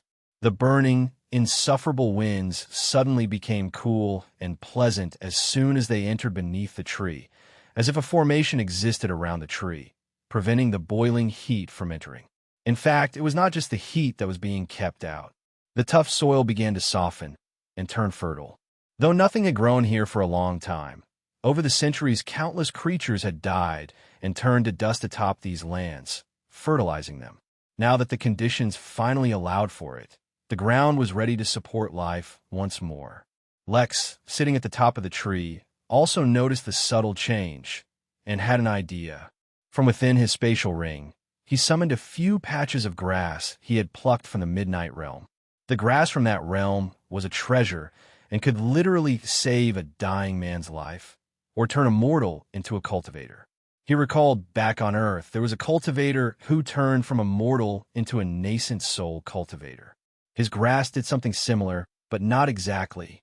The reason it did not bring a cultivator all the way to the nascent realm was because it maintained, if not enhanced, the potential of the eater to cultivate further.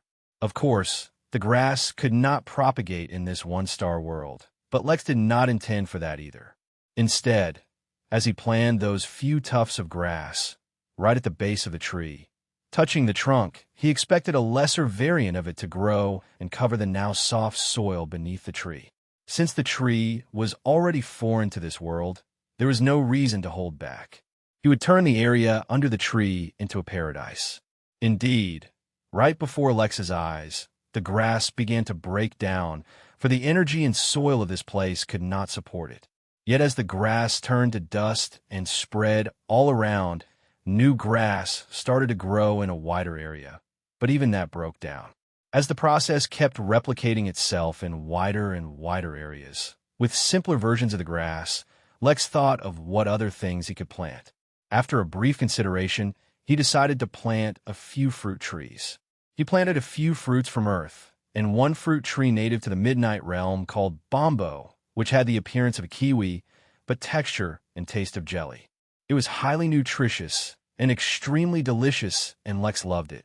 In fact, he decided right there and then to turn Bombo into a universal fruit if it already wasn't. No one should be deprived of the deliciousness of Bombo. He also decided to plant a few flowers here and there. Yet no matter what he planted, all of it began to turn to dust before growing again as a baser, weaker version of itself. The process was actually a little creepy if one didn't know what was going on, but Lex estimated that it would calm down in a bit. Lex also added the one thing that every single treehouse needed the most, a swing. At first he was going to go with a tire swing, but decided to keep it natural and used a wooden plank instead, hanging from a branch 250 feet in the air. Things were really starting to look up, and that was a good thing because the first batch of guests appeared on the edge of the treehouse to investigate what it really was. Originally, Lex expected that Tetsuya would be his first guest. But a group of people, dressed entirely in white, with even their faces covered, emerged from the ground riding giant mole-like creatures. Yet since they did not actually approach the treehouse yet, Lex did not greet them. He decided that everything underneath the tree canopy would be treehouse territory, but he would not venture outside of that, nor would he address anything outside of it. One of the first rules of running a business, such as that of a tavern or an inn, was to stay neutral and not get involved with local politics. Of course, should they try to make contact with him first, he would gladly respond. The group in white whispered amongst themselves as they watched Lex tend the garden. At first, they were definitely creeped out by everything constantly dying, but as that slowly stopped and grass began to grow, fruit trees finally started to grow, and so did the flowers. Despite the foreignness of everything, the group of observers could not help but find the scene beautiful. Even though they did not know what they were looking at, they felt an attraction to it that they could not explain. One of the group stepped forward and removed their face mask and arrived at the very edge of the grass, taking in a deep smell. Lex raised an eyebrow, surprised. He never would have imagined that a desert planet, lacking vegetation at all, would have had elves. No wonder they were so attracted to the trees and the grass. The elf murmured as he reached forward with trembling hands, finally touching the freshly grown grass. It was slightly moist and soft to the touch. It was even covered by a thin layer of spiritual energy, and though the elf did not absorb that energy, he felt completely reinvigorated just feeling it. Though natives of Arrakis never let the water in their body go to waste, the elf could not help but shed a tear. Chapter 1389, The Chosen One Eye. Chapter 1389, The Chosen One, I the Elf, ancient as mountains, old as the sky, raised his slightly moist hand, and then used it to wipe the tear off his face. In that sensation from touching the grass, the elf, Fremen, felt something extremely core to his entire existence, something he had been deprived of for a very long time. Overcome by a sudden bout of mania, the elf did something that his partners, and basically anyone of Arrakis, would consider insane. He took off his boot, and without waiting, stepped forward into the lush, green grass. The ground on Arrakis was more than just hot, though it could cook an egg in under a minute. The constant exposure to the star of the star system, which was abnormally active, caused an overabundance of yang energy to be immersed in anything the starlight touched for too long.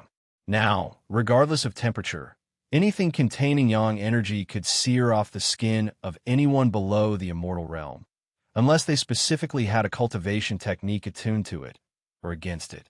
Of course, the natives of the planet did not know that. All they knew was that the ground was radioactive during the daytime. At night, the natural cycle that the environment had formed caused the yang nature of the ground to be suppressed, allowing others to come into contact with the ground. Fortunately, simply wearing protective equipment made from locally harvested materials was enough to resist the searing effect of the ground. That was why the other elves reacted so strongly to Fremen taking off his boot and stepping towards the grass without protection. The burns from yang exposure were not so simple, but Fremen ignored it. Instinct had taken hold of him, and he could not resist stepping onto the grass. Something deep inside of him craved it. The soft crunch of grass as he stepped on it was weirdly audible, and Fremen was forced to close his eyes lest he let more tears fall. His body was reacting to the touch of nature, something it had been mostly deprived of its entire life. Vegetation on Arrakis was scarce, prickly, and was usually more root than anything. In fact, the only things that were green on the planet were some tones and precious gems that were occasionally mined. Step by step, Fremen walked deeper into the garden under the treehouse, and was suddenly hit with the feeling of wanting to take off his pants so that he could fall to his knees and let his legs bask in the glorious embrace of the grass. Fortunately, Lex had been keeping an eye on the elf and managed to stop him before that happened. "Wow, there, pal. This is a common area. Indecent exposure is not allowed," Lex said, breaking him from his reverie. If he had been acting as the innkeeper, he would have been polite about the reminder, but as himself, he could just get to the matter. Fremen broke free from the grass trance and looked ahead towards Lex, who was walking towards them. Although, as an immortal, Lex was not affected by the temperature of the planet. He felt like he might as well take advantage of the new environment to change things up a bit. With the exact same thought process he had about his beard, which he was still unable to grow at the moment. He felt like it would be nice to wear something other than a suit, but also didn't want to wear informal clothes. Thus, Lex put on the white thobe that Arabs used to wear. It felt very unusual and oddly freeing. But since he was not used to that kind of freedom, he didn't know how to feel about it, especially since he had a random thought about how women who wore sundresses felt the same sense of freedom. Of course, that only proceeded to him imaging himself in a sundress. The problem with having a super powerful mind that could have a million thoughts a second was that many of those million thoughts would be absolutely horrible. Fremen exclaimed, bowing deeply towards Lex. "It's no problem," Lex said with a smile. "The grass growing under the Treehouse Tavern is special, so I'm not surprised that you enjoy it. You can even invite your friends over too. Enjoy it as well. Just keep your clothes on in public." Fremen turned back and saw that the others he came with were still watching hesitantly from a distance. Even though they were just as much entranced by the beautiful garden underneath the treehouse, they managed to resist its allure. Such caution was to be expected in the face of something so unexpected. "Come on, guys, you must feel what this is like," Fremen said, inviting the others. But for completely incomprehensible reasons, the other elves were not reassured by the claims Fremen made in a near-obsessive voice. Strange. Instead, they grew even warier and drew their weapons as they looked towards Lex as if he were some kind of demon. "No need to be cautious. Allow me to introduce myself," Lex said, though he doubted they'd be convinced so easily. "My name is Lex, and I am running this humble little tavern." "Oh yeah, totally," responded one of the elves sarcastically. Lex laughed, for he could totally see how it seemed like he was some evil entity trying to capture them all. "I assure you, this is nothing but a tavern." "Oh yes, it makes sense. Hey man, you try getting the trade license and zoning permits for a giant tree inside a city." Chapter 1390, The Chosen 1-2. Chapter 1390, The Chosen 1-2. Although Lex had not meant that as a serious response, it gave the others pause. It seemed like bureaucracy was a problem regardless of country, planet, or race. "Jokes aside, the Treehouse Tavern is not like any other," Lex said, deciding to skip his amazing jokes. It wouldn't be funny if those who he was speaking to couldn't understand them to begin with. The Treehouse Tavern is associated with the Midnight Inn, and, as such, travels from planet to planet, every so often. Fremen asked, for some reason surprised by that fact more than any other. "The Empire will not like that. They like to strictly control access to and from the planet. Perhaps you should hide the tree and not display it so blatantly." Lex smiled amusedly. "I assure you, the Treehouse Tavern is more than safe. I do not think we will be having any problems with any empire. Anyway, if you guys wish to come up, you can come through the reception." Technically, Lex had no guests right now, but he would eventually. While the garden was a great way to attract attention and passerbyers, he wanted to establish from the beginning that he wouldn't tolerate them causing a ruckus. With that said, he retreated to the other side of the garden, tending to the still-growing plants. He did not want to unnerve the new possible guests, as he could see his presence greatly unnerved them, for they were too cautious. "Come, Fremen, we must leave immediately and send word of this development to the shaman," one of the elves called, still unwilling to step into the garden. "Tell them what? We have barely begun to explore the place, let alone the treehouse. We have not even explored the garden entirely. Moreover, touching this grass feels way too good. I don't want to go just yet. Fremen, you are not a child. We do not understand the dangers of this place. How can you be sure you've not been bewitched?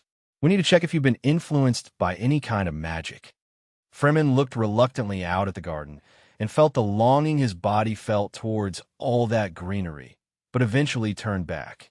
It was not that he doubted the genuineness of the treehouse of the garden.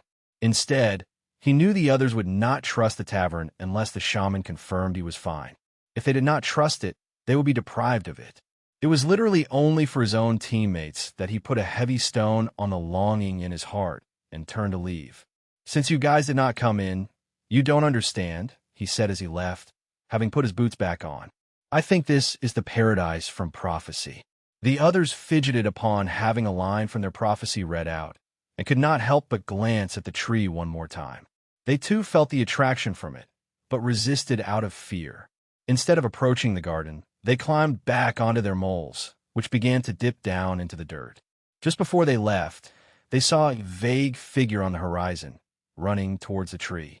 Tetsuya also saw the desert elves, but ignored them as he continued to run towards the tree. He was dehydrated, exhausted, and running out of options. He was being hunted. He was always being hunted. He didn't know what it was about his luck that caused him to make enemies wherever he went, but this time, he was truly at the end of his rope. Running towards a tree was actually a really bad idea, as everyone would come to investigate it sooner or later. It was the opposite of where he wanted to be, but he was hoping that near the tree he could discover some treasured fruit that would help him recover to his peak condition. He didn't even care for any improvements or upgrades. Just removing his fatigue would be enough. After all, he had a big fight in front of him soon enough. 15 minutes later, a severely burned Tetsuya finally reached the garden. As soon as he smelled the fresh grass, the flowers and the trees, Tetsuya nearly broke down. Originating from a farming planet, being transported to a desert planet was especially torturous on him. He never thought he'd be able to enjoy these simple pleasures ever again, so long as he did not leave Arrakis.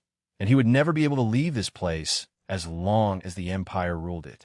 That momentary weakness quickly passed, though. He could not allow himself to relax. Instead, he raised his guard as high as he possibly could and then carefully began to wade through the garden. While appearances may make it seem like this place was a paradise, especially on a planet such as Arrakis, he knew better. For this massive tree to suddenly just appear out of nowhere, it must be hiding an immense secret greater than any he had ever seen. He used a number of techniques to scout the area for any dangers, and being unable to detect any obvious threats, he cautiously collected all the dew gathered on the grass and drank it in one big gulp. Although the amount of water he drank was barely anything, he suddenly felt a rush of energy pour through his body, healing his deepest wounds and helping him recover. Yet instead of feeling glad, Tetsuya was horrified. What kind of place was this if even the moisture on the grass was high enough level to heal him? Cautiously, and with great doubt, as if he was double-minded about this, Tetsuya broke off a single blade of grass and bit it. Chapter 1391, The Chosen One 3. Chapter 1391, The Chosen One 3. With great trepidation, as well as an equal amount of anticipation, Tetsuya swallowed the grass blade and felt it dissolve even as it traveled down his throat.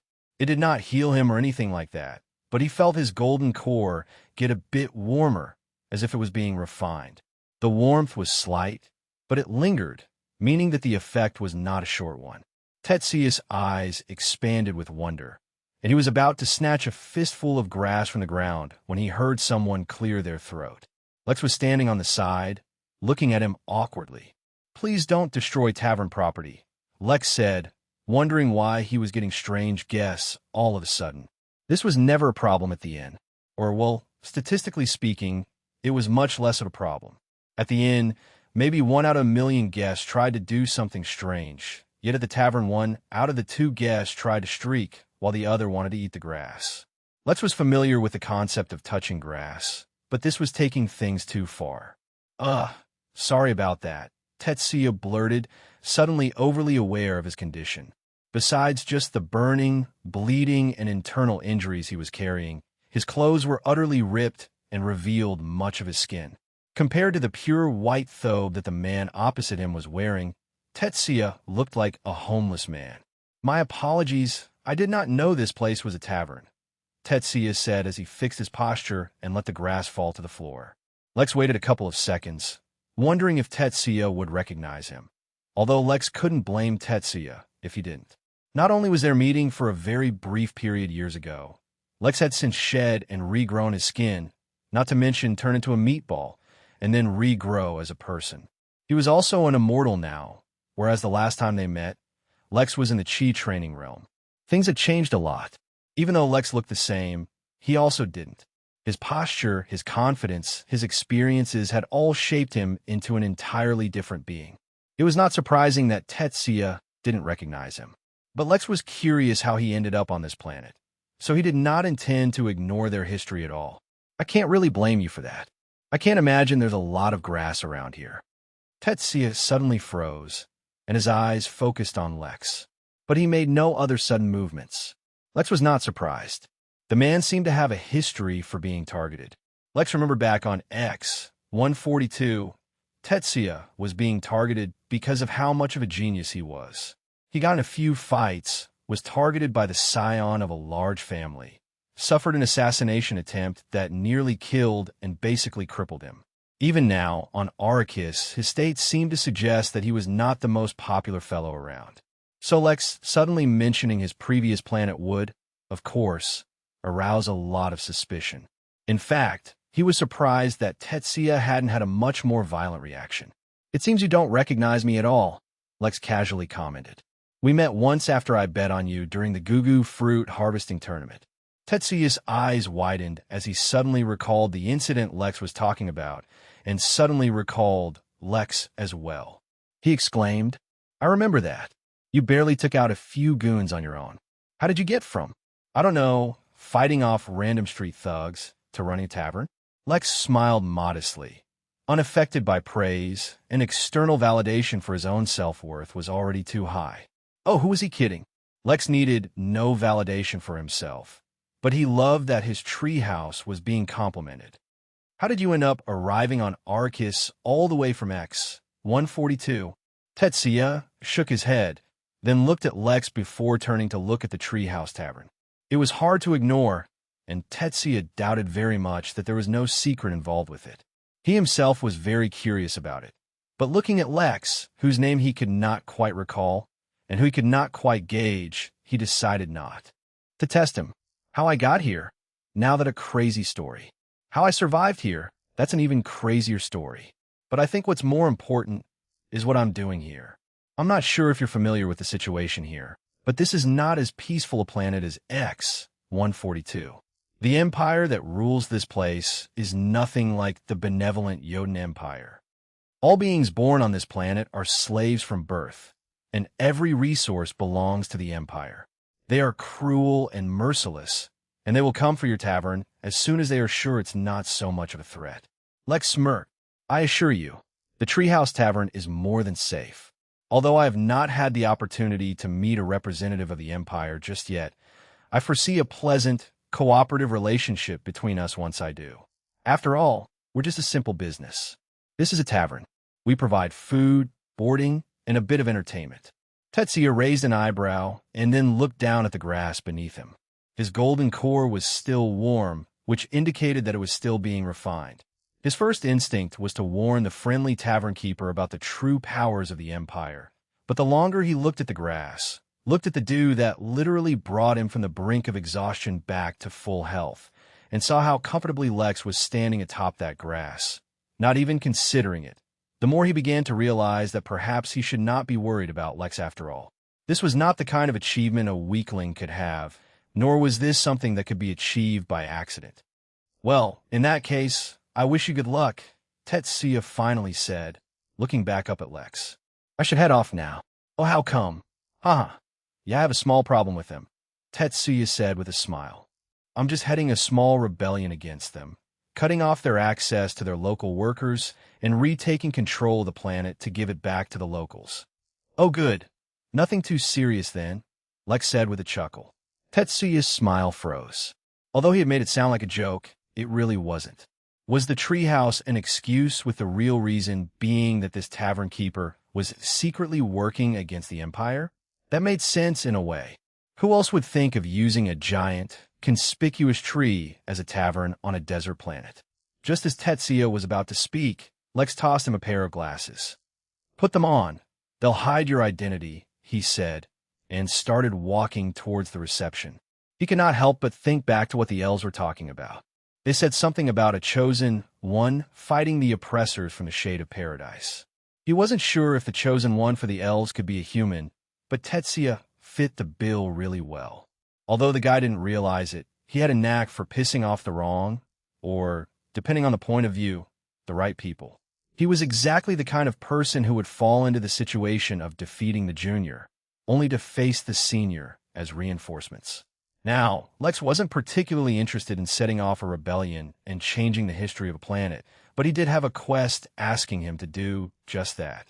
If he could complete that quest before he linked the planet to the inn and was able to return to the inn, he wouldn't mind interfering just a little. Tell me, Tetsuya, have you seen the elves on this planet? Oh yeah, the elves. I've met them, Tetsuya said as he put on his glasses and looked at his reflection in a small pond in the garden. Or maybe he was just looking at the water. It seemed kind of precious on this planet. Actually, funny story. I didn't tell them my real name, and instead told them to call me Paul. Tetsuya was trying to drop a hint so that Lex would introduce himself.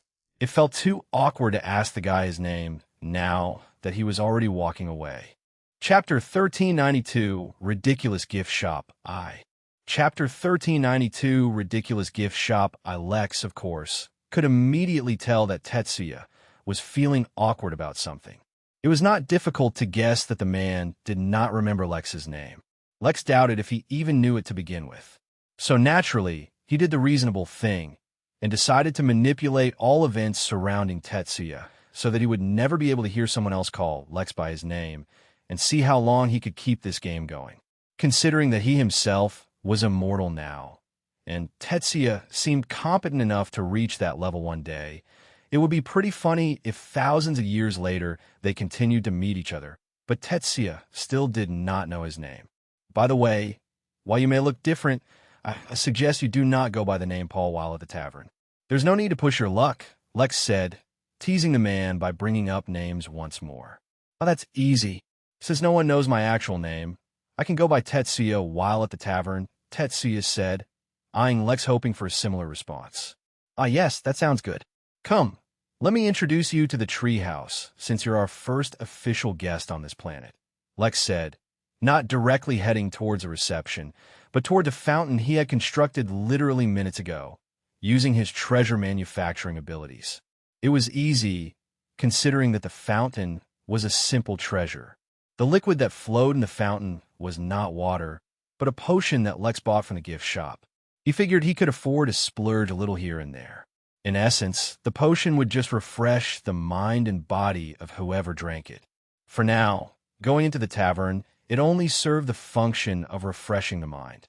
But for those guests who were leaving, a drink from the potion could help them resist the heat of the scorching Arceus day. It was not like Lex felt his treehouse needed any additional features to attract attention, but he had begun considering these smaller, more minor details lately as he considered how he could improve the inn, compared to randomly gathering and drinking the dew that had gathered on the grass. Taking a drink from this fountain was at least a much more respectable option, which is why he wanted to introduce it to Tetsuya. This is the rejuvenation fountain.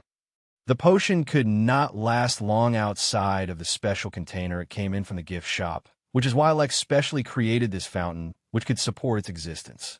But that also meant that if the potion was removed for a while, it would lose its effectiveness. A small little protection to prevent hoarding and stealing. Not that he expected such things to happen. Not all. Tetsuya reached into the fountain and pulled out a handful, taking a sip after a short pause. For a moment, he considered if it might be poisoned or carry some hidden risk. But he quickly concluded that this elusive tavern keeper, whose name Tetsuya couldn't recall, was not a simple person. If he wanted to harm Tetsuya, he did not need to rely on such elaborate tricks.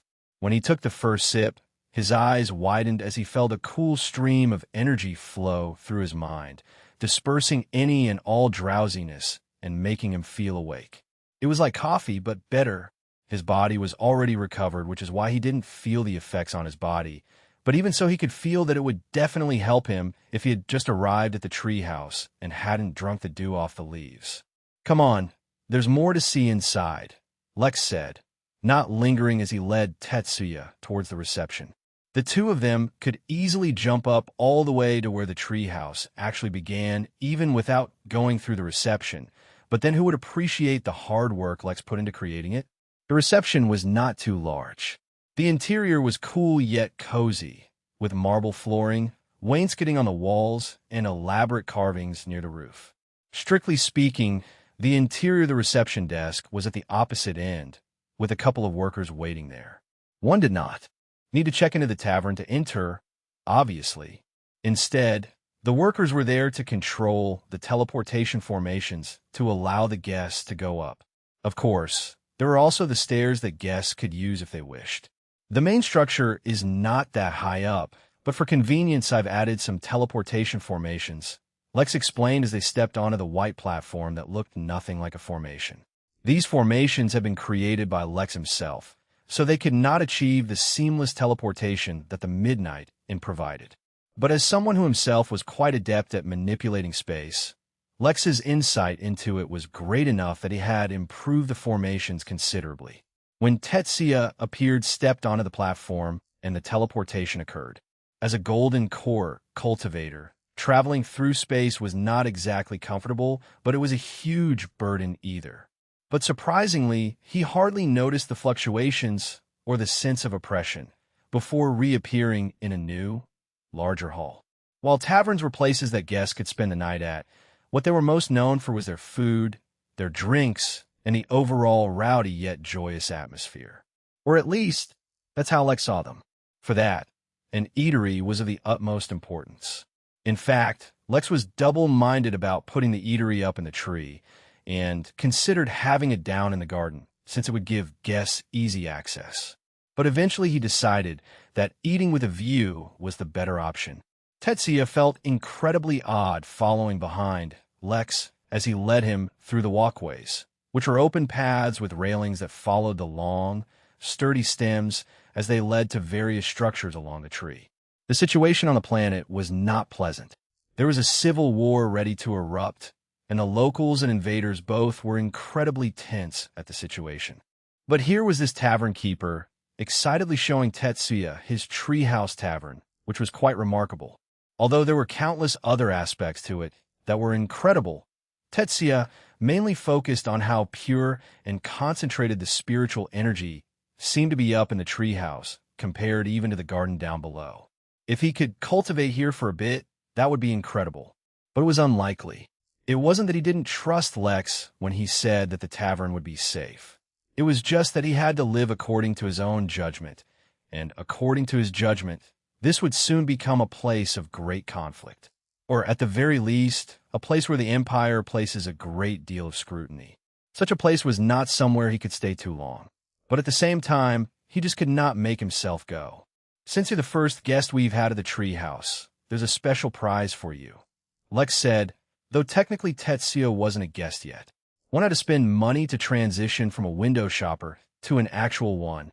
The gift shop at the treehouse, much like the meditation and training rooms, were not official in rooms. Instead, they were things Lex recreated himself after drawing inspiration from the system.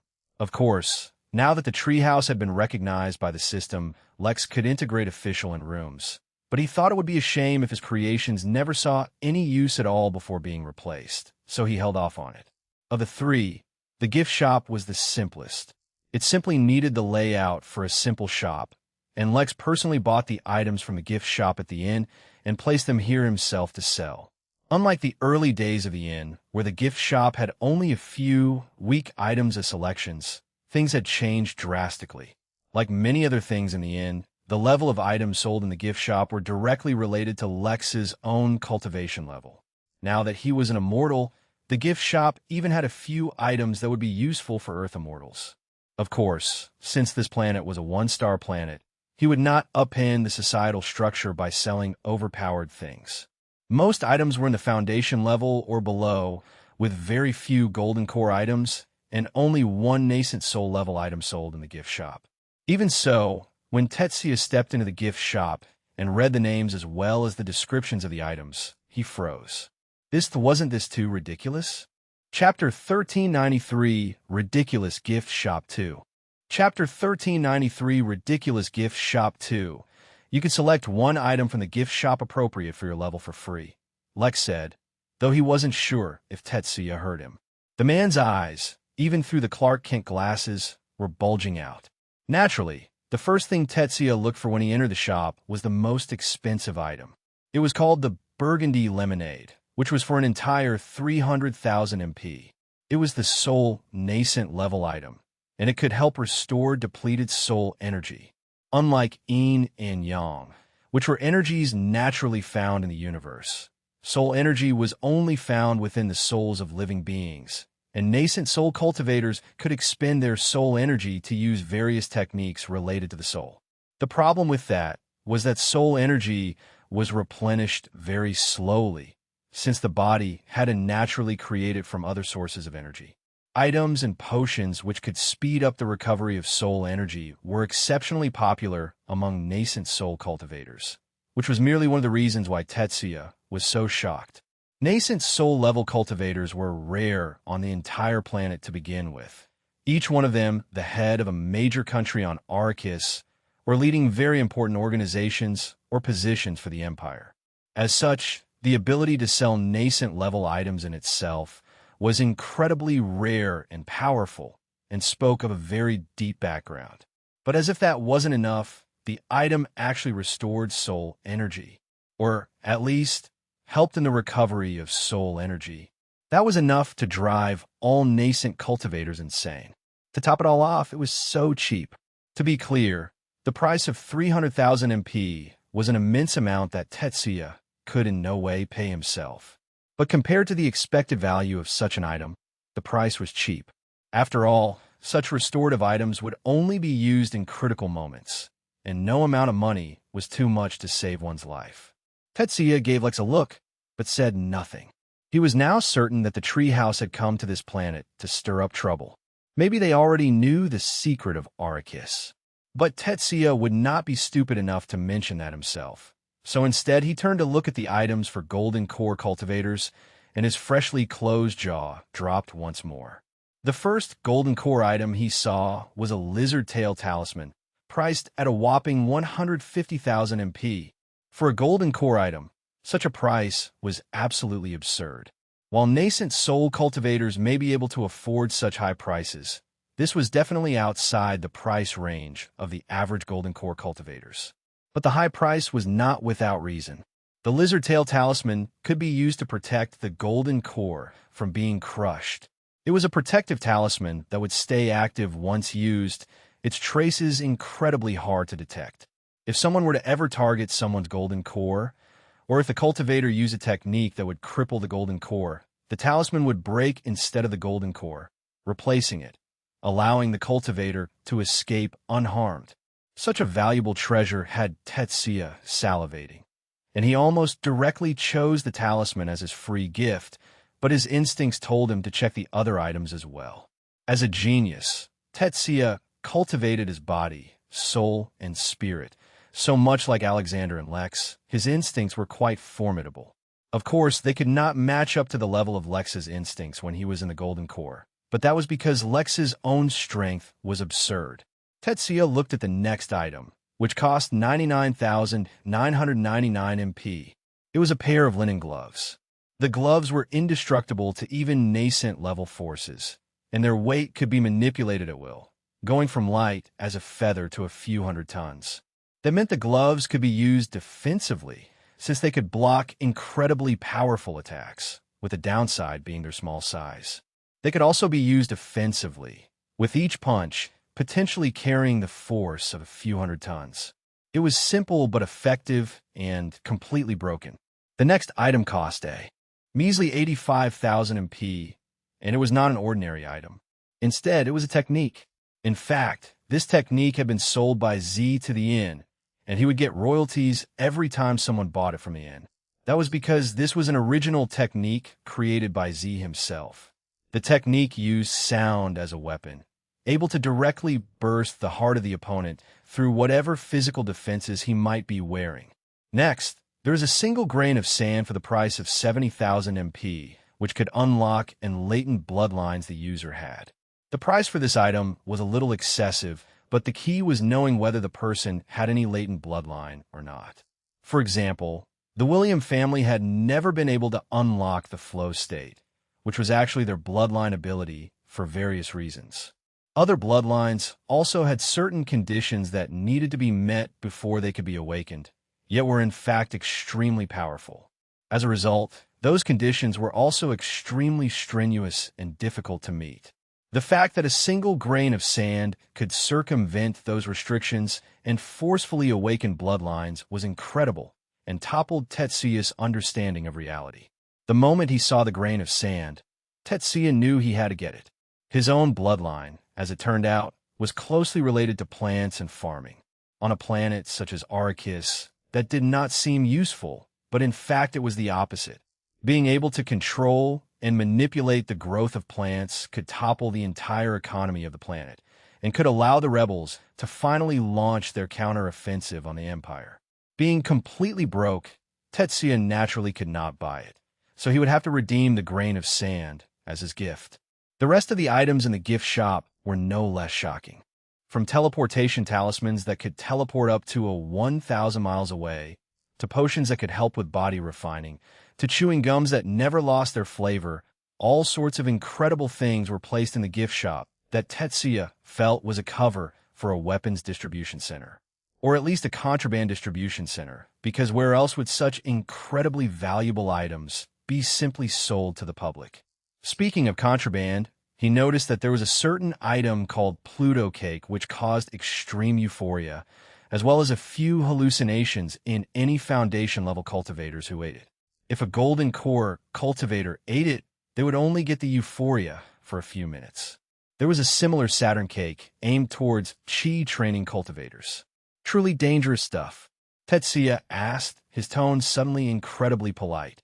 If this was the gift shop, He didn't want to know what Lex would sell if he ever had a grocery store. He suddenly felt like the treehouse was just as dangerous for him as hanging out in an Empire-based city, and wanted to get out of there as quickly as possible. Of course, he also had to make sure not to offend the tavern keeper in the process. It would be rude if he just skipped over after getting a free gift, so he decided to use what little money he had left to grab a meal before he left.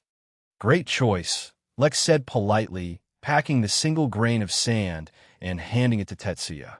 That grain was from a fistful of sand Lex had grabbed from the inn, so it wasn't exactly rare. But it wasn't like he had any intention of telling people that, especially when it's sold for thousands. "Now that you've seen the gift shop, let me show you the terrace," Lex said. Tetsuya said, directly cutting to the chase. "Sounds excellent."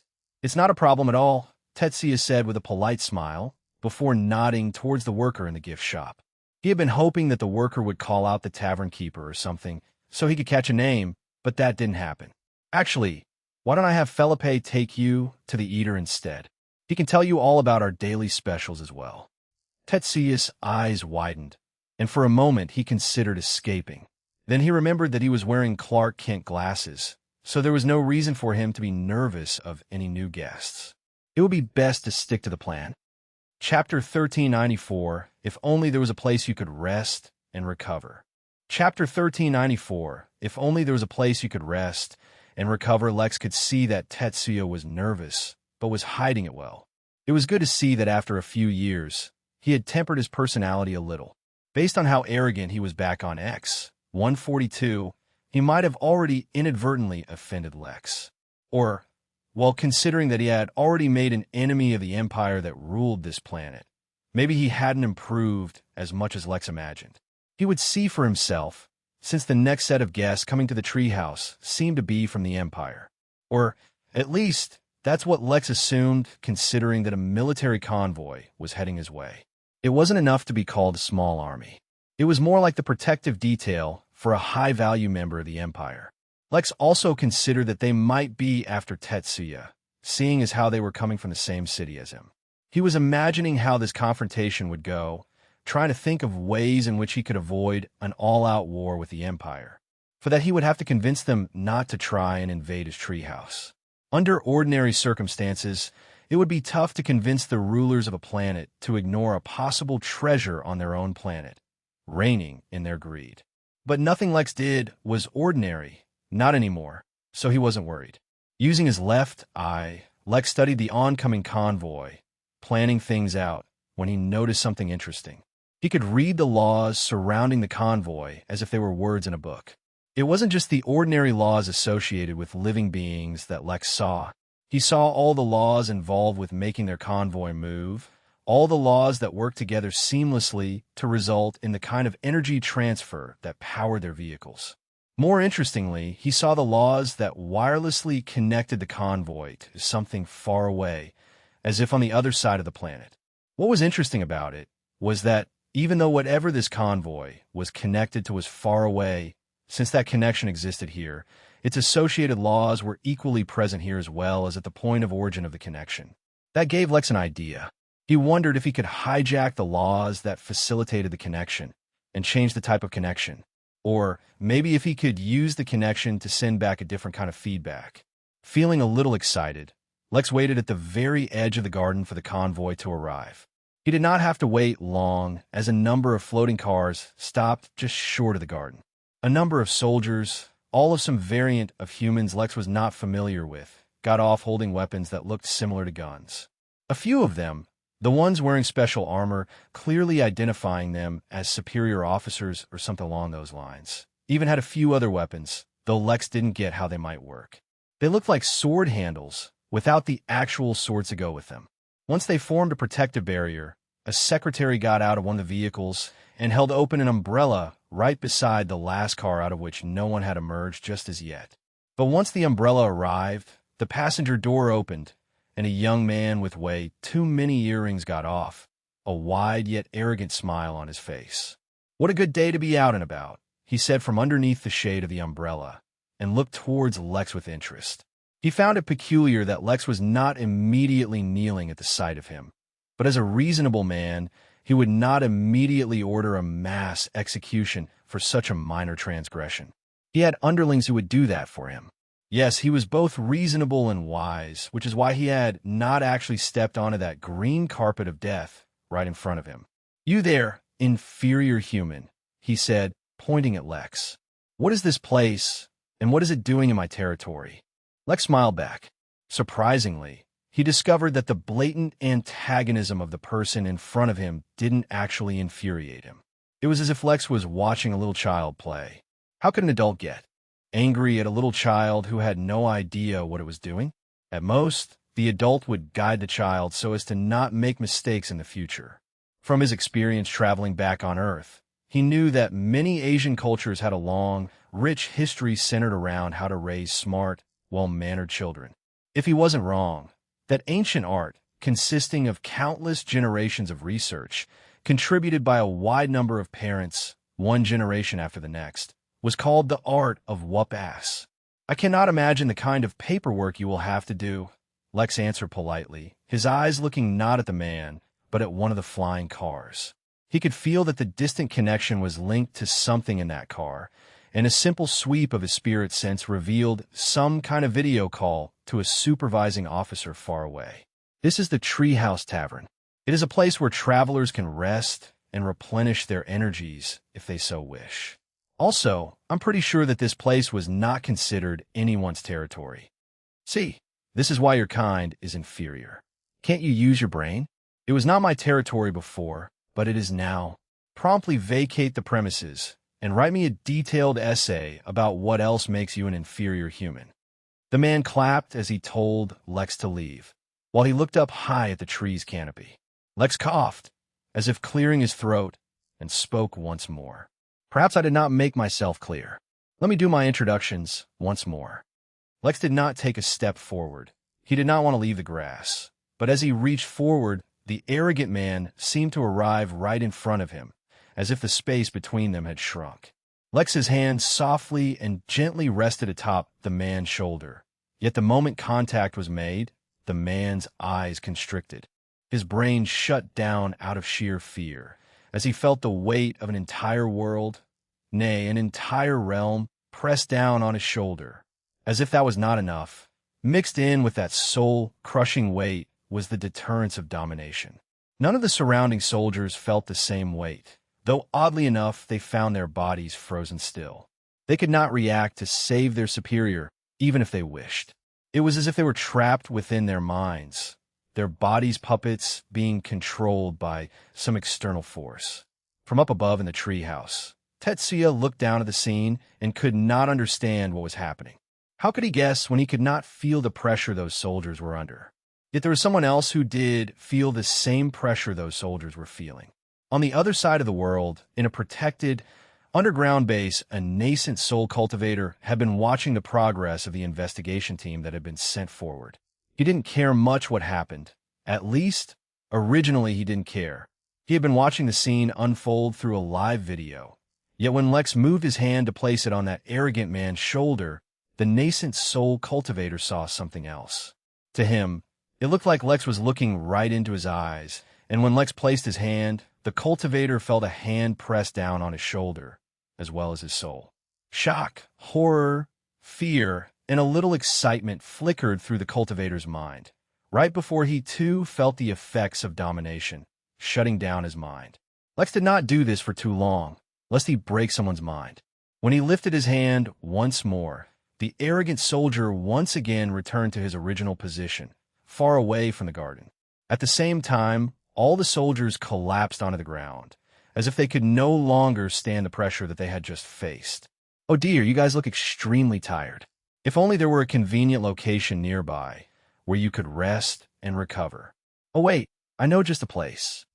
As Lex turned around, all the soldiers began to float above the ground, held up by Lex's spirit sense, and began to follow him. On the other side of the planet, the nascent soul cultivator picked himself up off the ground as excitement painted his expression. "It's him. It's Dragon's Bane." The man yelled like a little child. Chapter 1395, he was right. Chapter 1395, he was right. "Look, I don't want you guys to worry about things. You're not hostages or anything like that. In case you're wondering, Lex said to the dozens of collapsed soldiers floating along behind him. I've already reached out to your superiors. They should contact me soon, and we can have this entire thing sorted out. I just figured I'd stop you guys from making a huge blunder that would get you killed somehow. In response to his completely appropriate, comforting, and calming mini-speech, the group of floating soldiers merely groaned. In Lex's humble opinion, that was a bit much. He hadn't even hit them with his domination, and barely held them in place using his spirit sense. Only their leader, who was now unconscious and drooling down his face, had briefly faced domination. The rest were just suffering from the psychological burden of being faced with an unknown guy more powerful than anything that they had ever imagined, totally breaking their understanding of reality. Lex had faced such things dozens of times, and he'd never reacted like this. But, being an understanding man, Lex generously forgave the soldiers for being unnecessarily dramatic and decided to help them get refreshed. He brought the whole group to the fountain and gave each of them a single drop. It worked like magic, instantly restoring their condition, mostly because it really was magic. All right, guys, I'm going to bring you up to the treehouse. Make yourselves comfortable. Food and drink are on me, but if you want to use any of the facilities, you'll have to pay for them. Lex really wasn't worried about these guys acting out at all, for various reasons. The first and foremost being that since he made the treehouse himself, instead of the system, it was crammed full of protective and offensive formations. Also, all of his workers were in the nascent realm. Lastly, if something really unexpected happened, as an immortal, his awareness and reaction time were more than enough to intervene before real problems could arise. So, he brought the whole gang up to the lobby and then left them there and went up to his stargazing terrace. Although it was daytime and there were no stars to gaze at, Lex liked the feeling of secretly controlling things from the shadows. It was very addictive. Yet even when Lex left and the restrictions of his spirit sense faded, freeing the soldiers, they did not dare to move. For a few seconds, they just stared at each other, before cautiously reaching towards their superior and giving him a soft shake, startling him awake. The man screamed and bolted up, yet looking around he felt disoriented and confused by the unfamiliar surroundings. More importantly, the comfortable temperature and high concentration of spirit energy confused him, because he remembered facing a living nightmare, capable of crushing him and the Empire along with him. How did he get to this paradise from there? The man asked in a whisper, looking at his second in command. The tavern keeper brought us to the Treehouse Tavern and told us that he contacted the Empire and we'd be free to go once they responded. The soldiers looked towards their superior for orders, while the man in charge wiped the drool off his face as he looked around, his thoughts racing. He asked, still in a whisper, as if he was afraid to speak up. The commander, despite his extremely arrogant attitude earlier, was actually not a complete idiot. He took a few moments to assess the situation before responding. Let's assume that the tavern keeper will reach an agreement with the Empire, as he said. The Empire will want to collect information on the tavern. All of you, split up and explore this place, but don't be forceful. If you need to pay for something, just go ahead and do it. The soldiers nodded and split up into teams, ready to begin exploring the tavern. Nearby, Tetsuya had been watching the entire interaction and began wondering how he could take advantage of this situation. While those two concocted their own plots, Lex lay back in a chair sipping a nice, cooling lemonade and concocted plots of his own, mostly about how to entertain himself for the next few days. He could already see that a few more groups were quickly arriving toward the treehouse. One consisted of the elves, led by who he assumed was their shaman. The other group was led by the Empire and an impatient-looking nascent soul cultivator.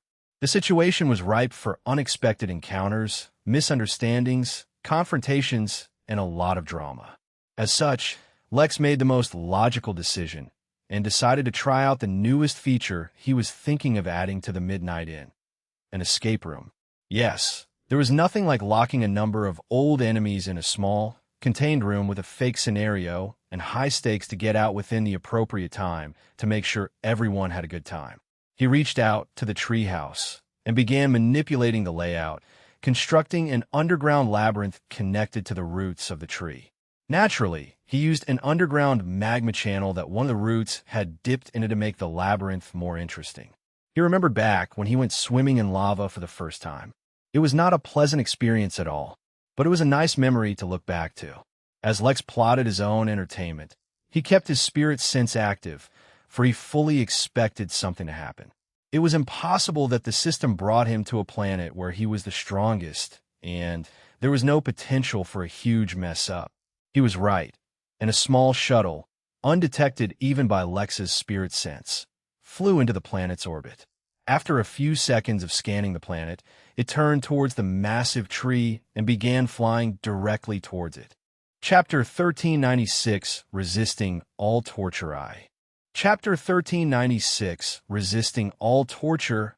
Captain Henry Ford squinted his eyes as the hangar door opened, allowing light to pierce through the darkness that had filled his prison cell. He had been on a mission protecting a space mining operation when the mine was attacked by these unknown assailants, and everyone killed or captured. Henry, being captured, did not know whether he was lucky or unlucky. The mysterious enemies who had captured him left him in his cell for hours, giving him neither water or food, leaving him in the dark. A tall, thin figure dressed from head to toe in a black outfit walked it, and then looked at Henry with a turned head. Henry showed no expression or reaction. He had mentally prepared himself for days or weeks of torture, unwilling to betray his nation. He would either die or be rescued. He saw no other. "You could have just turned on the lights," the dark figure said with a muffled voice, and hit a switch, turning on the lights. Henry was stunned as he looked at his prison cell and saw that it looked like a pretty decent room.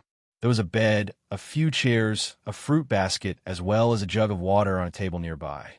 If he had simply explored the area and gotten up, he couldn't doubt himself. This was no doubt a part of their psychological torture, presenting him with luxuries and comforts he could not really get. He looked at the figure with a hardened expression. As a soldier of the Empire, he would not give in so easily. Seeing that Henry gave no reaction, the figure simply shrugged. "Come on, it's time to go," the figure said, and helped Henry off the floor. But that's not how Henry saw it. Henry knew that he was being manhandled, a reminder of his station and position in his current situation. But his will could not so easily be broken.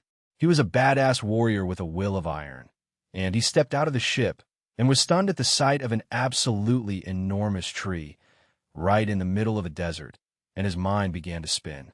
He saw the scene for what it truly was.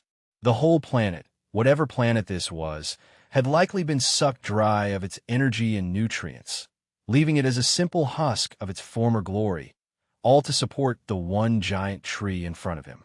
Just what he'd expect from an evil organization. Weakened and unable to resist, Henry was pulled along as the group of figures dressed all in black approached the luscious garden underneath the tree, a truly vile display of greed and vanity. Grass was the most useless of. Henry stepped into the garden and gasped, unable to restrain himself. Not only was the air cool and refreshing, the grass, even through his shoes, felt incredible to step on. It was as if it gave him the perfect foot support, silently healing the flat foot he had hidden across his military career. The garden was absolutely magical. But what was odd was that even the dark figures leading him seemed surprised at the many wonders of the garden. How was that possible? "Welcome, guests, to the Treehouse Tavern," said a mysterious man who suddenly appeared as soon as they entered the garden. But Henry was not fooled by the clearly scripted performance. What kind of tavern could occupy such an obvious treasure tree? Definitely not the kind they could visit, that's for sure. "I am the tavern keeper, and this is my humble establishment," asked the handsome human.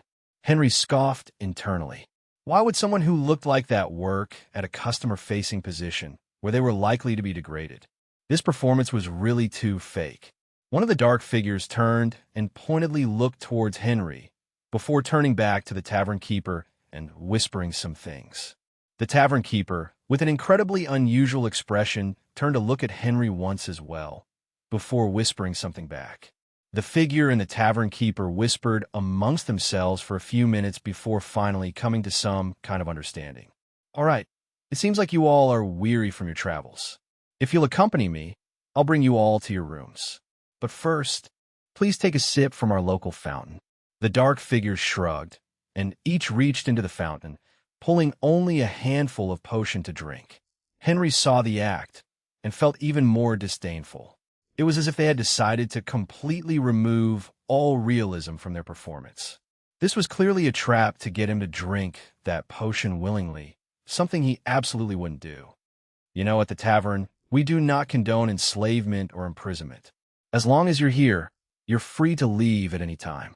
Should anyone try to stop you, the tavern will be forced to protect you as a guest," the tavern keeper said, looking right at Henry, but Henry did not respond. The enemy seemed dedicated to relying on psychological warfare to try and break his mind. That told Henry only one thing. He had some extremely critical information that the enemy needed for whatever reason.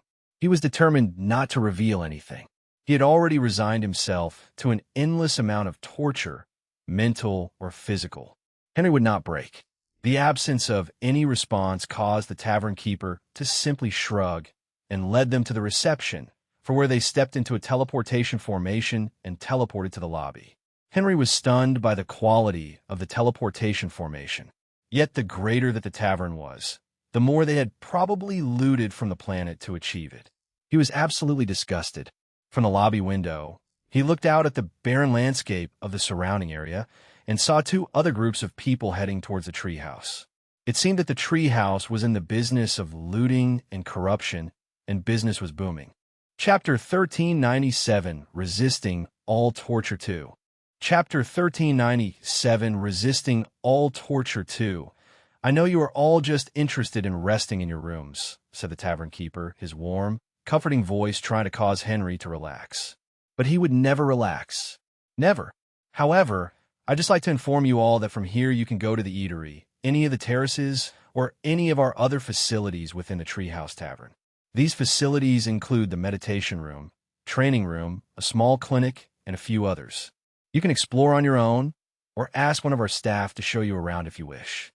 Henry was the perfect example of stoicism, not letting his derision show on his face at all as he ignored the lies being spewed all around him and walked behind his jailers as they brought him to his new prison.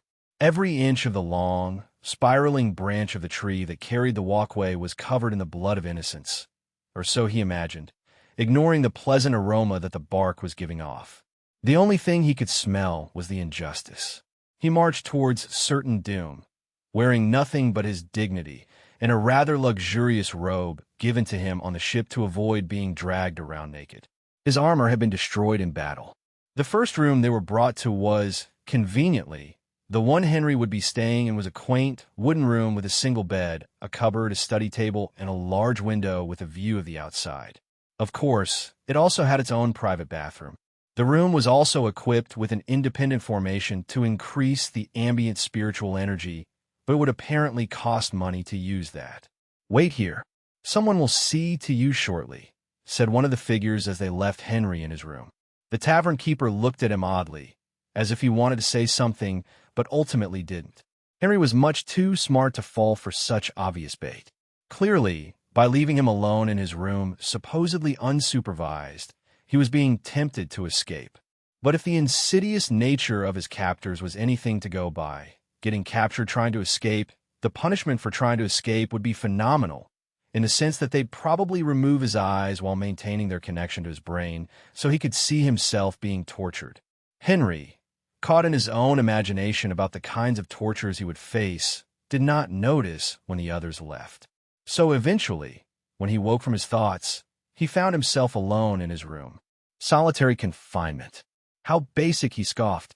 But now, left to his own devices, the question was, what was he to do? He looked around the room and ultimately decided to use the restroom to relieve himself as well as freshen up. Then, he just went to sleep.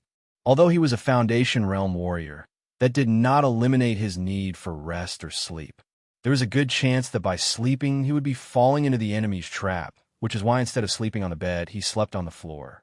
But he did not sleep for long, for one of the figures cloaked in black entered his room, their arrival waking him up. There was no visible way for him to distinguish one of his captors from another, since they all looked more or less the same, covered in their black clothes. That did not apply to their voices, though. "Your appointment with Her Majesty is scheduled to happen soon," the figure said with a stern, yet feminine voice. "As such, you need to be cleaned." Henry, despite believing himself to have immense self-control, could not help glaring at the woman as he heard her ask him to present himself to be tortured. He glared, but after a long pause, he relented.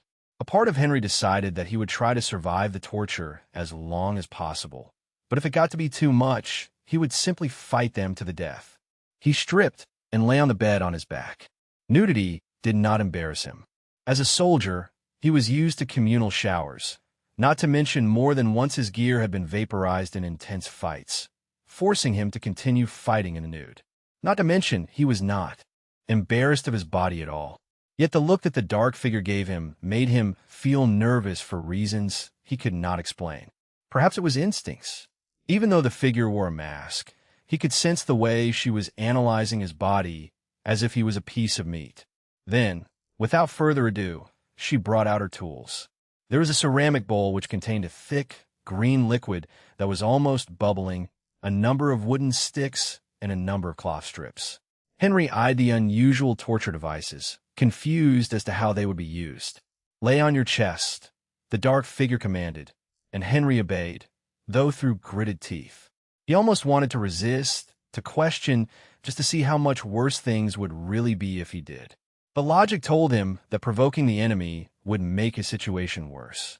He heard the figure move around, but before he could figure out what she was doing, he felt a searing heat suddenly on his back. Without any restraint or remorse, the dark figure had dipped the wooden stick into the bubbling green liquid and was applying it onto his back.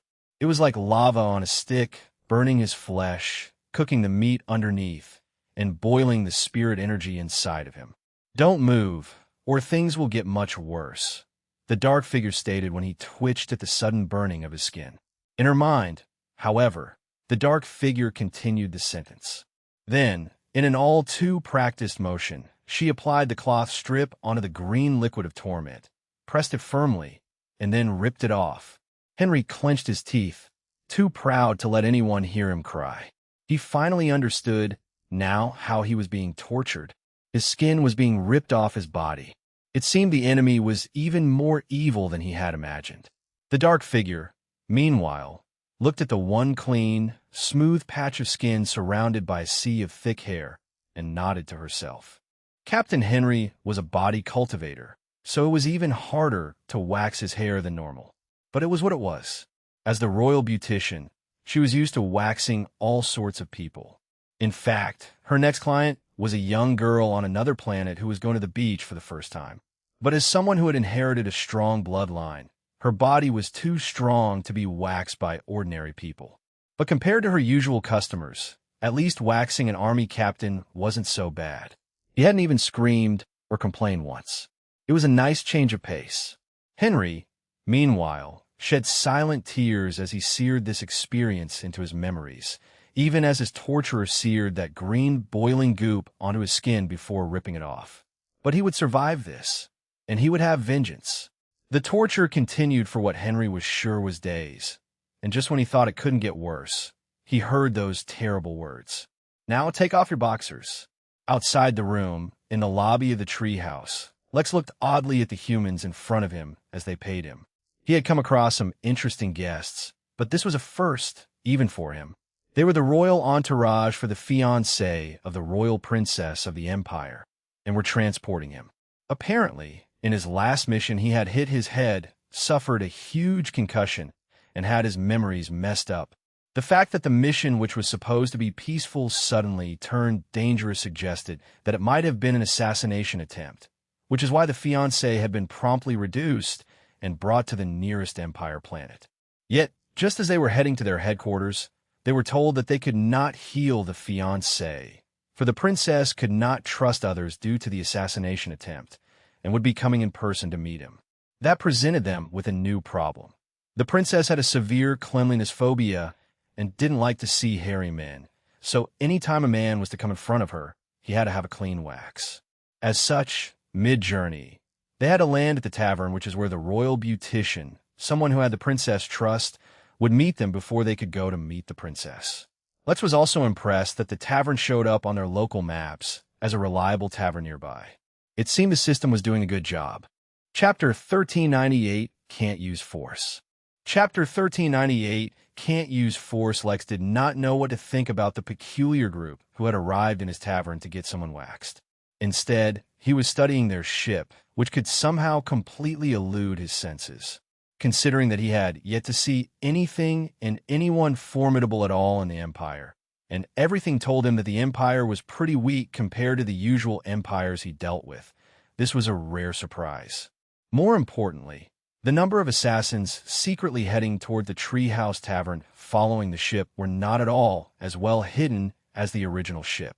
It was a little disappointing that the ship's incredible stealth capabilities had been rendered pointless by a traitor within their ranks, but Lex hardly cared about that.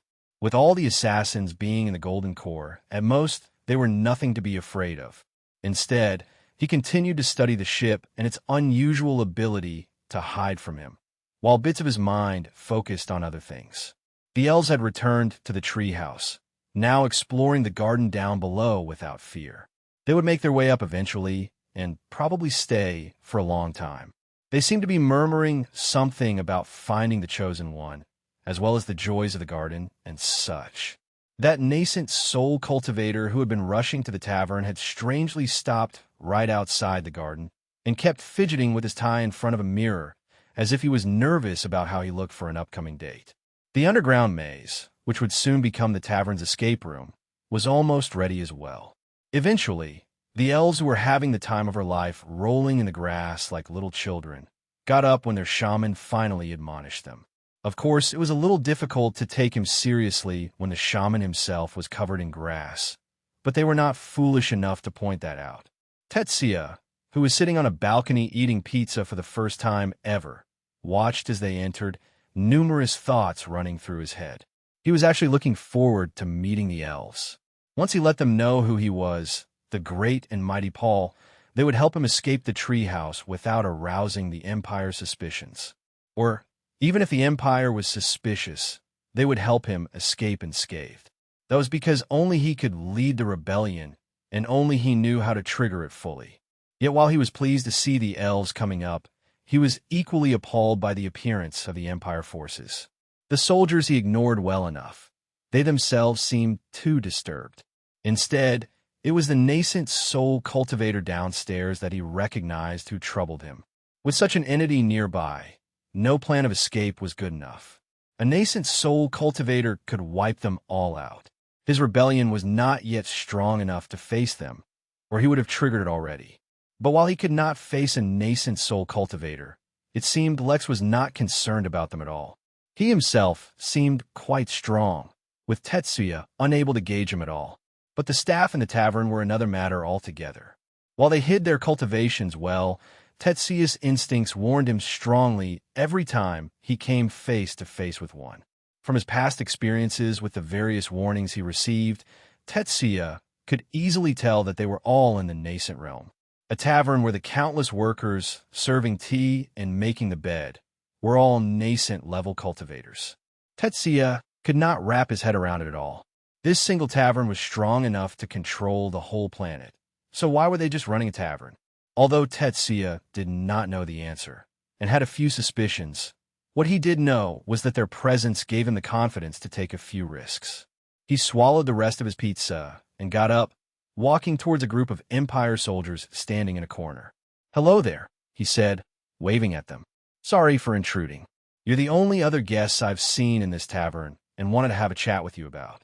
This place is amazing." Tetsuya's voice carried all the enthusiasm and excitement of a coincidental guest who had stumbled onto the tavern, not at all like an experienced warrior who could clearly tell that there was something amiss about it. At first I thought this was something built by the Empire, so I rushed over to take a look. But to my great surprise, there's no affiliation. The soldiers looked at one another, uncomfortably.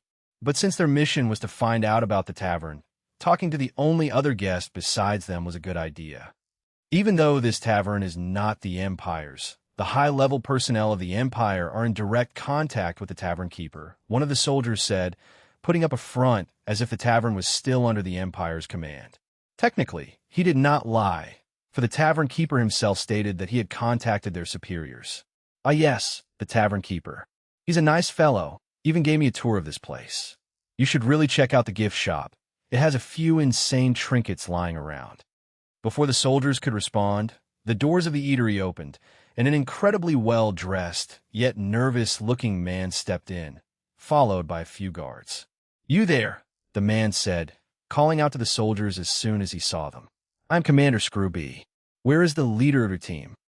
The soldiers exclaimed, saluting the man before quickly running out of the room. But it was only then that Scrooby noticed that they had been talking to Tetsuya, and approached him with a smile on his face. "I'm sorry for interrupting your conversation, young man. Please do not take offense at my abruptness. I was just a little excited." "Not at all, Commander Scrub," Tetsuya said with a fond smile. "I was just asking those men if they happen to know the tavern keeper's name." "It's Scrooby, not Scrub," the commander corrected, though he seemed too distracted to pay attention to it. Coincidentally, at the same time, the elves also entered the room. "The tavern keeper's name, you say? Why are you satisfied with a single name? He is a man of many names. Handsome devil, crazy bastard, the chosen one, king of Lover's Island, angel killer, though that last one isn't because he killed angels, but because countless angels seem to have fallen in love with him. I've even heard him called a moving treasure chest, because apparently he was worth quite a few planets at one point. No, a single name is not good enough for him, and many names just don't do him justice." Tetsuya was feeling a little dissatisfied with the answer, though he did learn that apparently this old acquaintance of his was much more popular than he had imagined. What he didn't know was that while he was thinking of extracting the tavern keeper's name from the scrub in front of him, the elves were also staring at the man. One of the elves whispered to another. "It can't be a coincidence," another responded. "We may have found our salvation," the shaman whispered as tears streamed down his eyes. Around the same time, about a dozen assassins entered the tavern under various guises, and coincidentally, Lex finished making his basement at the same time. Now, he couldn't exactly go ahead and force his guests into entering his escape room, which may or may not be excessively dangerous, though Lex had built in an emergency escape feature to avoid deaths or severe injuries. He could, however, think of various ways to entice his guests to participate in it willingly. The elves were whispering amongst themselves. Tetsuya and Scrooby were chatting. Henry was getting waxed in ungodly places, and the assassins were slowly making their way up the stairs. Suddenly, they all saw a virtual screen pop up in front of them, startling all of them initially. But when they paid closer attention to the screen, they saw that it was a mere announcement. To celebrate the opening of the Treehouse Tavern, an event is being hosted with a prize. Peak Nascent Defense Talisman. The talisman can defend against all attacks within the nascent realm for 15 minutes. The event takes place in the tavern escape room. The first to solve and exit the escape room gets a prize star. Asterisk giving up and exiting the escape room does not count as completing it. Chapter 1399, I'm the Tavern Keeper Now. Chapter 1399, I'm the Tavern Keeper Now. The days in Arceus were much longer than Lex was used to. It took nearly 30 hours for the sun to finally set from the point where Lex first saw it, and during this period many interesting things happened. As it turns out, giving out rare, valuable free things is a very good way to get people to do stuff. Of course, doing a demo of said item was even more convincing. So when all the guests were hesitating about entering, as if doubtful about the validity of the actual prize, Lex had two random workers demonstrate the talisman for them. That was, in no way, shape, or form, a threatening deterrent for the far-off Empire forces who were secretly observing the treehouse. A decent tavern doesn't do things like this. Ideally, the treehouse should be in a forest where it doesn't stand out. In a desert, it was destined to be unique to begin with, so Lex didn't mind if the tavern got a little more popular than ordinary. This was just a one-time thing, and totally not something he would get addicted to. Anyway, after a simple display equal to a man surviving a direct hit with a missile, everyone jumped into the escape room. Lex was surprised, because he didn't think that Henry would actually believe it based on his history. Of course, since the target of their assassination went into the escape room, so did all the assassins. Though one could question how the assassins knew Henry went into the escape room to begin with, since they hadn't actually reached him yet. Either they knew him really well, or there must be some other reason. Oh well. Of course, the team of black-robed figures saw Henry suddenly disappear, teleported to the escape room. So the fact that they all followed was no surprise. Henry hadn't finished his wax yet, so they had to see to that, or else they'd be in trouble. One by one, they all entered the escape room, and the shenanigans began. Like all good escape rooms, this one had a theme going on, and the theme was that the basement was going to be flooded by lava within 1 month if they don't find a way to stop it. Now, 1 month may seem like a long time, but for cultivators, was it really a long time? Yes. Yes, it was, because most people who entered were at low levels. But that was only fair, since in exchange they would be getting a valuable treasure that couldn't really be bought with money. Unfortunately, just as things were getting interesting, because it turned out one of the assassins was actually the princess' long-lost twin, who was confronting Henry about a broken promise from their childhood, and it confused Henry, who did not remember any of this, just tried to figure out what was going on. The planet finally connected to the inn. While Lex enjoyed the short entertainment, it was time for him to leave.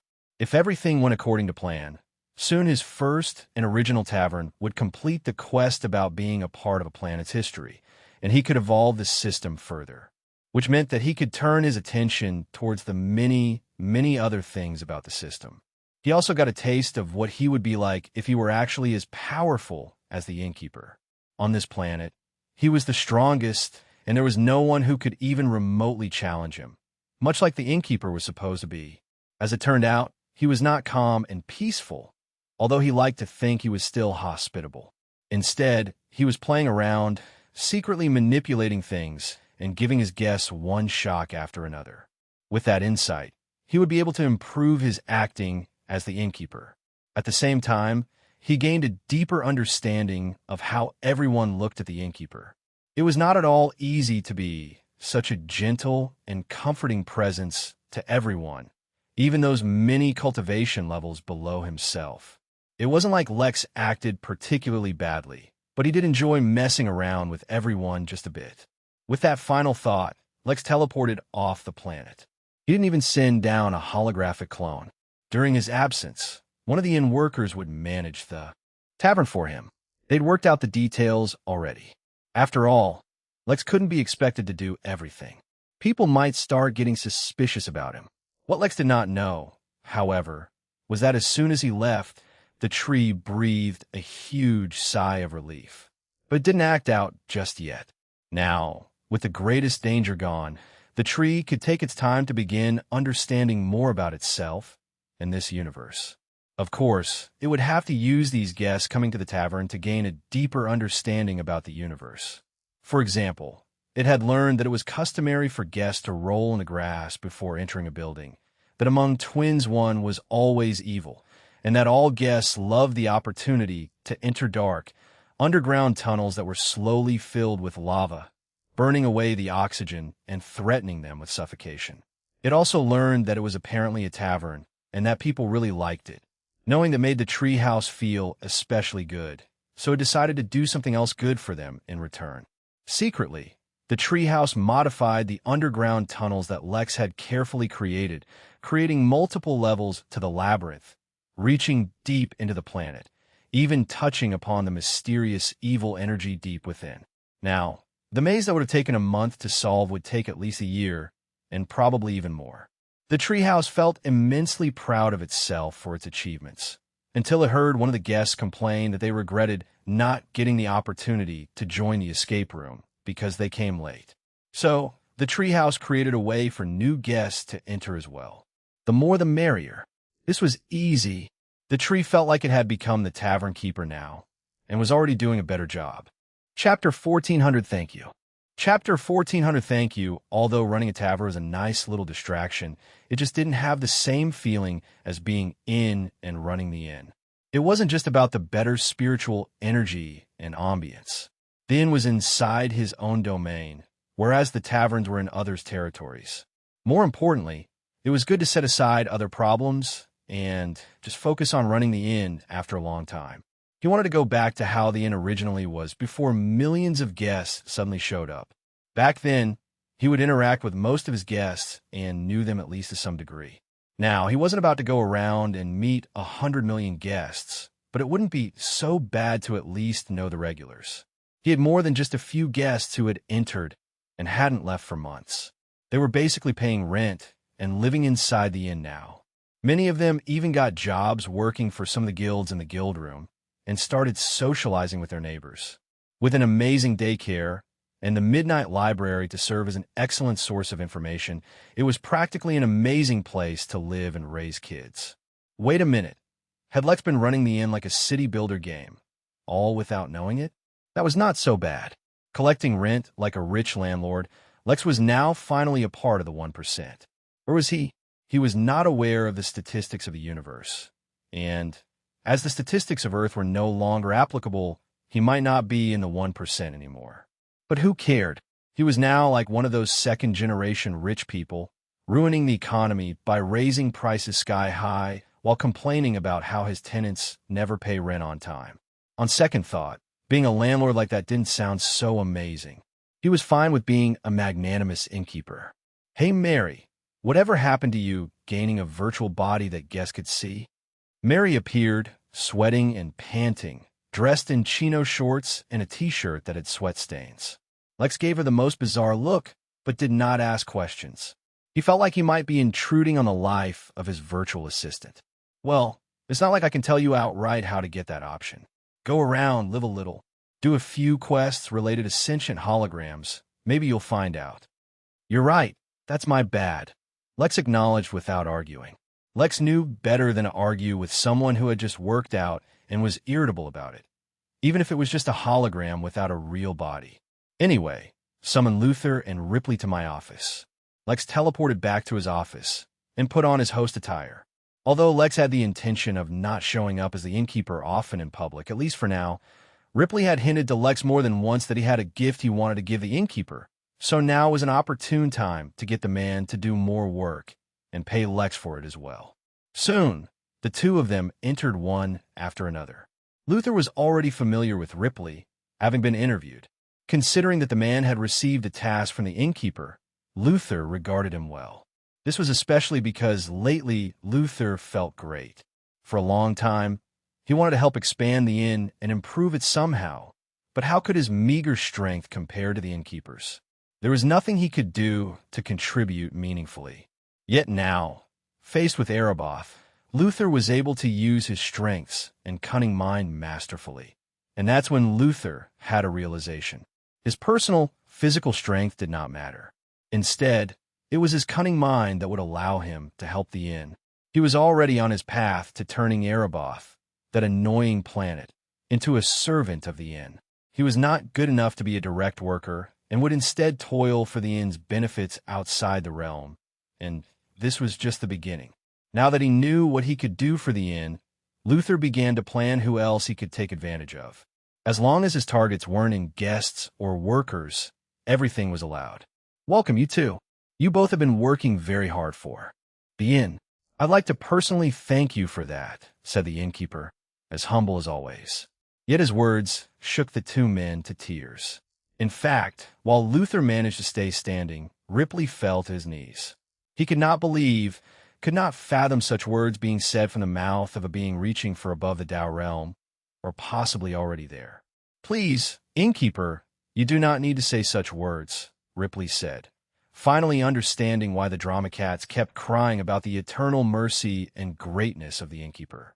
Luther, instead, did not waste any words. He just bowed.